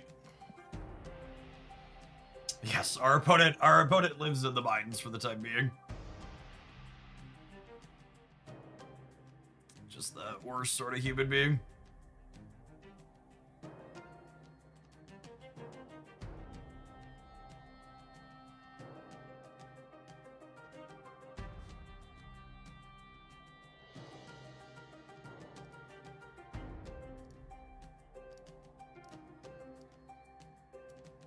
Wow, they're actually just full roping every single turn.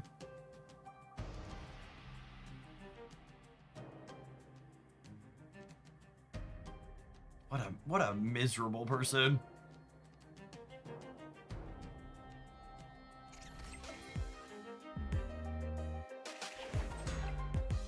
Yeah, I plan to pull Skirk on Christie's account. Looking forward to getting to poke around at that.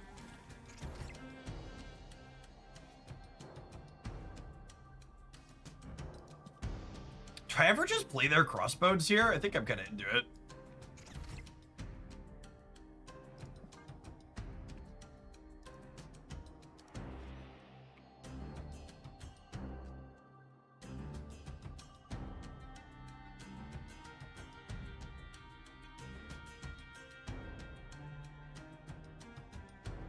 They're so bitter.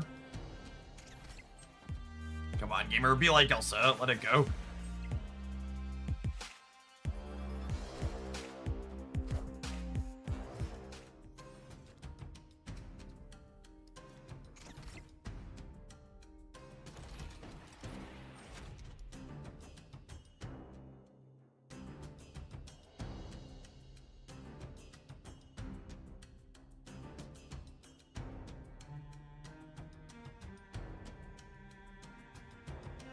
I'm gonna Surge, and then next turn we'll have Shang, Miles, Kitty.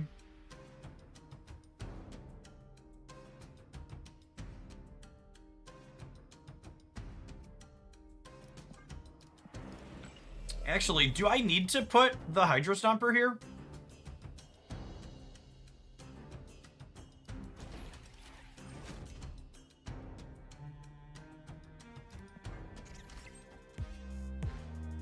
I think I don't, right? Because this martyr has text, yeah?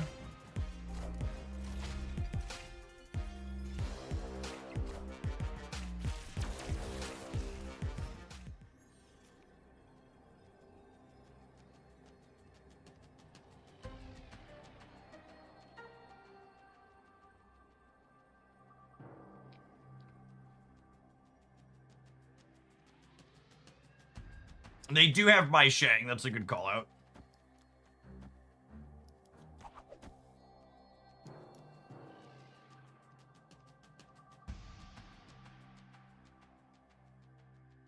Can I win the left with them shanging me there? I can go up to 9. Go up 9. The Hydro Stomper's gaining 1. Now the only tie shang there.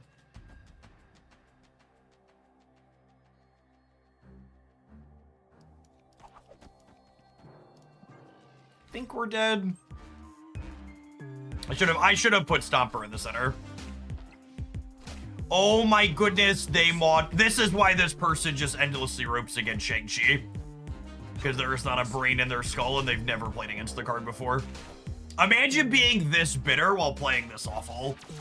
I guess those likely go hand in hand, yeah?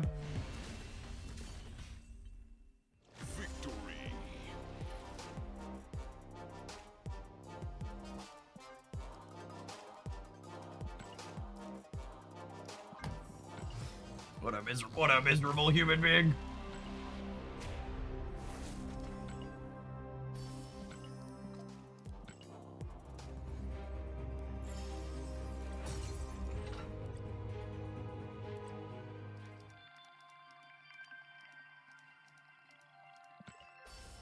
May your brain rot forever.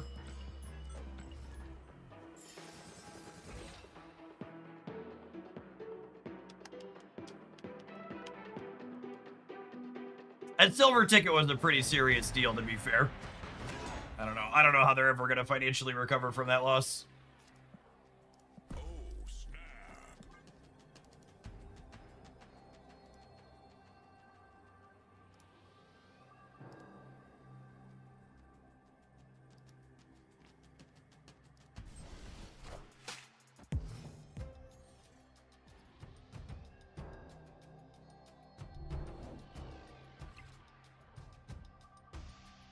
Alright, I have Lucas, so Fish Tower isn't really a big deal. As long as we work him into the curve somewhere.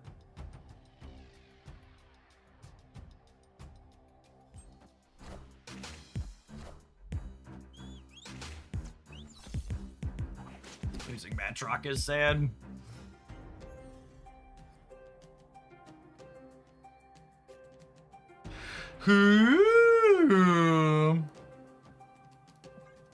Piece of candy.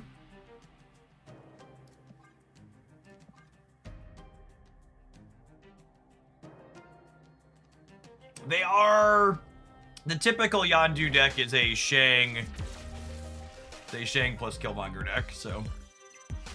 Kitty is a little bit of danger here.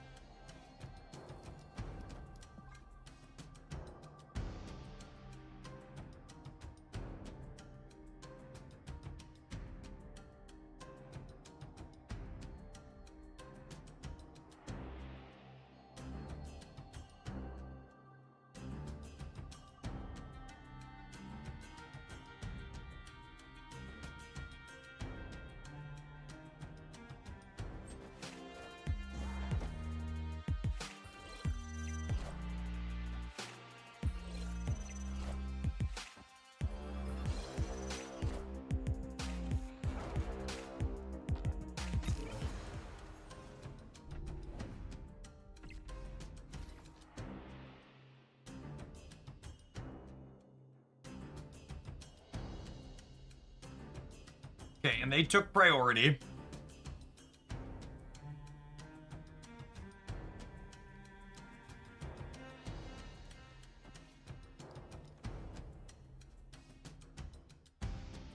I think I do this, and then it means I can Shang-Chi plus Miles plus Kitty on the last turn.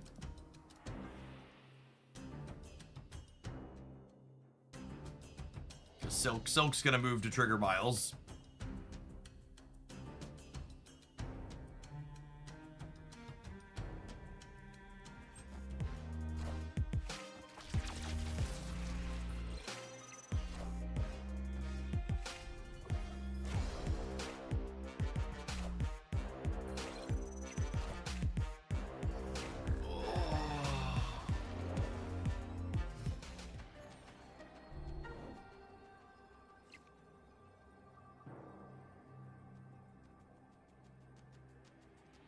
Just eternally the most frustrating card in this game.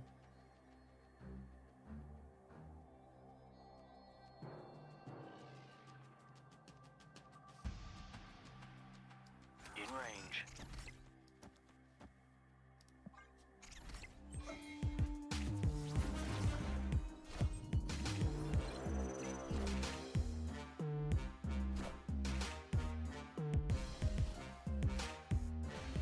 That was a legal Marvel snap play. You had priority, gamer. You had priority, gamer.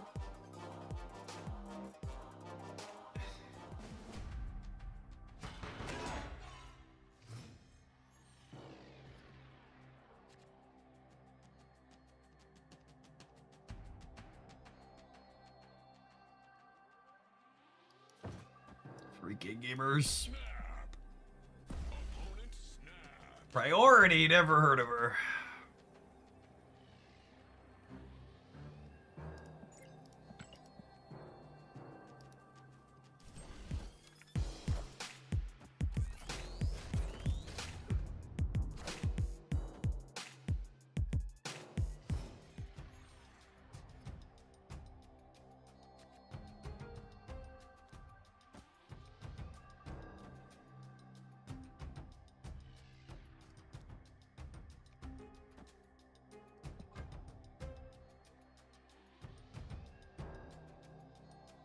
Cosmo the left proactively to try and stop a Red Guardian here.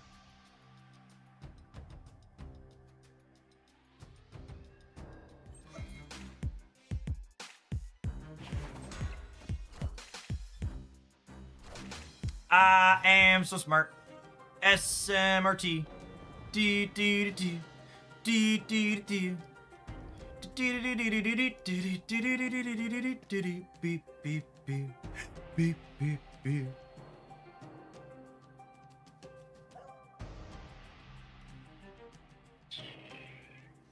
I don't know that I'm playing another card out here.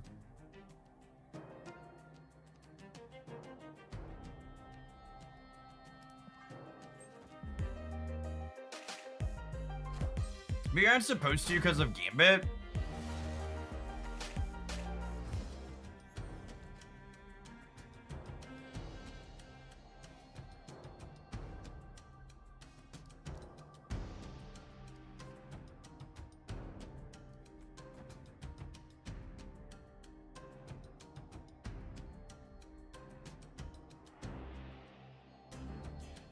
Oh, I really just don't have anywhere to play my cards. Is the thing.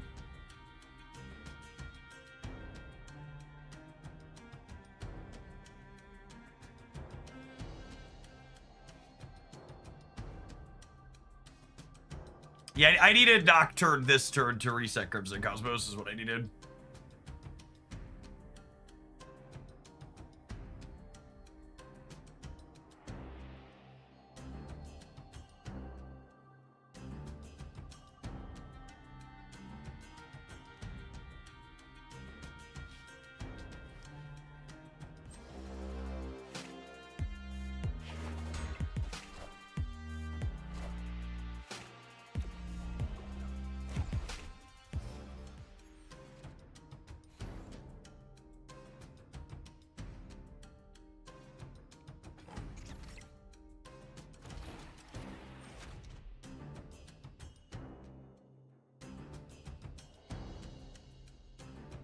You don't move anything, Miles can go into Crimson Cosmos. That's not true. He costs 3 because of Elysium.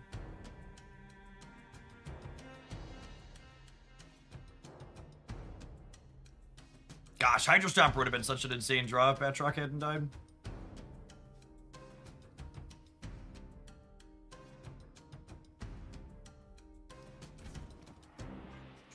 Hey, Sylv, thank you for the 1.5 years. Welcome back.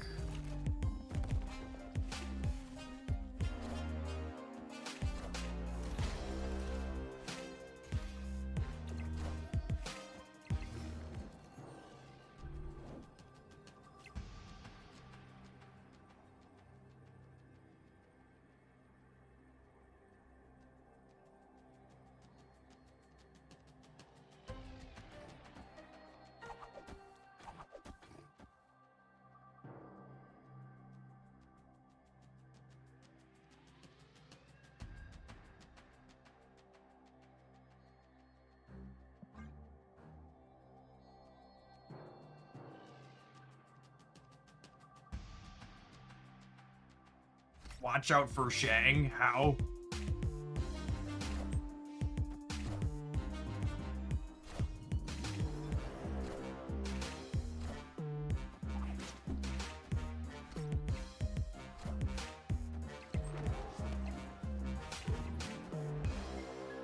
Like that?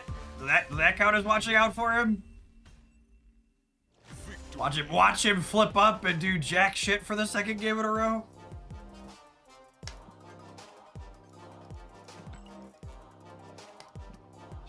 Shang-brain is the disease, chat. It's like bird watching, you just look at it. Man, Nocturne is, Nocturne's like upgrade. No, I don't think I will.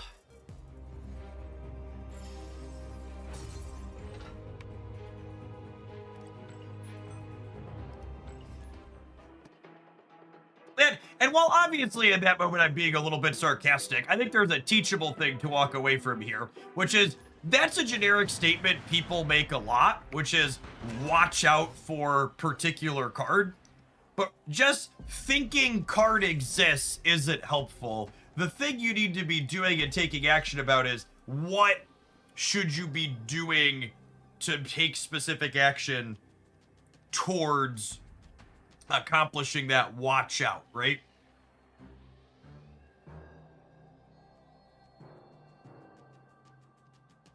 So don't just be like, watch out. Be like, okay, I need to take these actions to play around this thing.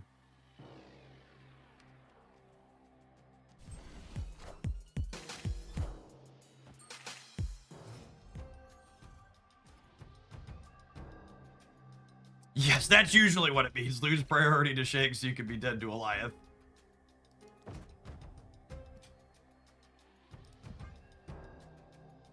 Error shit, by the way, here for our opponent.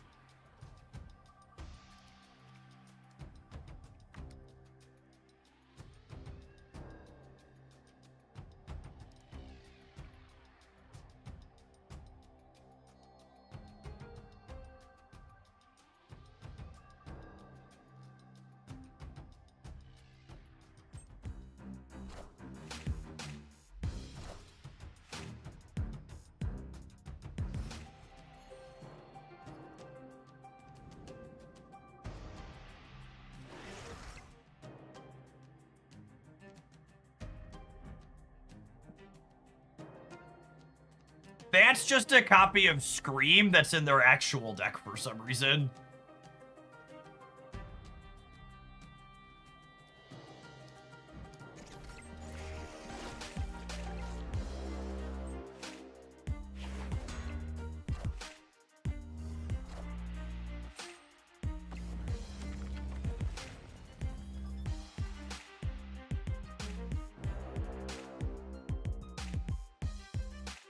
Atlas is working out okay for us so far.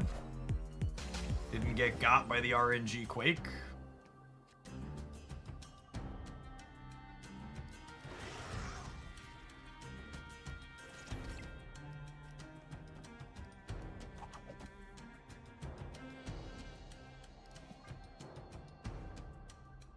Probably not winning with 8 on the right, but gotta give it the old college try here.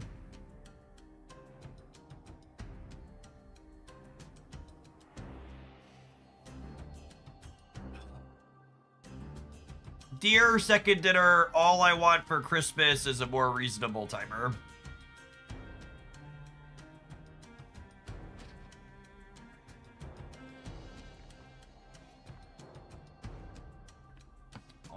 All I want for Christmas is a more reasonable timer.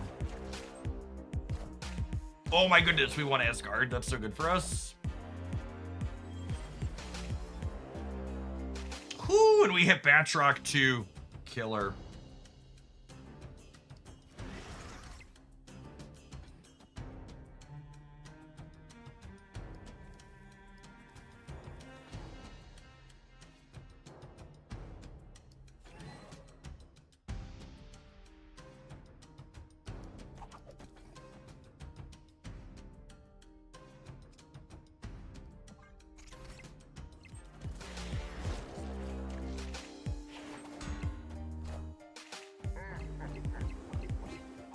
Big boy.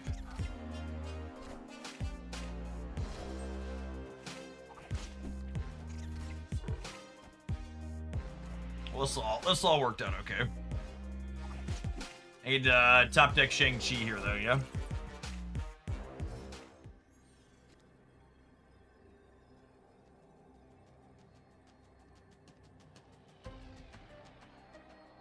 Do I need to top deck Shang-Chi?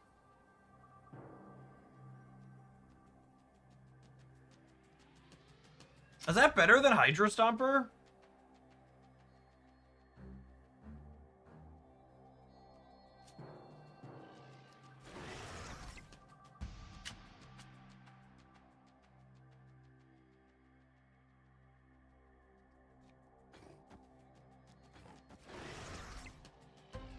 I think this is fine. I think I want to fill the right so that way if Batroc goes anywhere, it's center.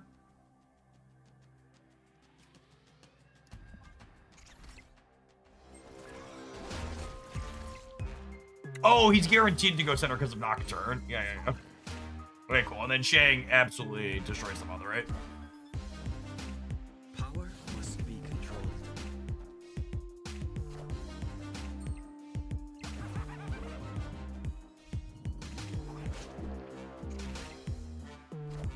Absolutely cooked. Higher, further, faster, baby. Lower, closer, slower, grandma, sit down.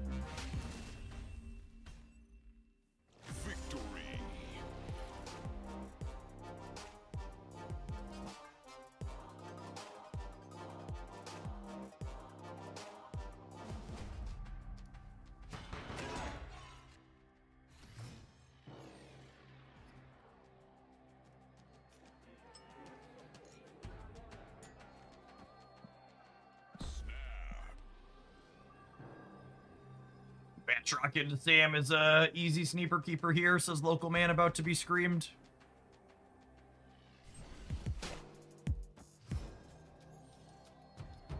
Especially with the Hydro Stomper queued up here too. Lucas! Lucas, my man. Lucas, to me! Lucas! Lucas, to me!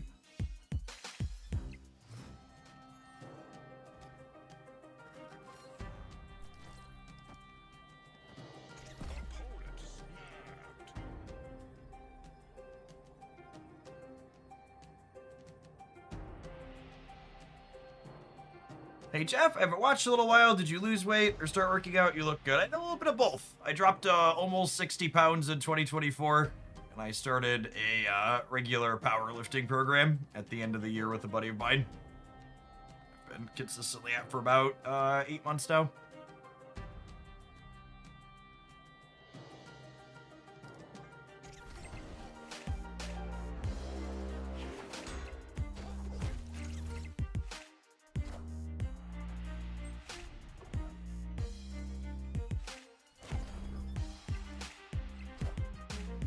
Oh, it's so annoying.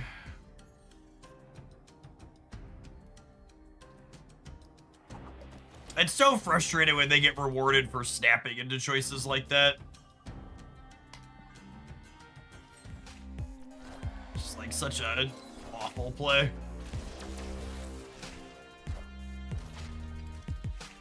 Nocturne! Nocturne to me!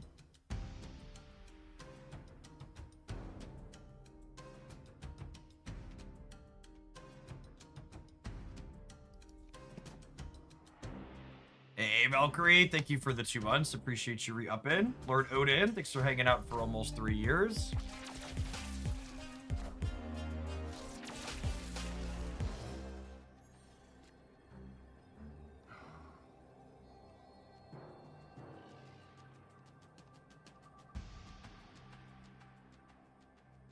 I think I have to leave.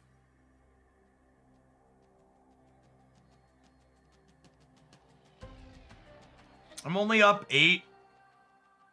And they can have some type of gimmick like Legion as well.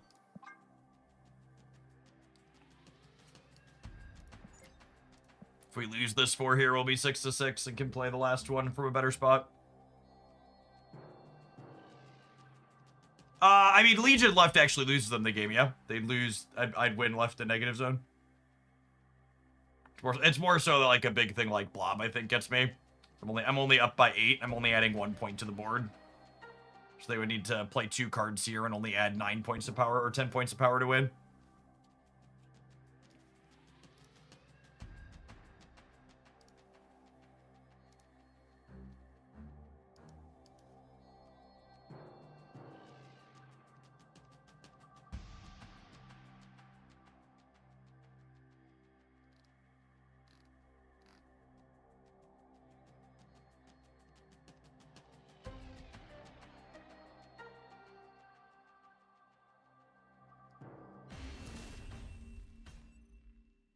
Escaped.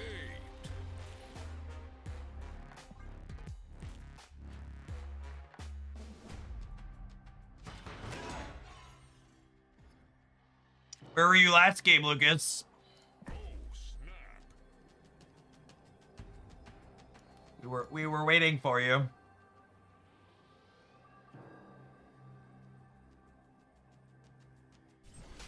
I need a Silk or a Sam.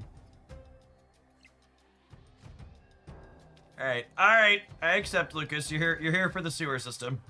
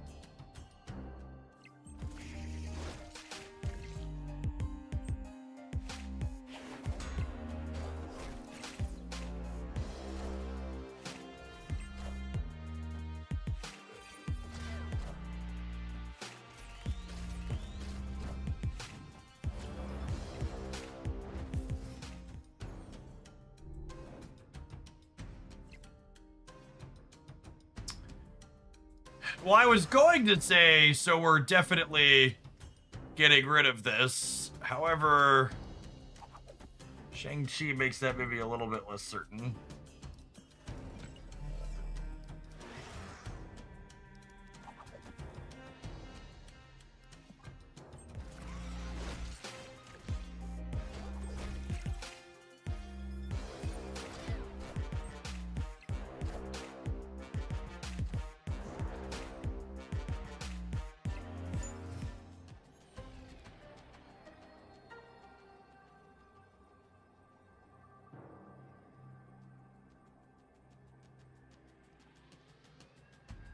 That Malekith is in their deck. Yeah, it's an Airship Shang-Chi. Galactus, not Airship. Oh.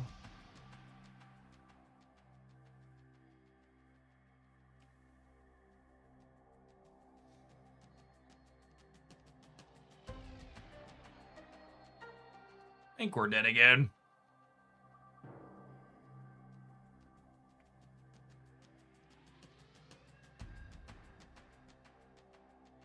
The Strange is gonna eat.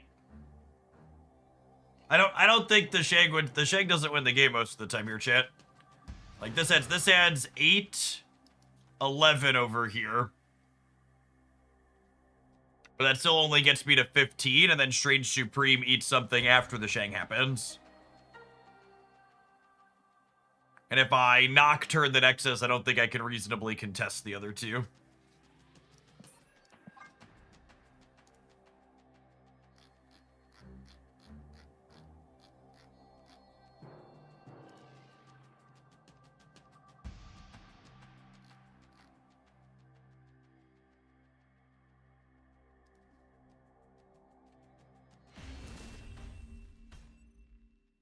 Escaped.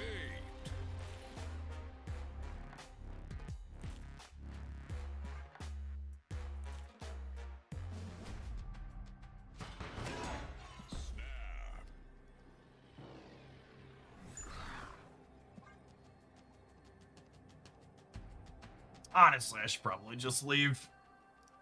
Torturing myself with this matchup is not a high upside perspective.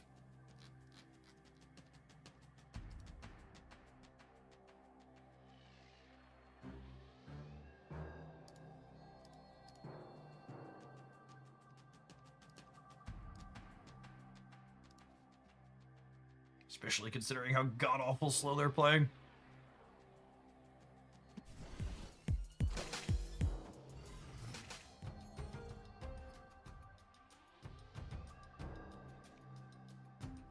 Can the Diablo space take the Savage Land Raptors with it? That would be nice.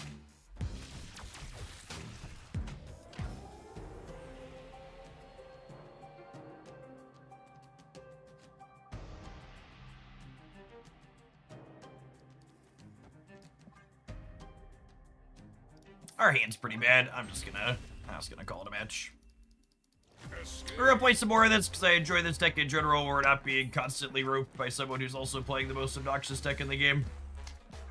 So we'll hit it again after the ad break. Appreciate everybody that's hanging out here on a Thursday afternoon. Don't go anywhere, gamers.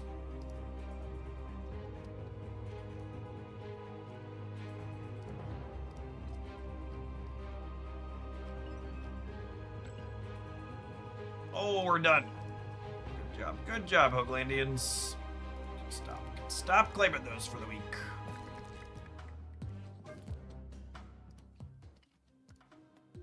Do.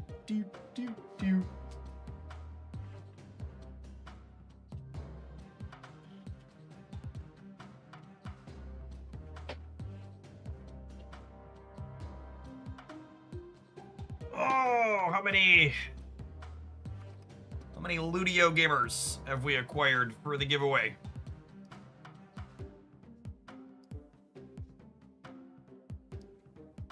Ooh, looks like we have 16 different people that have completed the challenge to enter to win a gift card today. So Ludio's one of our sponsors for the week. Their site is pretty slick. So they've got a bunch of games up here on their site that you could dive in and sample little segments of directly in your web browser. We've got a challenge today for the community with the game Redacted. You click on my Ludio link, and it'll take you here to try the little 20-second demo. In fact, I can run through it really quick here. You get to play it fully in the web browser. And you have to try and clear the entire room in the time allotted. Whoo! That was my first time clearing it all the way through. Look at that. I had failed, and we did it in 14 seconds too? Where am I at on the leaderboard? Look at that. We had the 5th highest score. At the end of it, if you manage to to clear the entire room in the challenge in the 24 seconds allotted. I'm gonna grab a random person who has the 10,000 plus score, meaning they completed it. We've got a $50 Visa gift card to give out. So we'll pick a winner for that at the end of the day. You just need to make sure you have your account linked up so we know where to send the old gift card to Rooney to at the end of it. So be sure to check them out. And if you want to check out some other games or some other samples of Redacted up here, but there's also 5 or 6 other games up here as well that you can check out samples of. Really neat service so you can share moments inside of the games that they support on there instead of just like a video or a screenshot.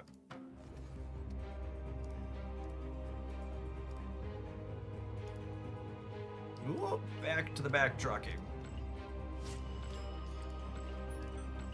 Batroc was suddenly one of the sweetest cards to release in his month. Like him a lot.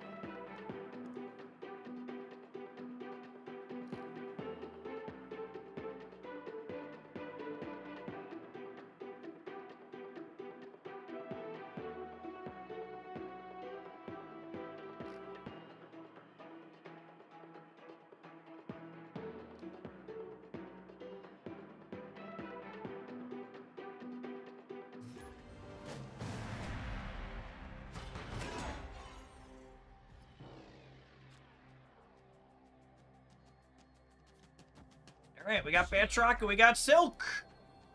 Things you love to see.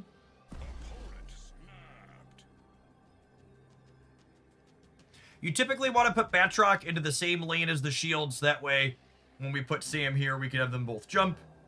If I put Batroc here and I draw Sam, I would have to put Sam over here in order to move the shield to his lane.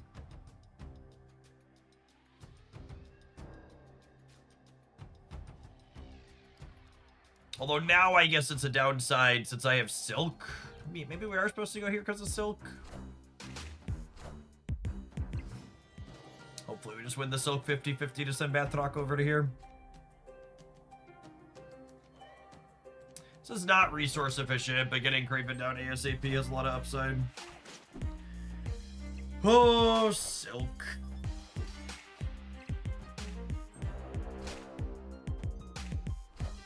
Sometimes it really do be like that, though.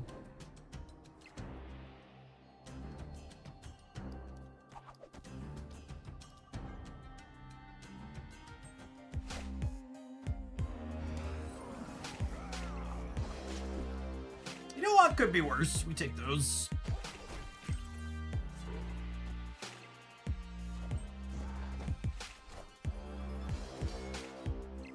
Wow, they have all of the ladies. They're revved up and ready to go, huh? They have a hard time playing into Tardax, at least. Ooh, Arcady is fun.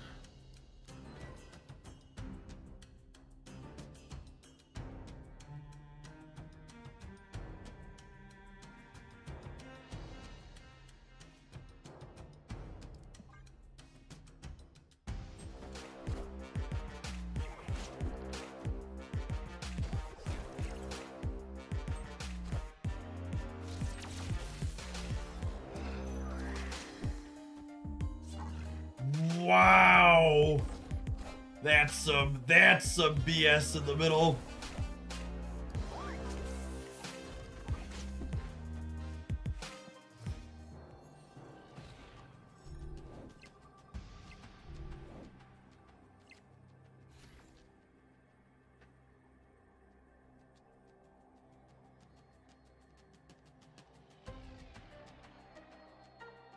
It's fine. He's gonna hit the shield. He could hit the shield.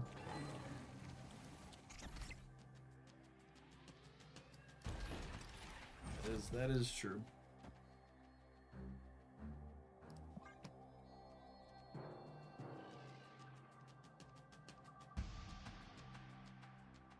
Batroc plus Craven win the left, and Hydra Stopper maybe wins the right? Question mark. Silk could get kicked into there, and winning the center is a possibility as well. I like our spread.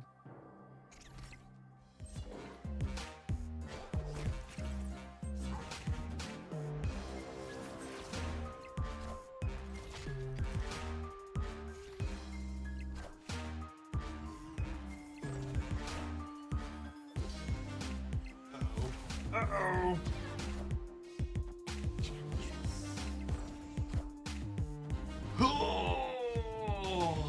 That Zabu. Oh, Enchantress and Galacto were both Zabu'd. And she got triple Gwenpooled.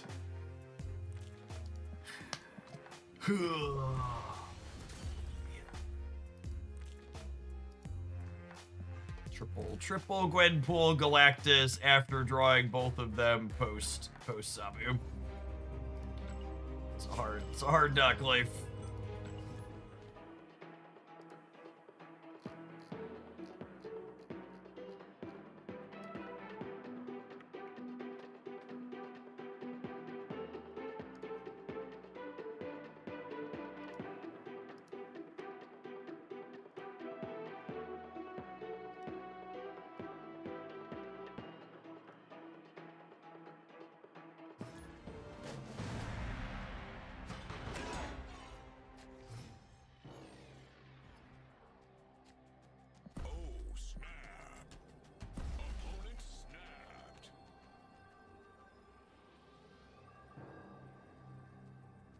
If you're on the Ludio site, there is a scoring button on the side that tells you what it adds points for. But so long as you completed it, you'll be in the entry for the gift card.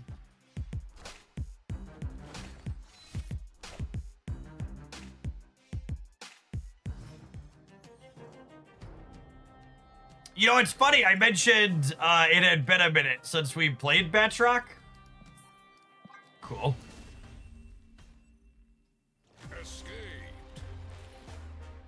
My poor B- tier deck getting a hate card added to the metagame for it.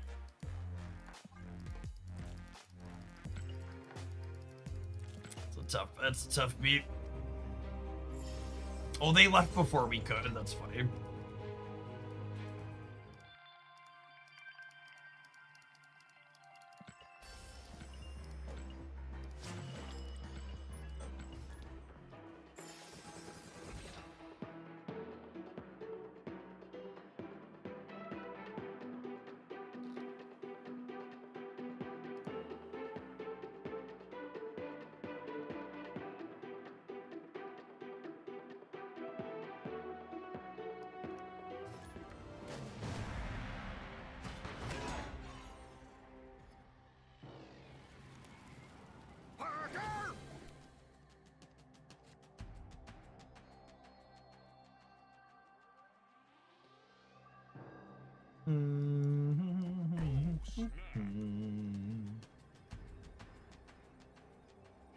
What are the top decks for Conquest in your opinion? The top decks for Conquest aren't any different than the top decks for regular Marvel Snap.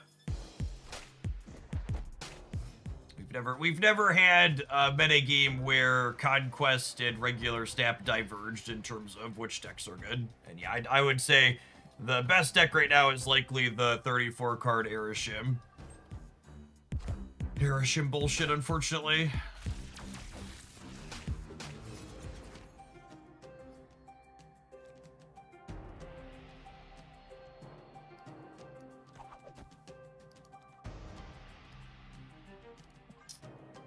We get in trouble if they play for the center, but they're a Cerebro deck, so. Oh no, wait, the shield's there to save us. We're good. You meant a real deck. I mean, unfortunately, the 34 card deck is a very real deck. It's a very, very good, very real deck.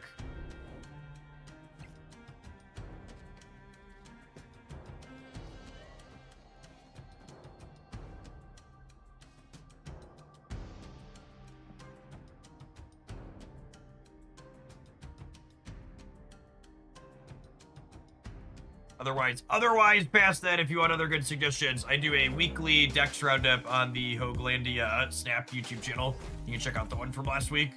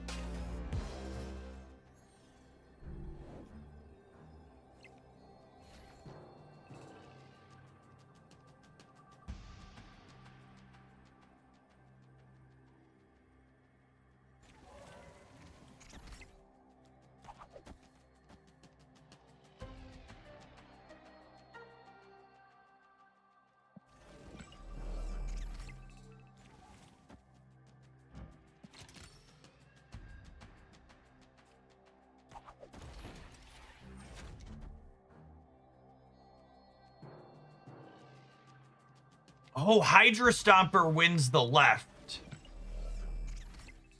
That's an interesting thought. It does, doesn't it?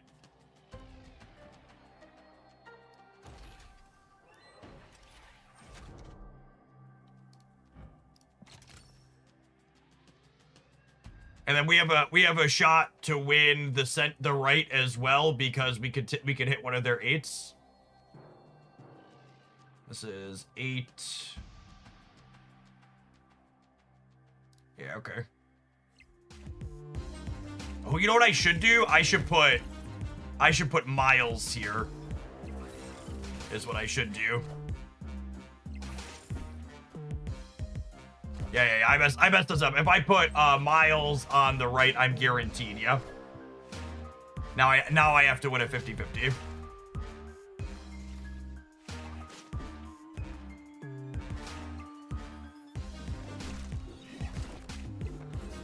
Wait, do I win the breaker? Oh my goodness, I win the breaker. That's funny. Shout out to Warrior Falls and my massive stompy lad.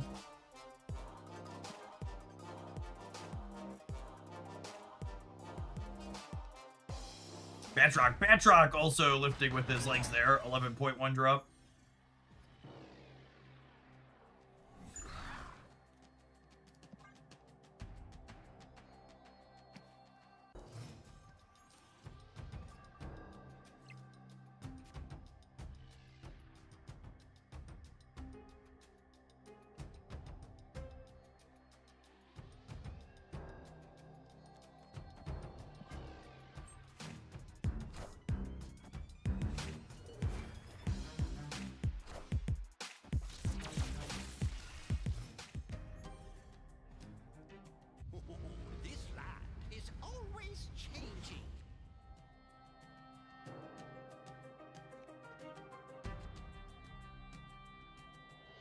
Alright, I have their Luke.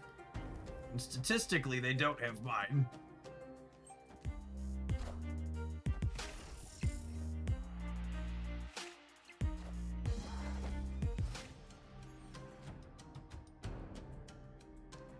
The problem here is I don't have any numbers.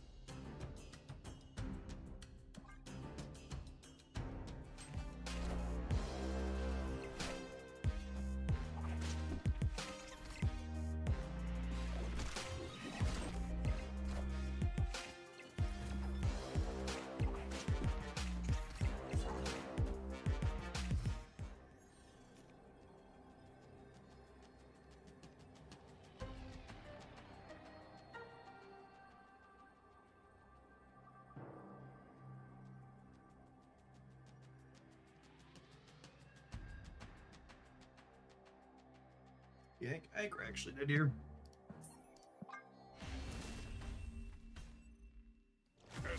Did not have any of our good efficient enablers to start. Locations weren't amazing for the opponent, but our start was kind of mediocre.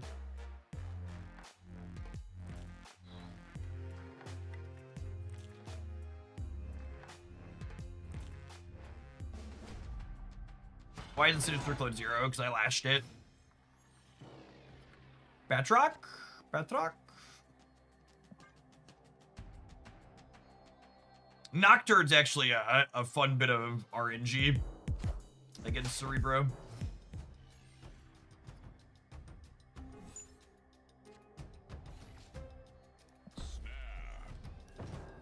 So I was going to Surge before I Sammed, but with the Subterranea, my Surge value goes down. And because I drew Hydro Stomper, I've got a pretty decent base of points to put on the board here, so I'm gonna go ahead and snap the Subterranea.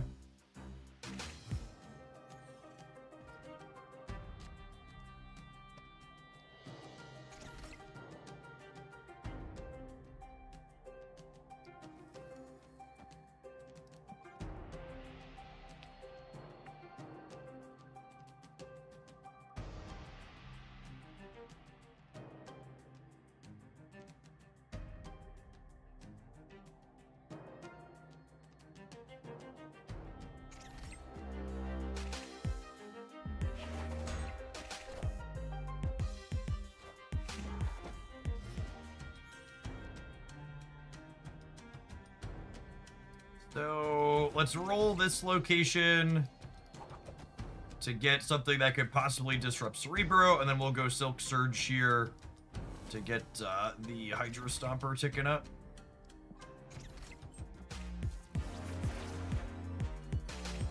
You know what I should do? I should go Silk Surge over here, so that way the Silk goes somewhere that I can play the kitty, ideally.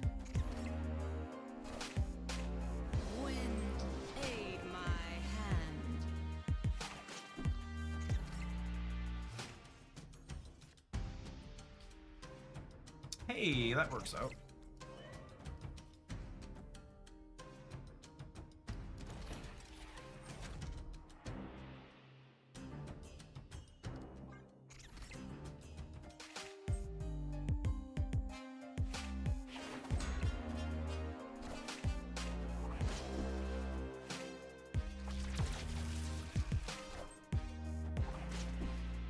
We got maximum Stomper value here. Go right! Go right! Nailed it.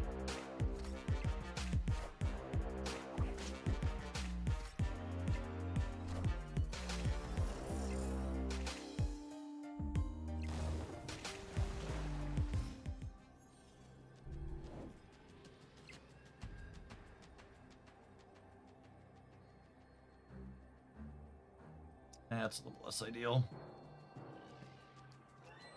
Gosh, we're so close to.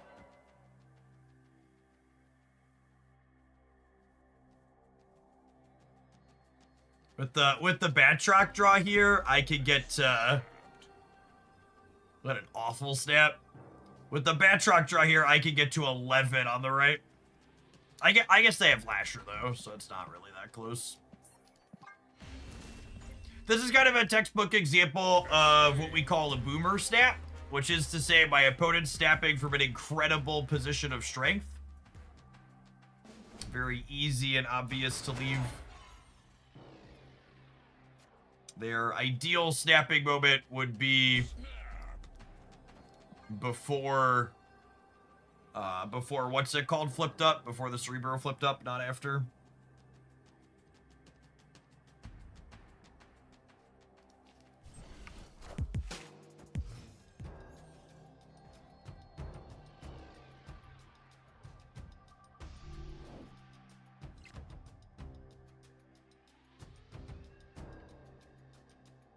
Craven here, and then we'll go Silk Kitty here in the center next turn.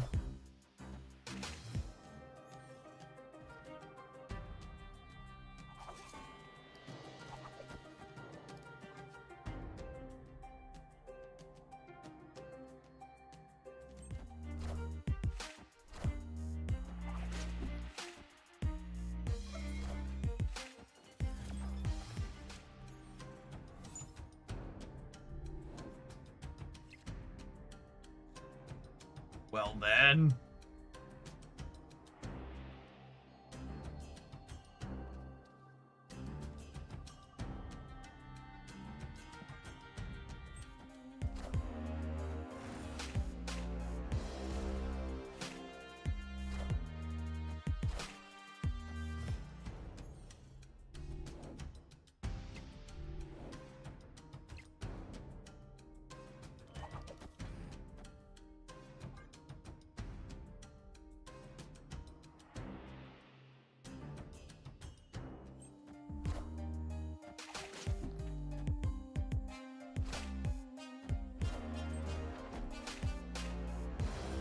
That's pretty good.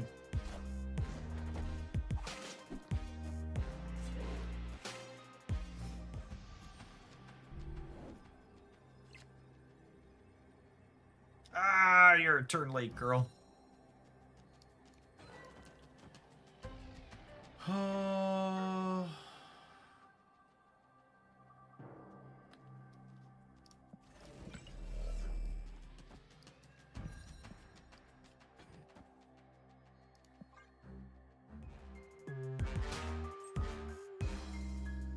I guess they get to Cerebro the center, right? My stay is bad here.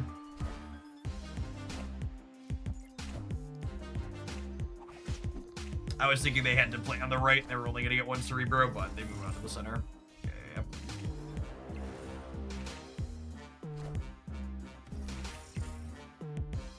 This matchup seems pretty difficult for us.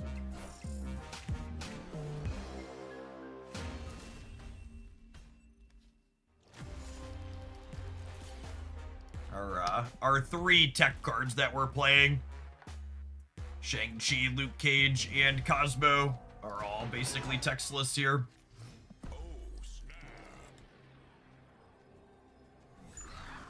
Opponents had pretty neutral location variants so far, too. What their last card is? Probably another one-drop. Could be Blue Marvel, too, because we haven't seen it yet.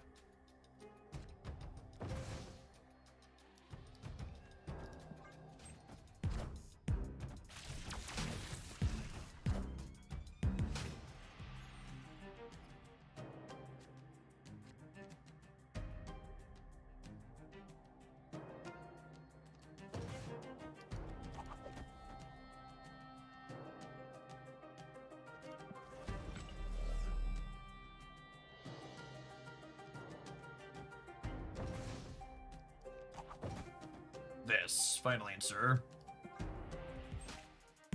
Oh, they do have Storm. You're right.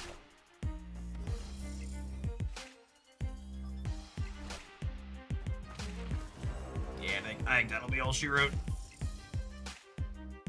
This matchup's super easy to hedge if you wanted to hedge it.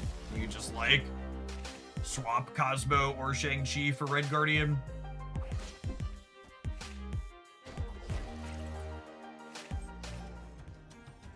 But alas, as is, we are cooked. GG's opponent.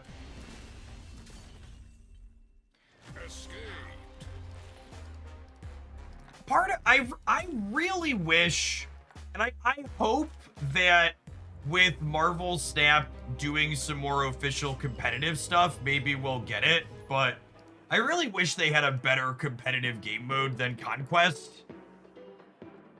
Sideboards or even multi-deck would make it such a far deeper tactical experience. Loading up for a matchup that you're 0% in, just because, like, you have the wrong mix of tech cards or whatever, is just such a trash gameplay experience. On the ladder, you could at least just, like, bounce out for one cube. And in Conquest, you're just, like, locked in a room with them, unfortunately.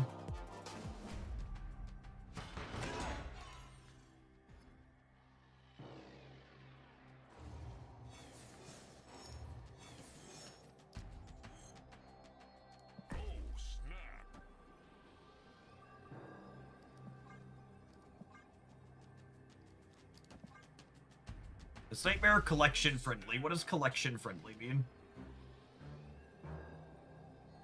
Can you articulate that distinction for me?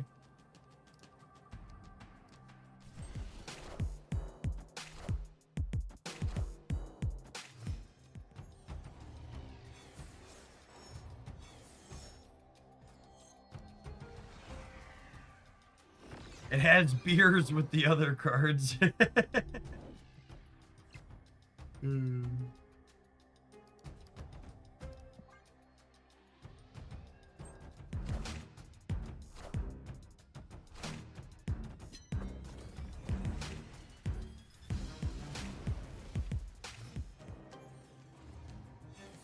The one higher series card that's in a lot of Nightmare decks is Cull Obsidian, but not all of them play him, no.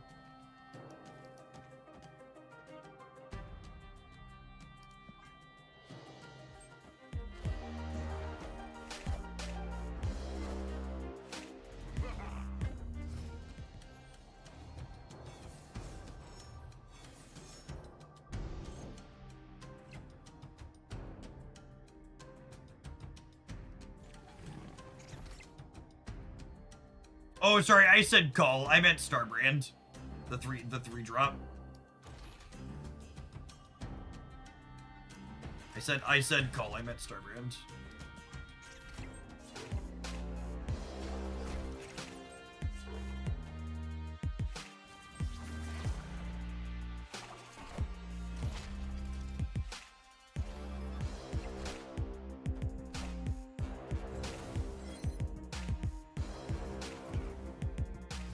Oh my goodness, they're gonna murder us with a randomly generated Red Hulk, aren't they? Silk! Silk! Silk! Surge.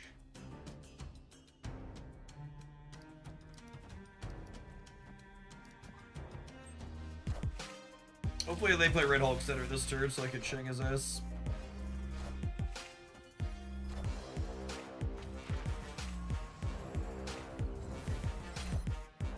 Behold my mighty hand.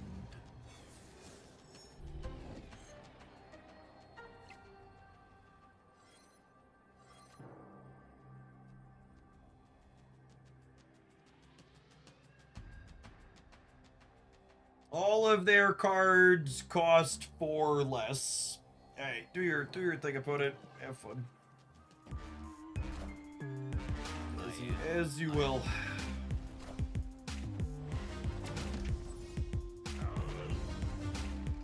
Such is my judgment.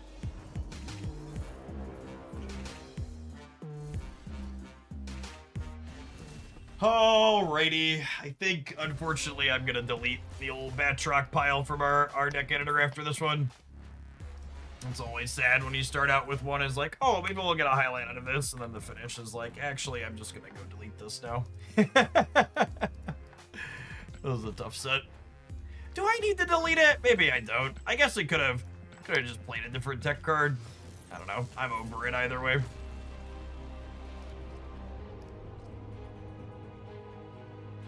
Have an ad roll. We're gonna play something else when we return is the plan. And apparently I need to restart Marvel Stack. Just having a moment. Be her me.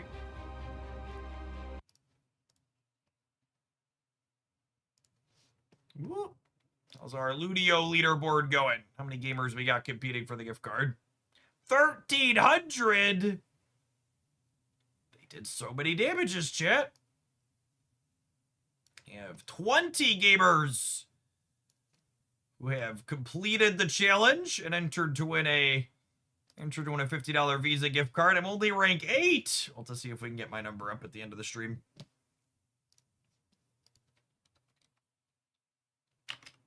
You want a chance to compete?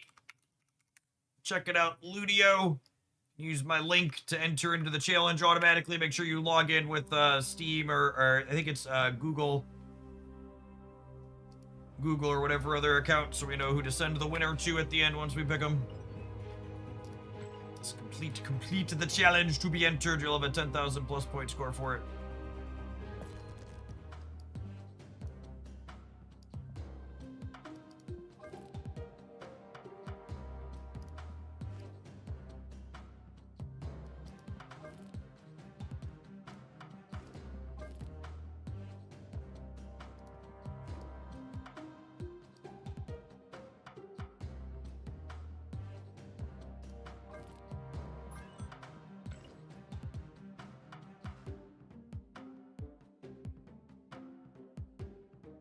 How does Mercury fit into Scream decks? I don't know.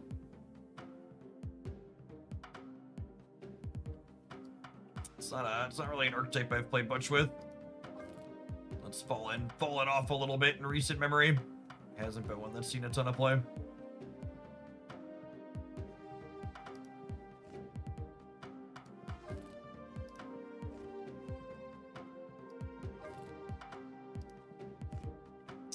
What's my preferred Nightmare build? I have a highlight going up tomorrow morning that calls this one my favorite. I think I stand by that. Kind of a neat Circe Sentry pile of cards.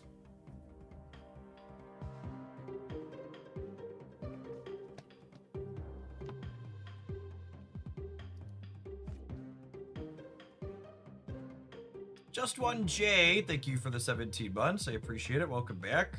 What decks have been in my decade are the longest? Spice Rack is the longest remainder at this point. Old pile of cards. Like, I don't have anything I feel super inspired to play.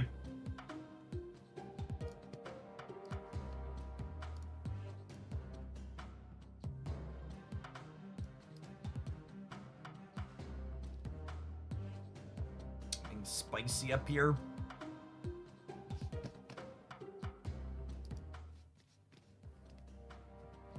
Let's say no Erishim. No Thanos.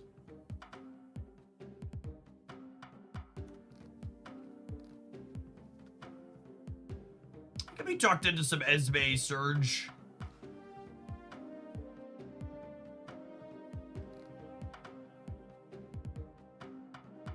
Here's the clickbait Kid Omega deck that people are using to complain about things being pay to win. It's as good as Mr. Negative.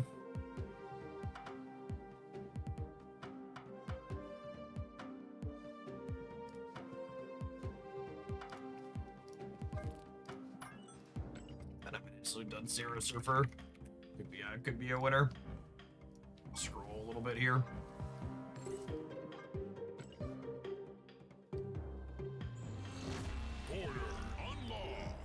How about a Nightmare plus Kang meme? Listing two cards together that have no functional synergy and make no sense to play together doesn't make it a meme, it's just bad deck building. Hey Jeff, you thought about putting some stuff together that doesn't work at all? No, I haven't, my dear gamer. Interesting that you should suggest that.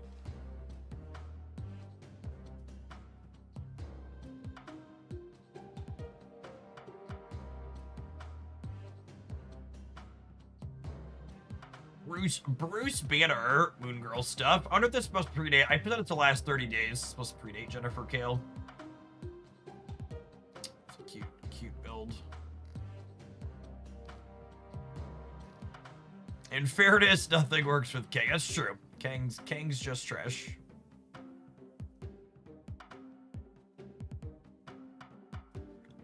Bullseye Surfer. That's interesting. Dakin technically has synergy with Galacta. It's cute.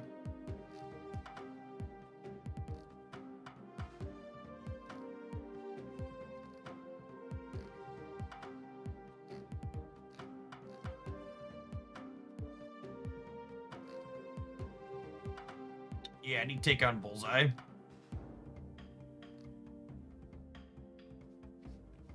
Wiccan Surfer?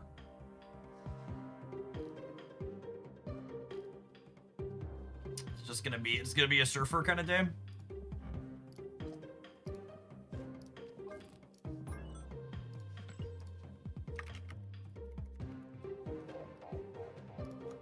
Might be surfs up. We are gonna have a rollover here in a second.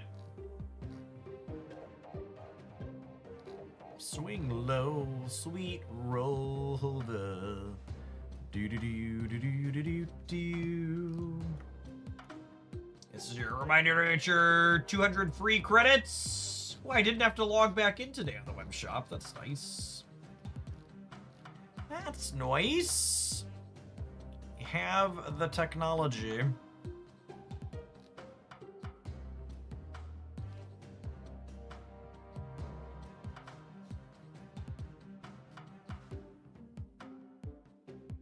Rosa, glad for the rare opportunity to catch a live one. Lots has changed over 6 years about the quality of the community. Happy to continue supporting. Thanks for dropping off a primer again. Hope your personal sphere's doing all right.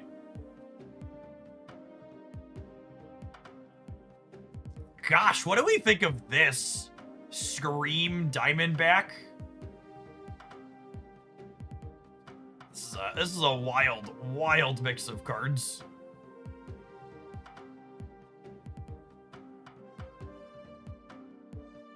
How many Scream enablers do they have? Polaris and Spider-Man?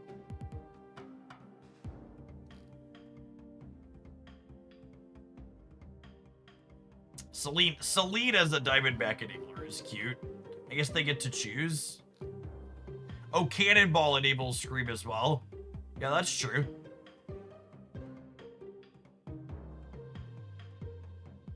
Oh, you can Spider-Man and Viper together.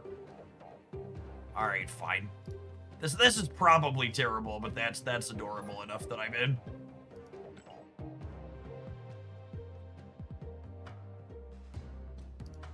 A lot of stellar variants I almost never play.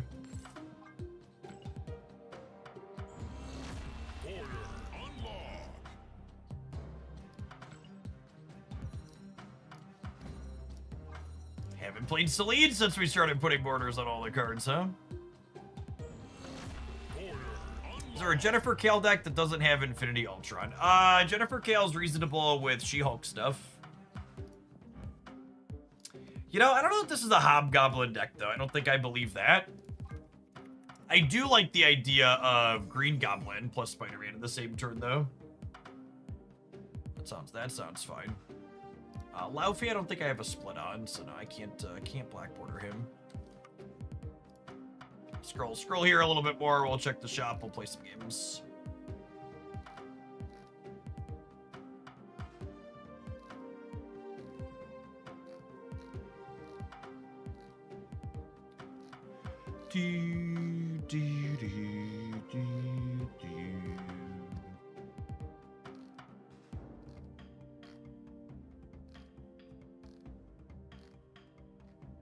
Oh, I had this one in my here still.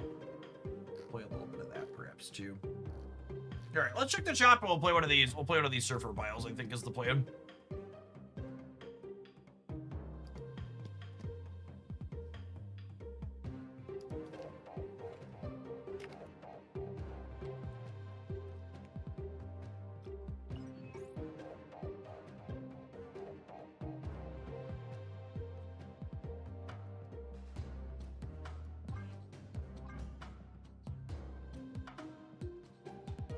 This is a fine bundle. Technically, it's worse than getting a similar... They put similarly priced bundles with Series 4 and Series 5's cards in them periodically. So technically, it's worse than doing that.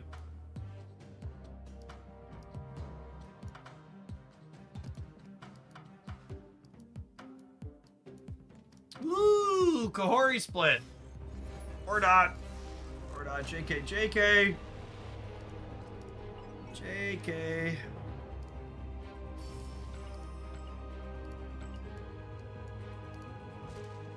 Alright, how about this deck?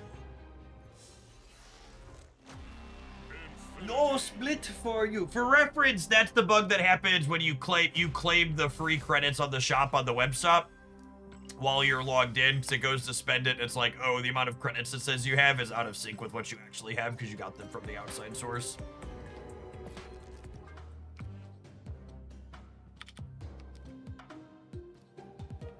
This one could be gold.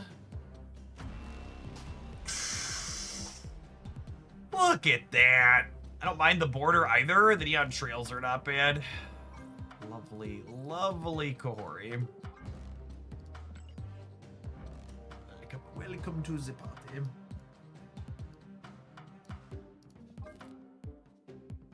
Am I obligated to play the Kahori deck now? Should I be splitting Prodigy?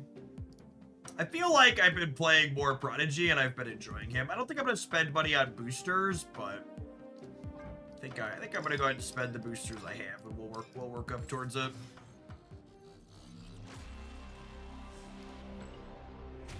Keep an eye out for upgrades on him.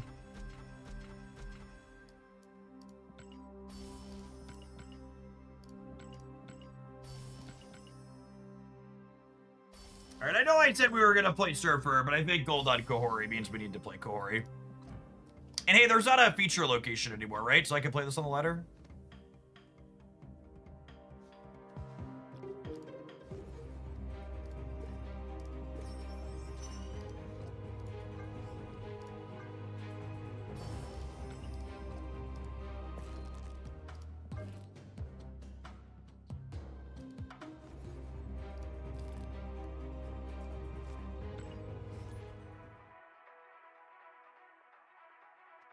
So this is probably one of the decks I play the most of off stream. I like it a lot.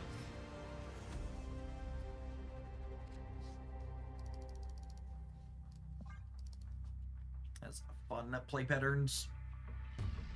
How good she looks in gold. I really like the Neon Trail Borders effect. It's up there with Crackle for me.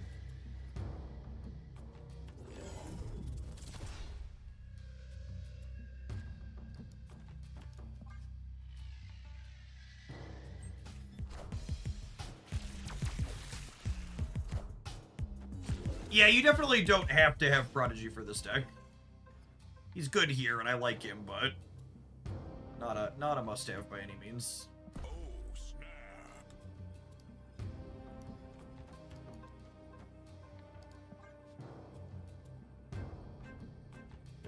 What a top deck.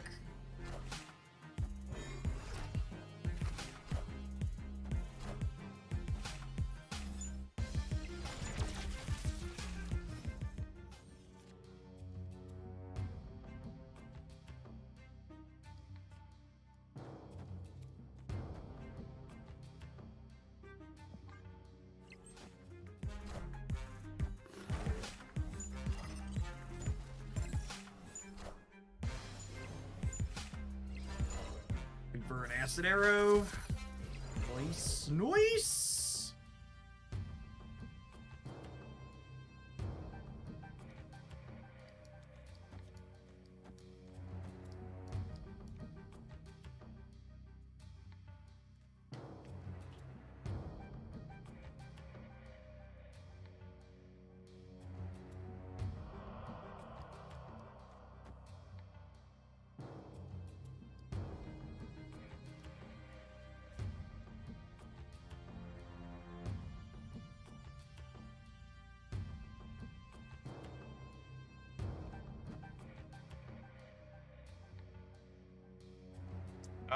I do this, and then next turn I go Victoria, Prodigy Victoria, or it's probably just Victoria plus Bear in the middle.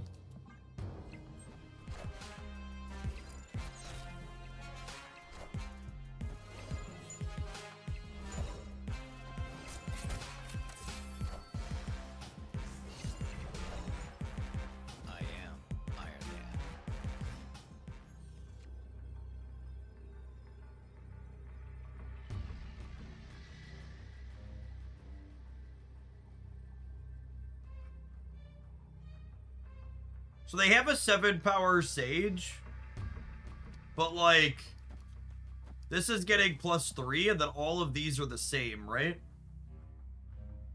So I'm gonna have 34 in the middle, and their Sage is gonna be 2, 4, 6, 8, maybe 10.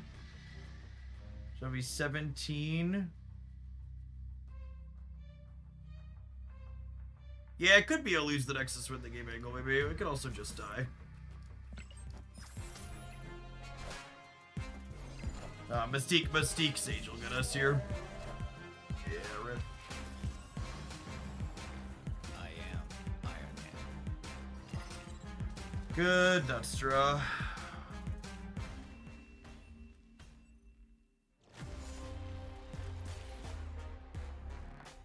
Without the Mystique, that'd have only been 36 with a different 3-power thing, yeah.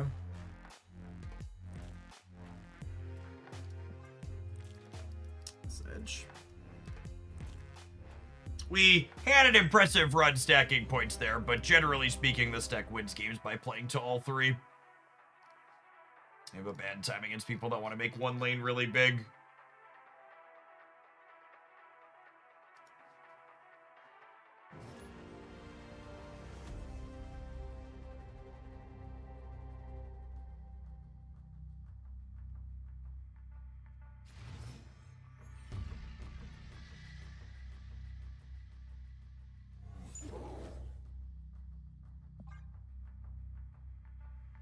Turning off Nexus turns it back on at the end of the game. Yes. Yeah, if you snow guard Hawk, Nexus is active when the game winner is actually determined.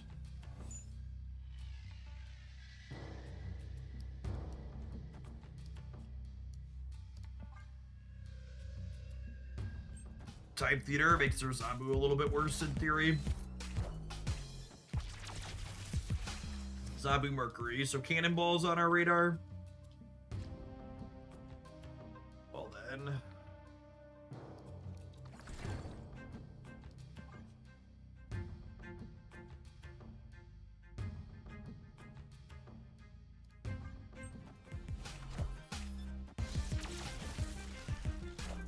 Snow Guard's my best top deck here.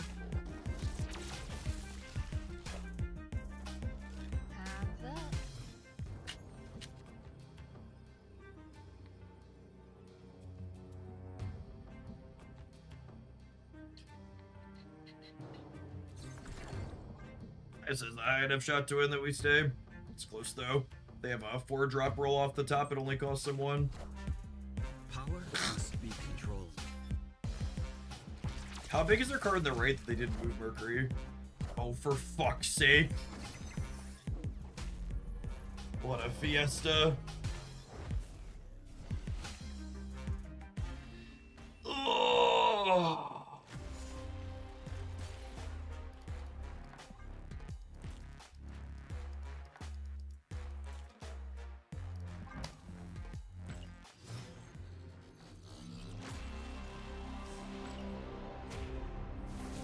It's not been a particularly stimulating day for snapping.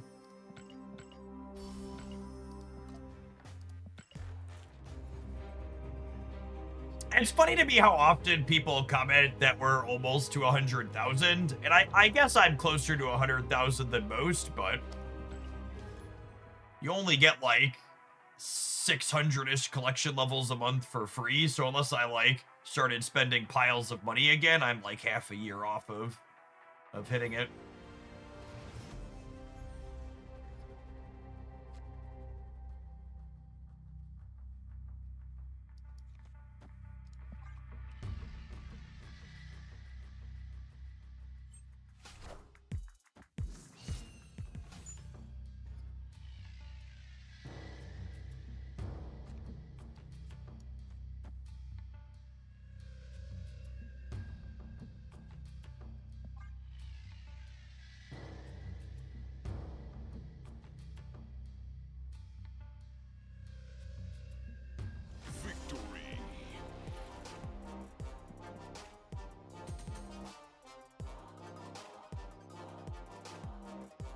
Looking forward to Sanctum Showdown coming back.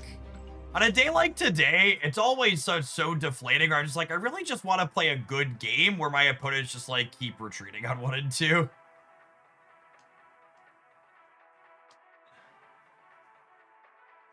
Did you collect all your save up tracked rewards at once or here or there? A little of both.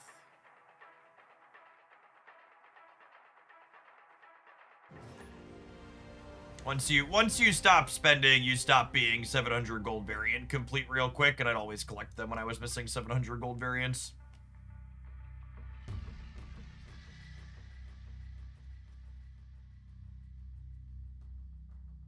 I mean, it took hours to click through everything on the track. It takes somewhere between, depending on what patch it was and how laggy it was, it took somewhere between like 4 and 6 seconds per thing to click on. So just like do some quick math, you can count out how much of my life I wasted doing that.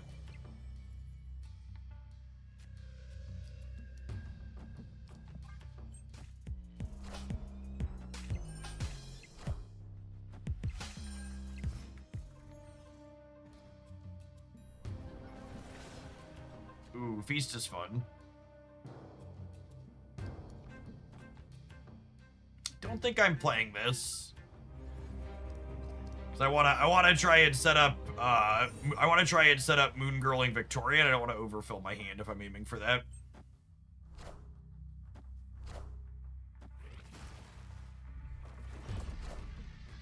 Sad they got rid of that. 6 energy this turn is great for us though.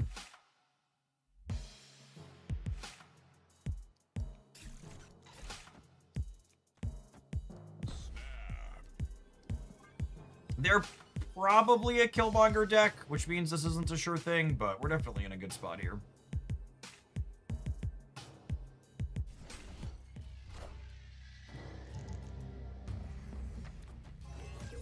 Wow, that's actually pretty unfortunate, because it means that at least Victoria and Kahori are my leftmost cards here, but it sucks that I don't get a copy of the Snow Guard. Snow Guard would have been a lot of extra points for... Sorry, but a lot of extra points later on. I'm about to juice this up.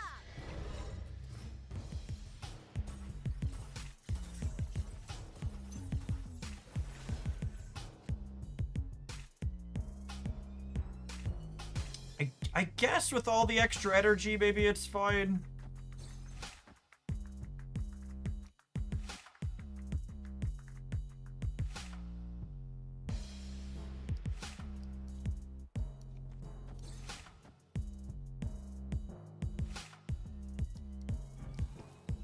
Actually, honestly, I'm gonna use the energy better on the last turn than they are, right?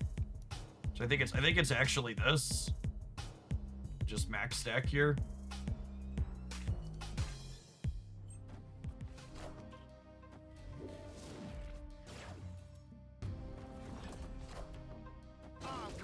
Oh wow, them burning Killmonger proactively is so good for us. That's huge, not having to worry about that.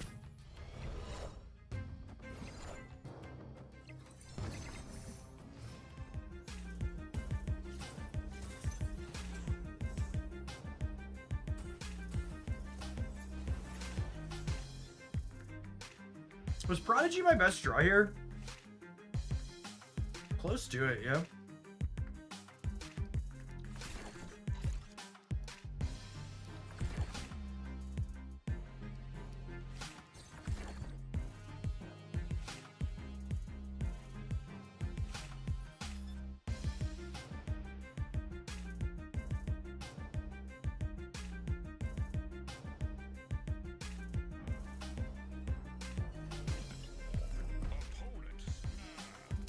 I could die to Shang on the right, I suppose.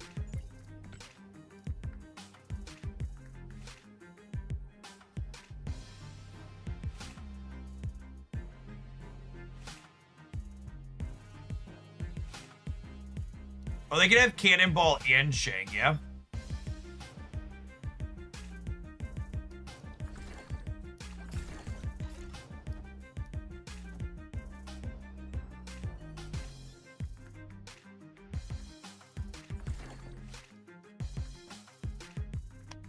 Go and get it.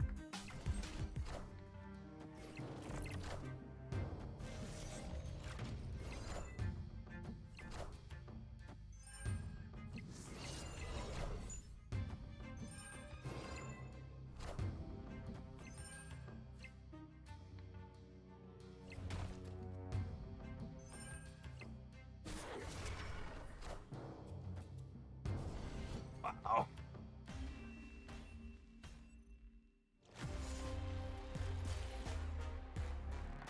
Can I have one with Pivot the Center? I don't think so, right? Pivot the Center would have been 11.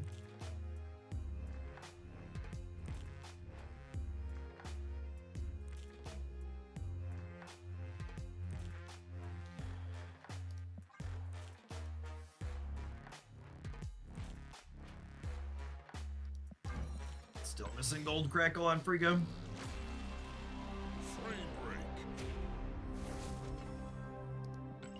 What is their deck? Just the stock Fenris Wolf break your shit deck. Been around for a long time. Mastery.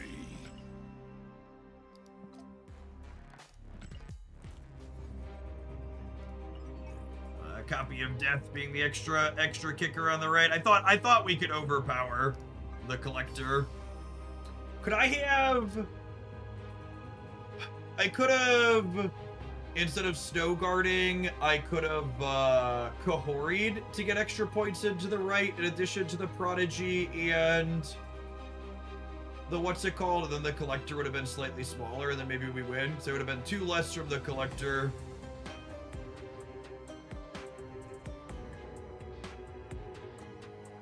And then the Kohori would have added a couple more. I think they're up by 5, right? So if the collector was too smaller, they would have needed 3 Kohorians over there. So probably likely. That's enough Marvel stat free for the afternoon. It was honestly a pretty bad session. We'll try it. We'll try it again tomorrow, but all the decks kind of sucked. I think we'll have to do decks that I actually want to play tomorrow. Viewer decks are a little scuffed this afternoon. I picked one of them, but it wasn't very good. Well, I'm still looking forward to vegging out here for our last half hour of the stream. Let's check out some of the games on Ludio. You want a chance? Part of this promo is an interactive bit where we're going to be giving away a $50 Visa gift card at the end. So Ludio as a platform is a way for you to sample different games. There's 6 different games up here, and you have different challenges for the game where you get scored based on different conditions that you meet. And for today, we've got a special leaderboard for just Hoglandians using my link, and at the end of it, we're going to pick someone who completed the challenge successfully. Looks like 24 people have completed the challenge, and tonight we'll let someone know who the winner is, and we'll get them a gift card sent out, and a chance to complete this using my link through till we notify the winner. I'll post the winner on the Discord server tonight. Let's go ahead and show you what it is. So for our specific challenge, there is a 24-second clip here of, I should turn the audio on. You don't have game audio right now, right? The game is Redacted, where you have, it's kind of a Hades-esque top-down game where you're battling through the things. And this 24-second challenge is clear this room using any of the tools at your disposal, which I did one time, but we failed spectacularly that time. The track's a banger. Let's try again here. Let's double check what are my controls? I'm using the gamepad. Aim shot, melee, dash, kick. All right. I will not be surprised if by one time we cleared it was a fluke. Let's see.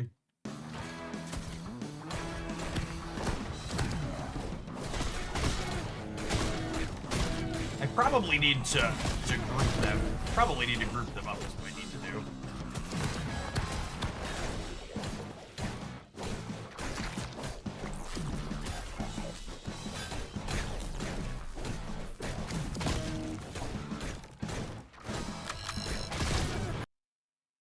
I only got 5 of them. Yet it's the same genre of game as Hades. And the idea of this platform is you'll be able to share moments from games that it supports. There's currently 6 games up here, with Redacted being one of them. And then if you sample the game or check it out or share, you can easily grab it on different platforms here with other folks. Let's see if I can complete the challenge here. My score's up there. There's proof that I completed it at least once.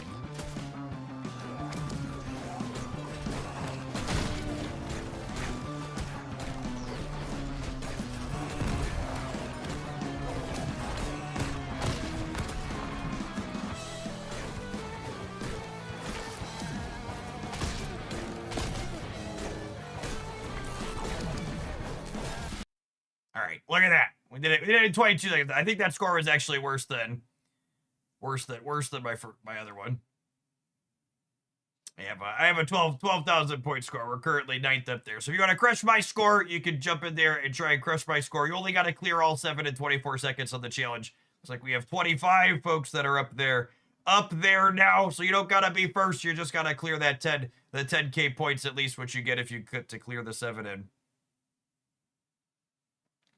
I tried it about 10 times and I couldn't get close first. Yeah, the first place scores, I think it breaks down what it is here. You took a little bit of damage. Let's say the type score, it says 1400. I don't know what that means in terms of how quick they did it, though.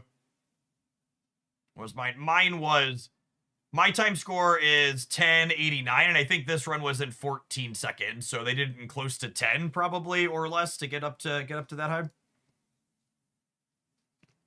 And if you want to try out some other bits on here, like this is a different one. It's a little bit longer bit from Redacted. I'll load it on up here. This is separate from the challenge that we have going on for the community. The tech stack on this is really neat. Again, nothing's installed on my computer. This is running inside Google Chrome on my web browser. We couldn't start the game. Don't do it. You're embarrassing me. I just told them how good it was. I haven't seen that one before. Do I need to refresh, maybe?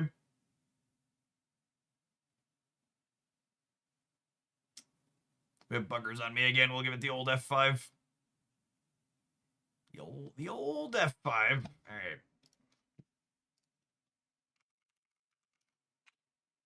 Ludio.com.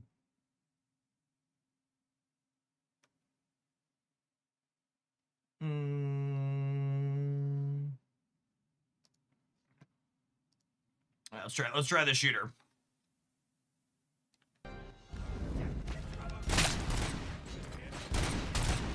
Oh, this one's probably the shooter with the I should pick the keyboard and mouse up. We're so terrible, chat, with the what's they're called. Actually, I don't know what the buttons are. I prefer the top-down games of the gamepad, but trying to work a first person with the gamepad is a little bit less kind.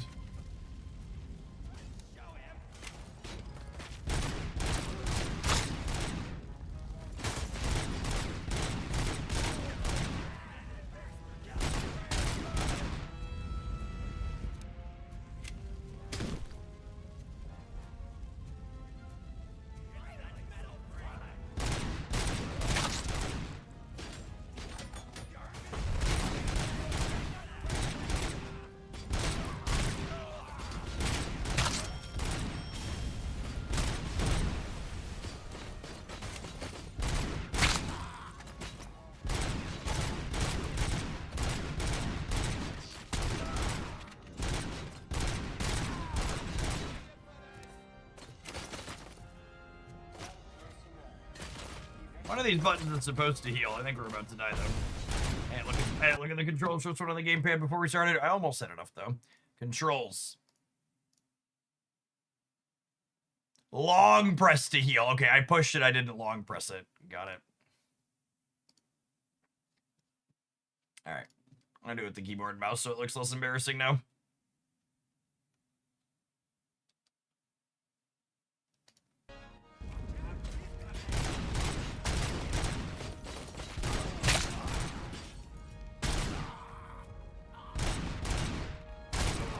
And say how much less embarrassing, just slightly.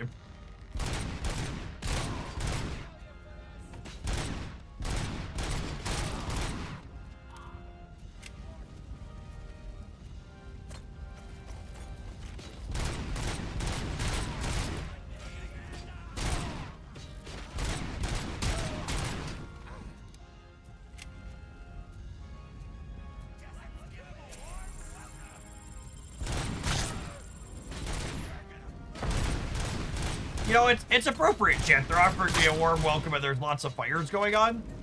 I feel warm. Do you feel warm? Lots of solid heads disappearing physics. Things breaking off of the walls.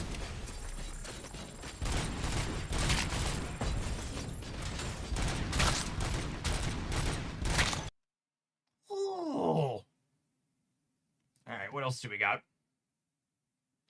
What is this one? Oh, this is a different RoboCop one. I didn't see this one. I don't think I saw this one yesterday.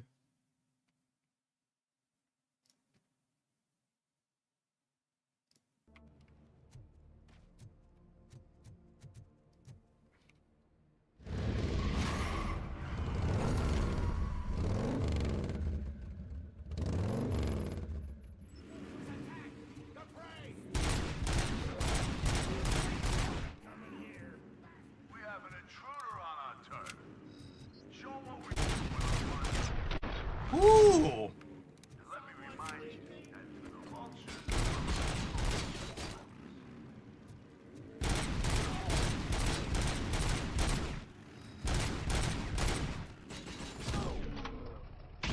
That's funny. You can kill them by just having them run into you.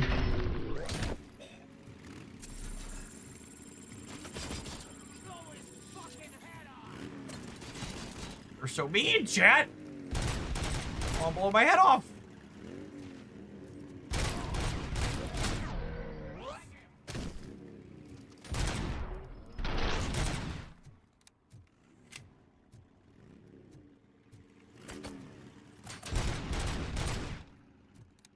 Well, I got 8 seconds left. Get back here.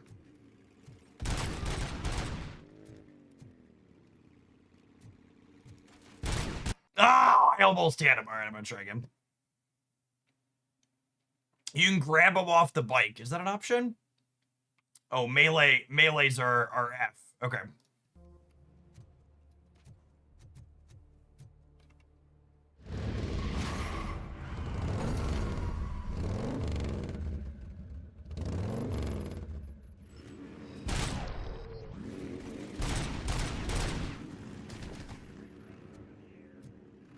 I clipped that first one real quick.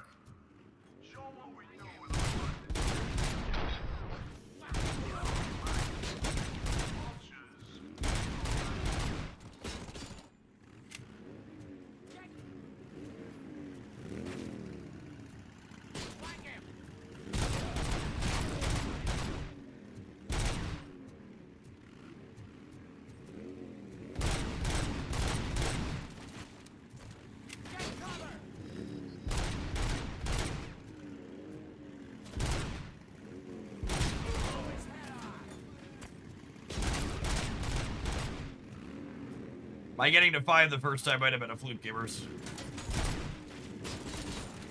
Woo!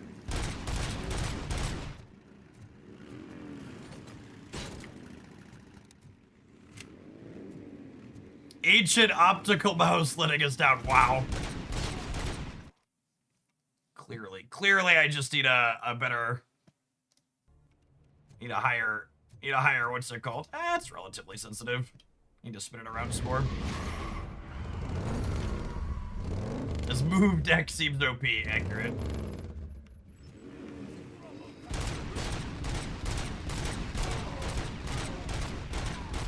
We have an intruder on our turf. Show what we do.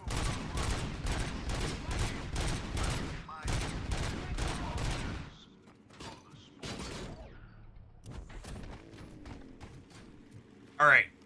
So when they get real close. All right, so that's the trick. All right.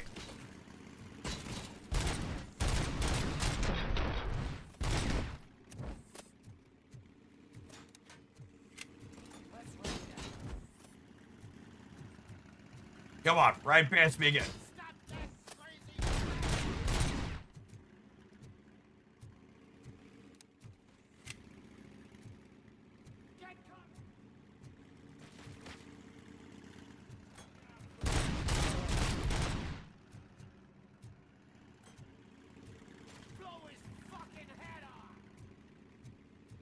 We had a couple of good ones in there. I got too much of a boomer for this one, chat. Clean the lit rollers off. We're good to go, maybe. Got my optical red there on my mouse. That one might be a little bit too twitchy for me.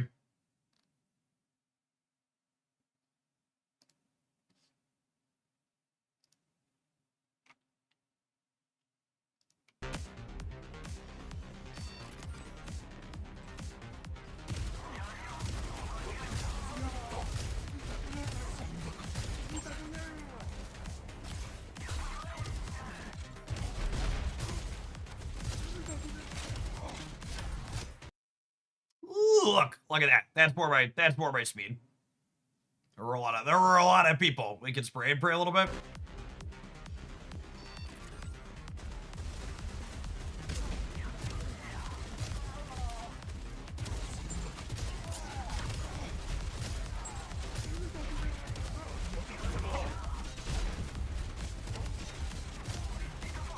It's much easier to get 6 of them when there's like 400 of them, huh?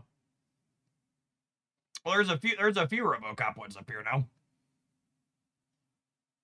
Find graffiti guy, scan materials. Oh, so is this not a shooting one?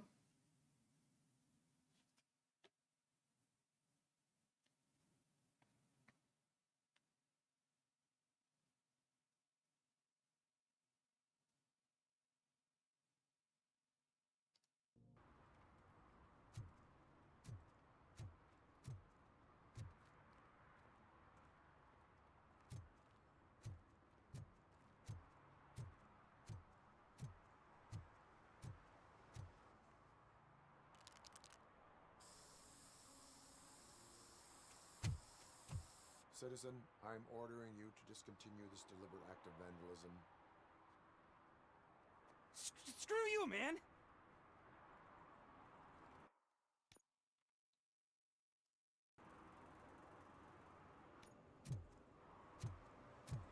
Stop with the vandals. Okay. I was saying that seemed like it was too easy, but yes, he is run off.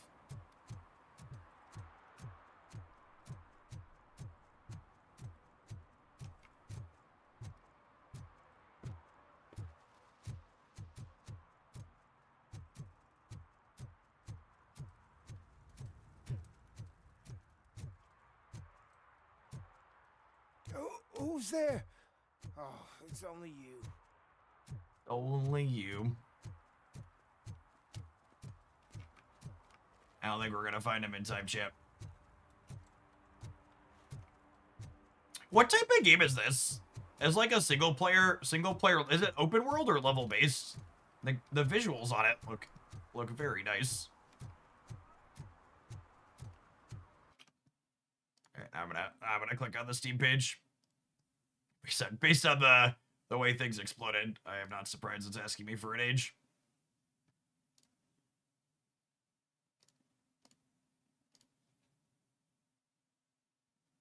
Yeah, single player game from 2023.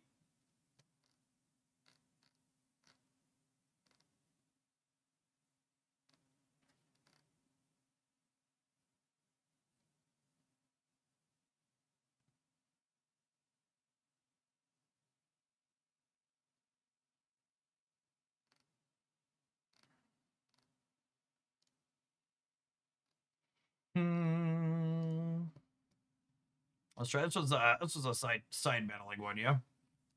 It's the gamepad controls. Jump, attack, pick up, use a skill, use an item.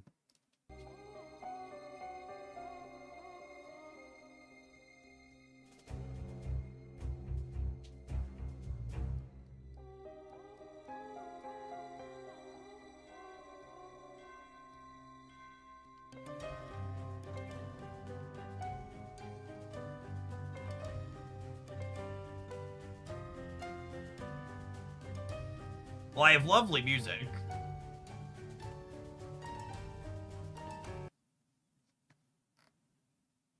Appears to be stuck in a loading.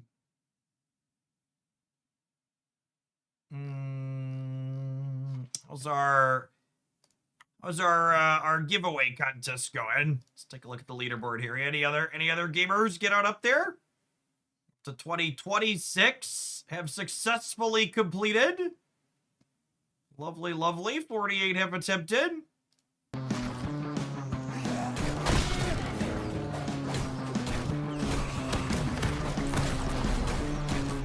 Running past them a little bit so they can't block your melee seems pretty important.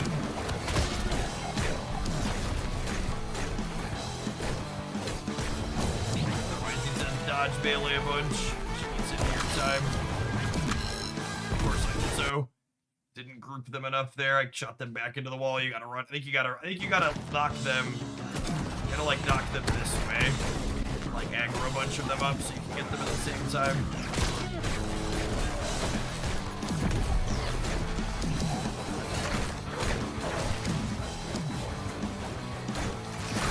Oh, thank God, a vending machine. I'm starving. Damn it, it's just upgrades.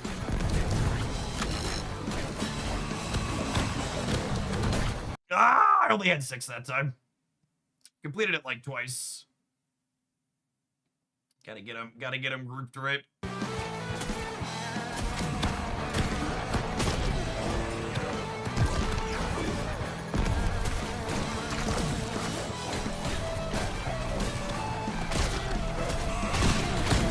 That one that's crawling over there.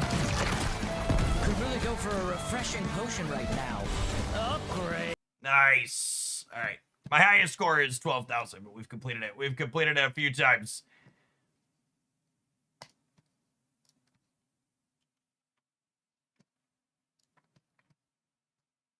Let's click around and see what other ones we've got here. There are a couple other redacted ones that were good. This game's got some stuff going on.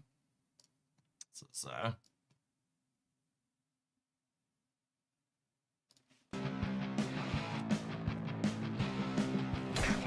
this one we gotta kill 9 enemies on.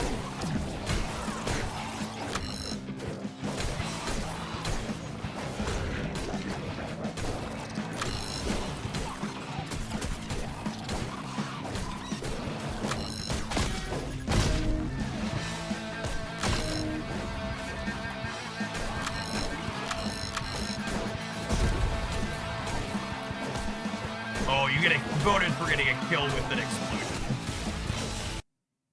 So you gotta get them into the thing and blow it up for the extra bonuses.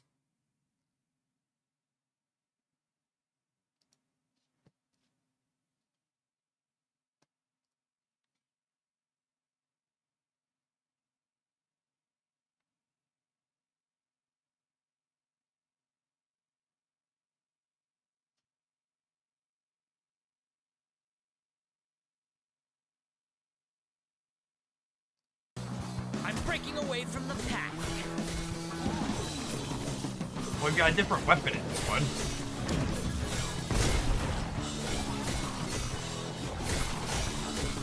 So, a little stabby.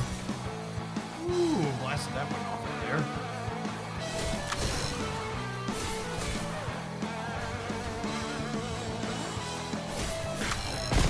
You just got crushed.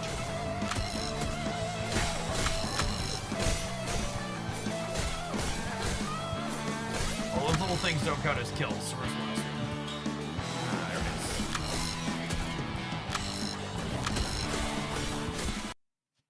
I understand. Some of them are much easier than others. That one, we had copious amounts of times to clear it. The one that they gave us for the challenge is a lot more going on.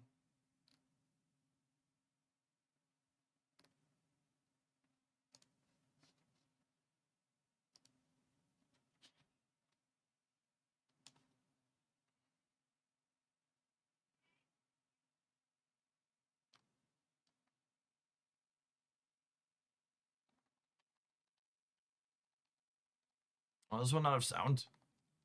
Woo! I think we started at Half-Life too.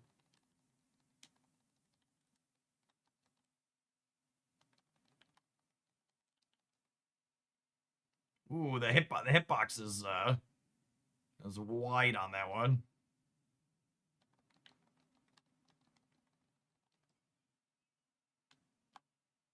I assume I don't want to be standing on the red X's. And we want to break the green things. Gamer intuition.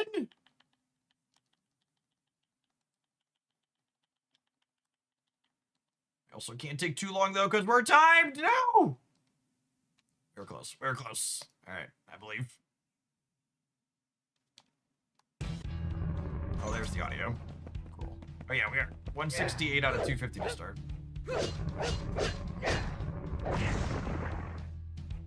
I'd rather get cracked than get looped to the vine.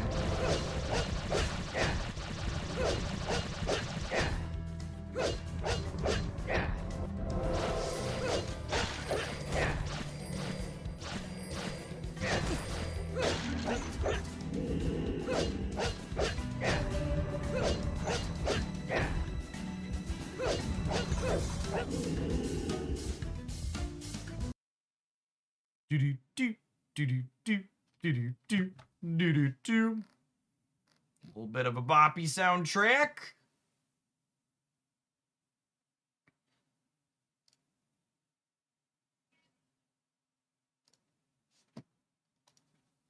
Oh, this one's a first person without the keyboard and mouse.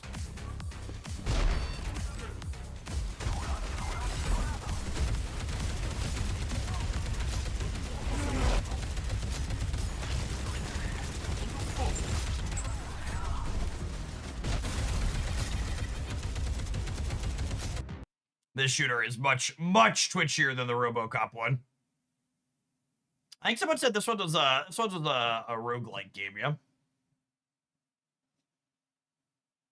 Cyberpunk FPS with roguelike elements.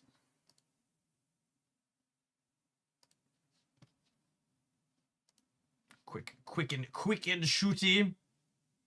Rooty. This one was Fortnite adjacent, and I do not really build things. You can see the people doing the building. Whenever the children are playing the building games, I am always astonished at their ability to multitask while being shot at. The odds on this gift card are looking pretty good, gamers. There's a lot of only got 26 gamers in here that are in the running to snag the Ludio gift card here before the end of the day when we give that out. I'll RNG a winner from those. Make sure you're logged in, so they'll have a way to grab access to your information. You know, click at the top and make sure you sign in with Google or whatnot. Less than 4% HUD seems unlucky. You know, not bad for a few minutes. I haven't wanted him to the AM gift card yet, so I trusted my ability to not be able to get this one as well. Have you tried being luckier? It's a strong position to take. All right, I'm gonna try against my better judgment. I'm gonna try the buildy shooty one. So there's use an ability, there's run, there's pickup, there's jump, and then there's build is CXCV.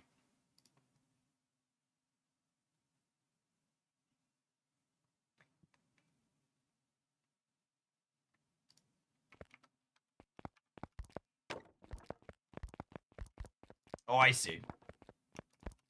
Look at us, we built, chat.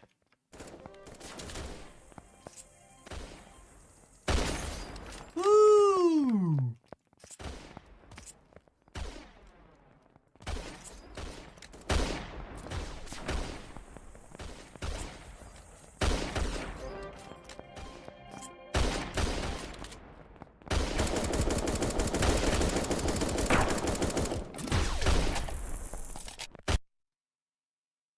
You want me to kill 3 people? I couldn't even kill 1 game. Alright, I'll try. I'm gonna do it again, I swear.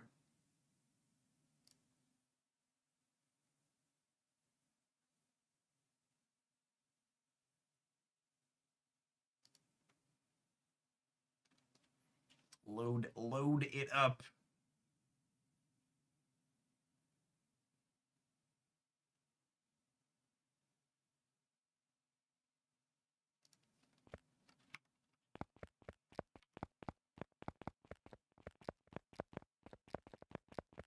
There's bullets and stuff.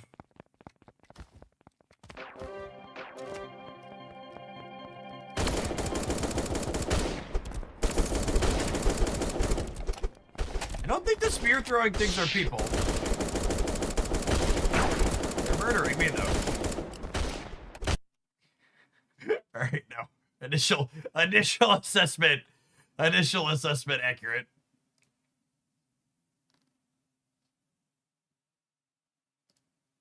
Can we save Maurice? Chat. We can't let Maurice die.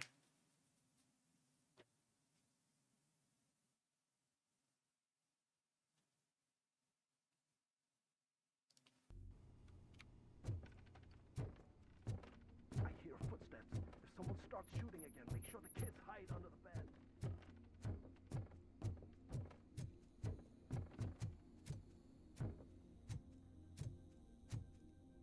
Assuredly, Maurice is at the end of the neon lights.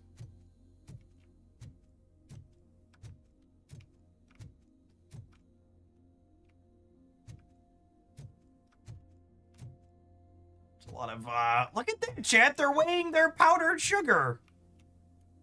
You think I can buy powdered sugar here?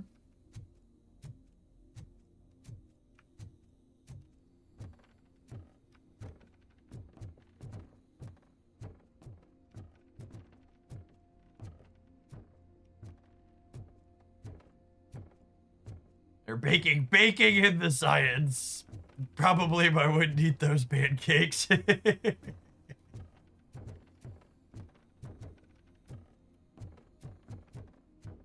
was a thing that was telling us where to go to start. I feel like I need to refresh it because I missed where We're supposed to. We came from this direction, yeah?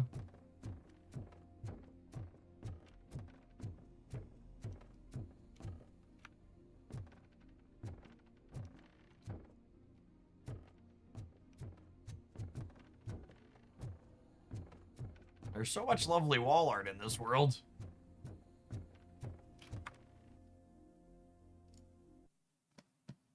All right. I would like to start Maurice over. I hear footsteps. If someone starts shooting again, make sure the kids hide under the bed.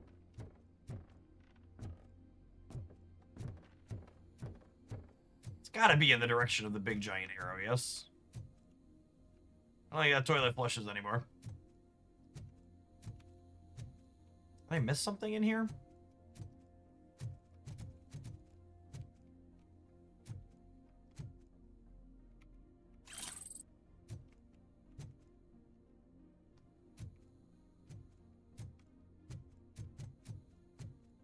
Or we're a robot cop chat, so that means we shouldn't need to take a crap, I imagine.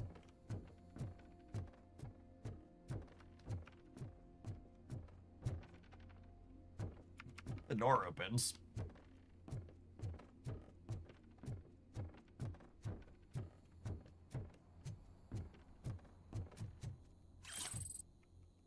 There's something else in the closet we just picked up. Was it there were some voices down here? Was there a door I was supposed to open down here?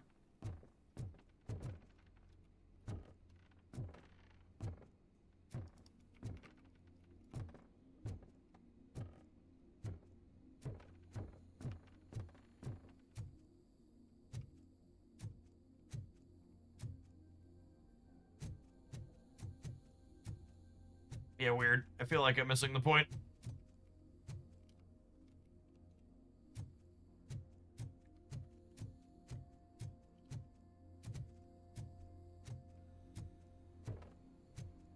Is Maurice in the room with us right now? Well, I have to say, there's no chance Maurice dies if we never find him, right?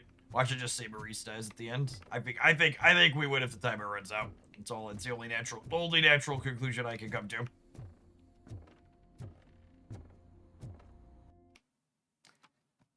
Oh, we were supposed to find something and end up killing someone, I suppose. There were materials to scan. I think we picked up materials. All right. At any rate, thanks for everybody for hanging out through the end. Check out, I'm going to leave the Ludio link in chat there. If you want another, I'm going to say, we'll pick winners here in a little while. I'll post to the Discord server when those go up for a chance for people to get a chance to play and qualify to enter. I'll be back tomorrow morning. We're going to do some Shadowverse to start the day, and we'll do some Marvel Snapping again in the afternoon after. Appreciate everybody that was here through the end. Enjoy the rest of your Thursday, wherever you're at. Peace, folks.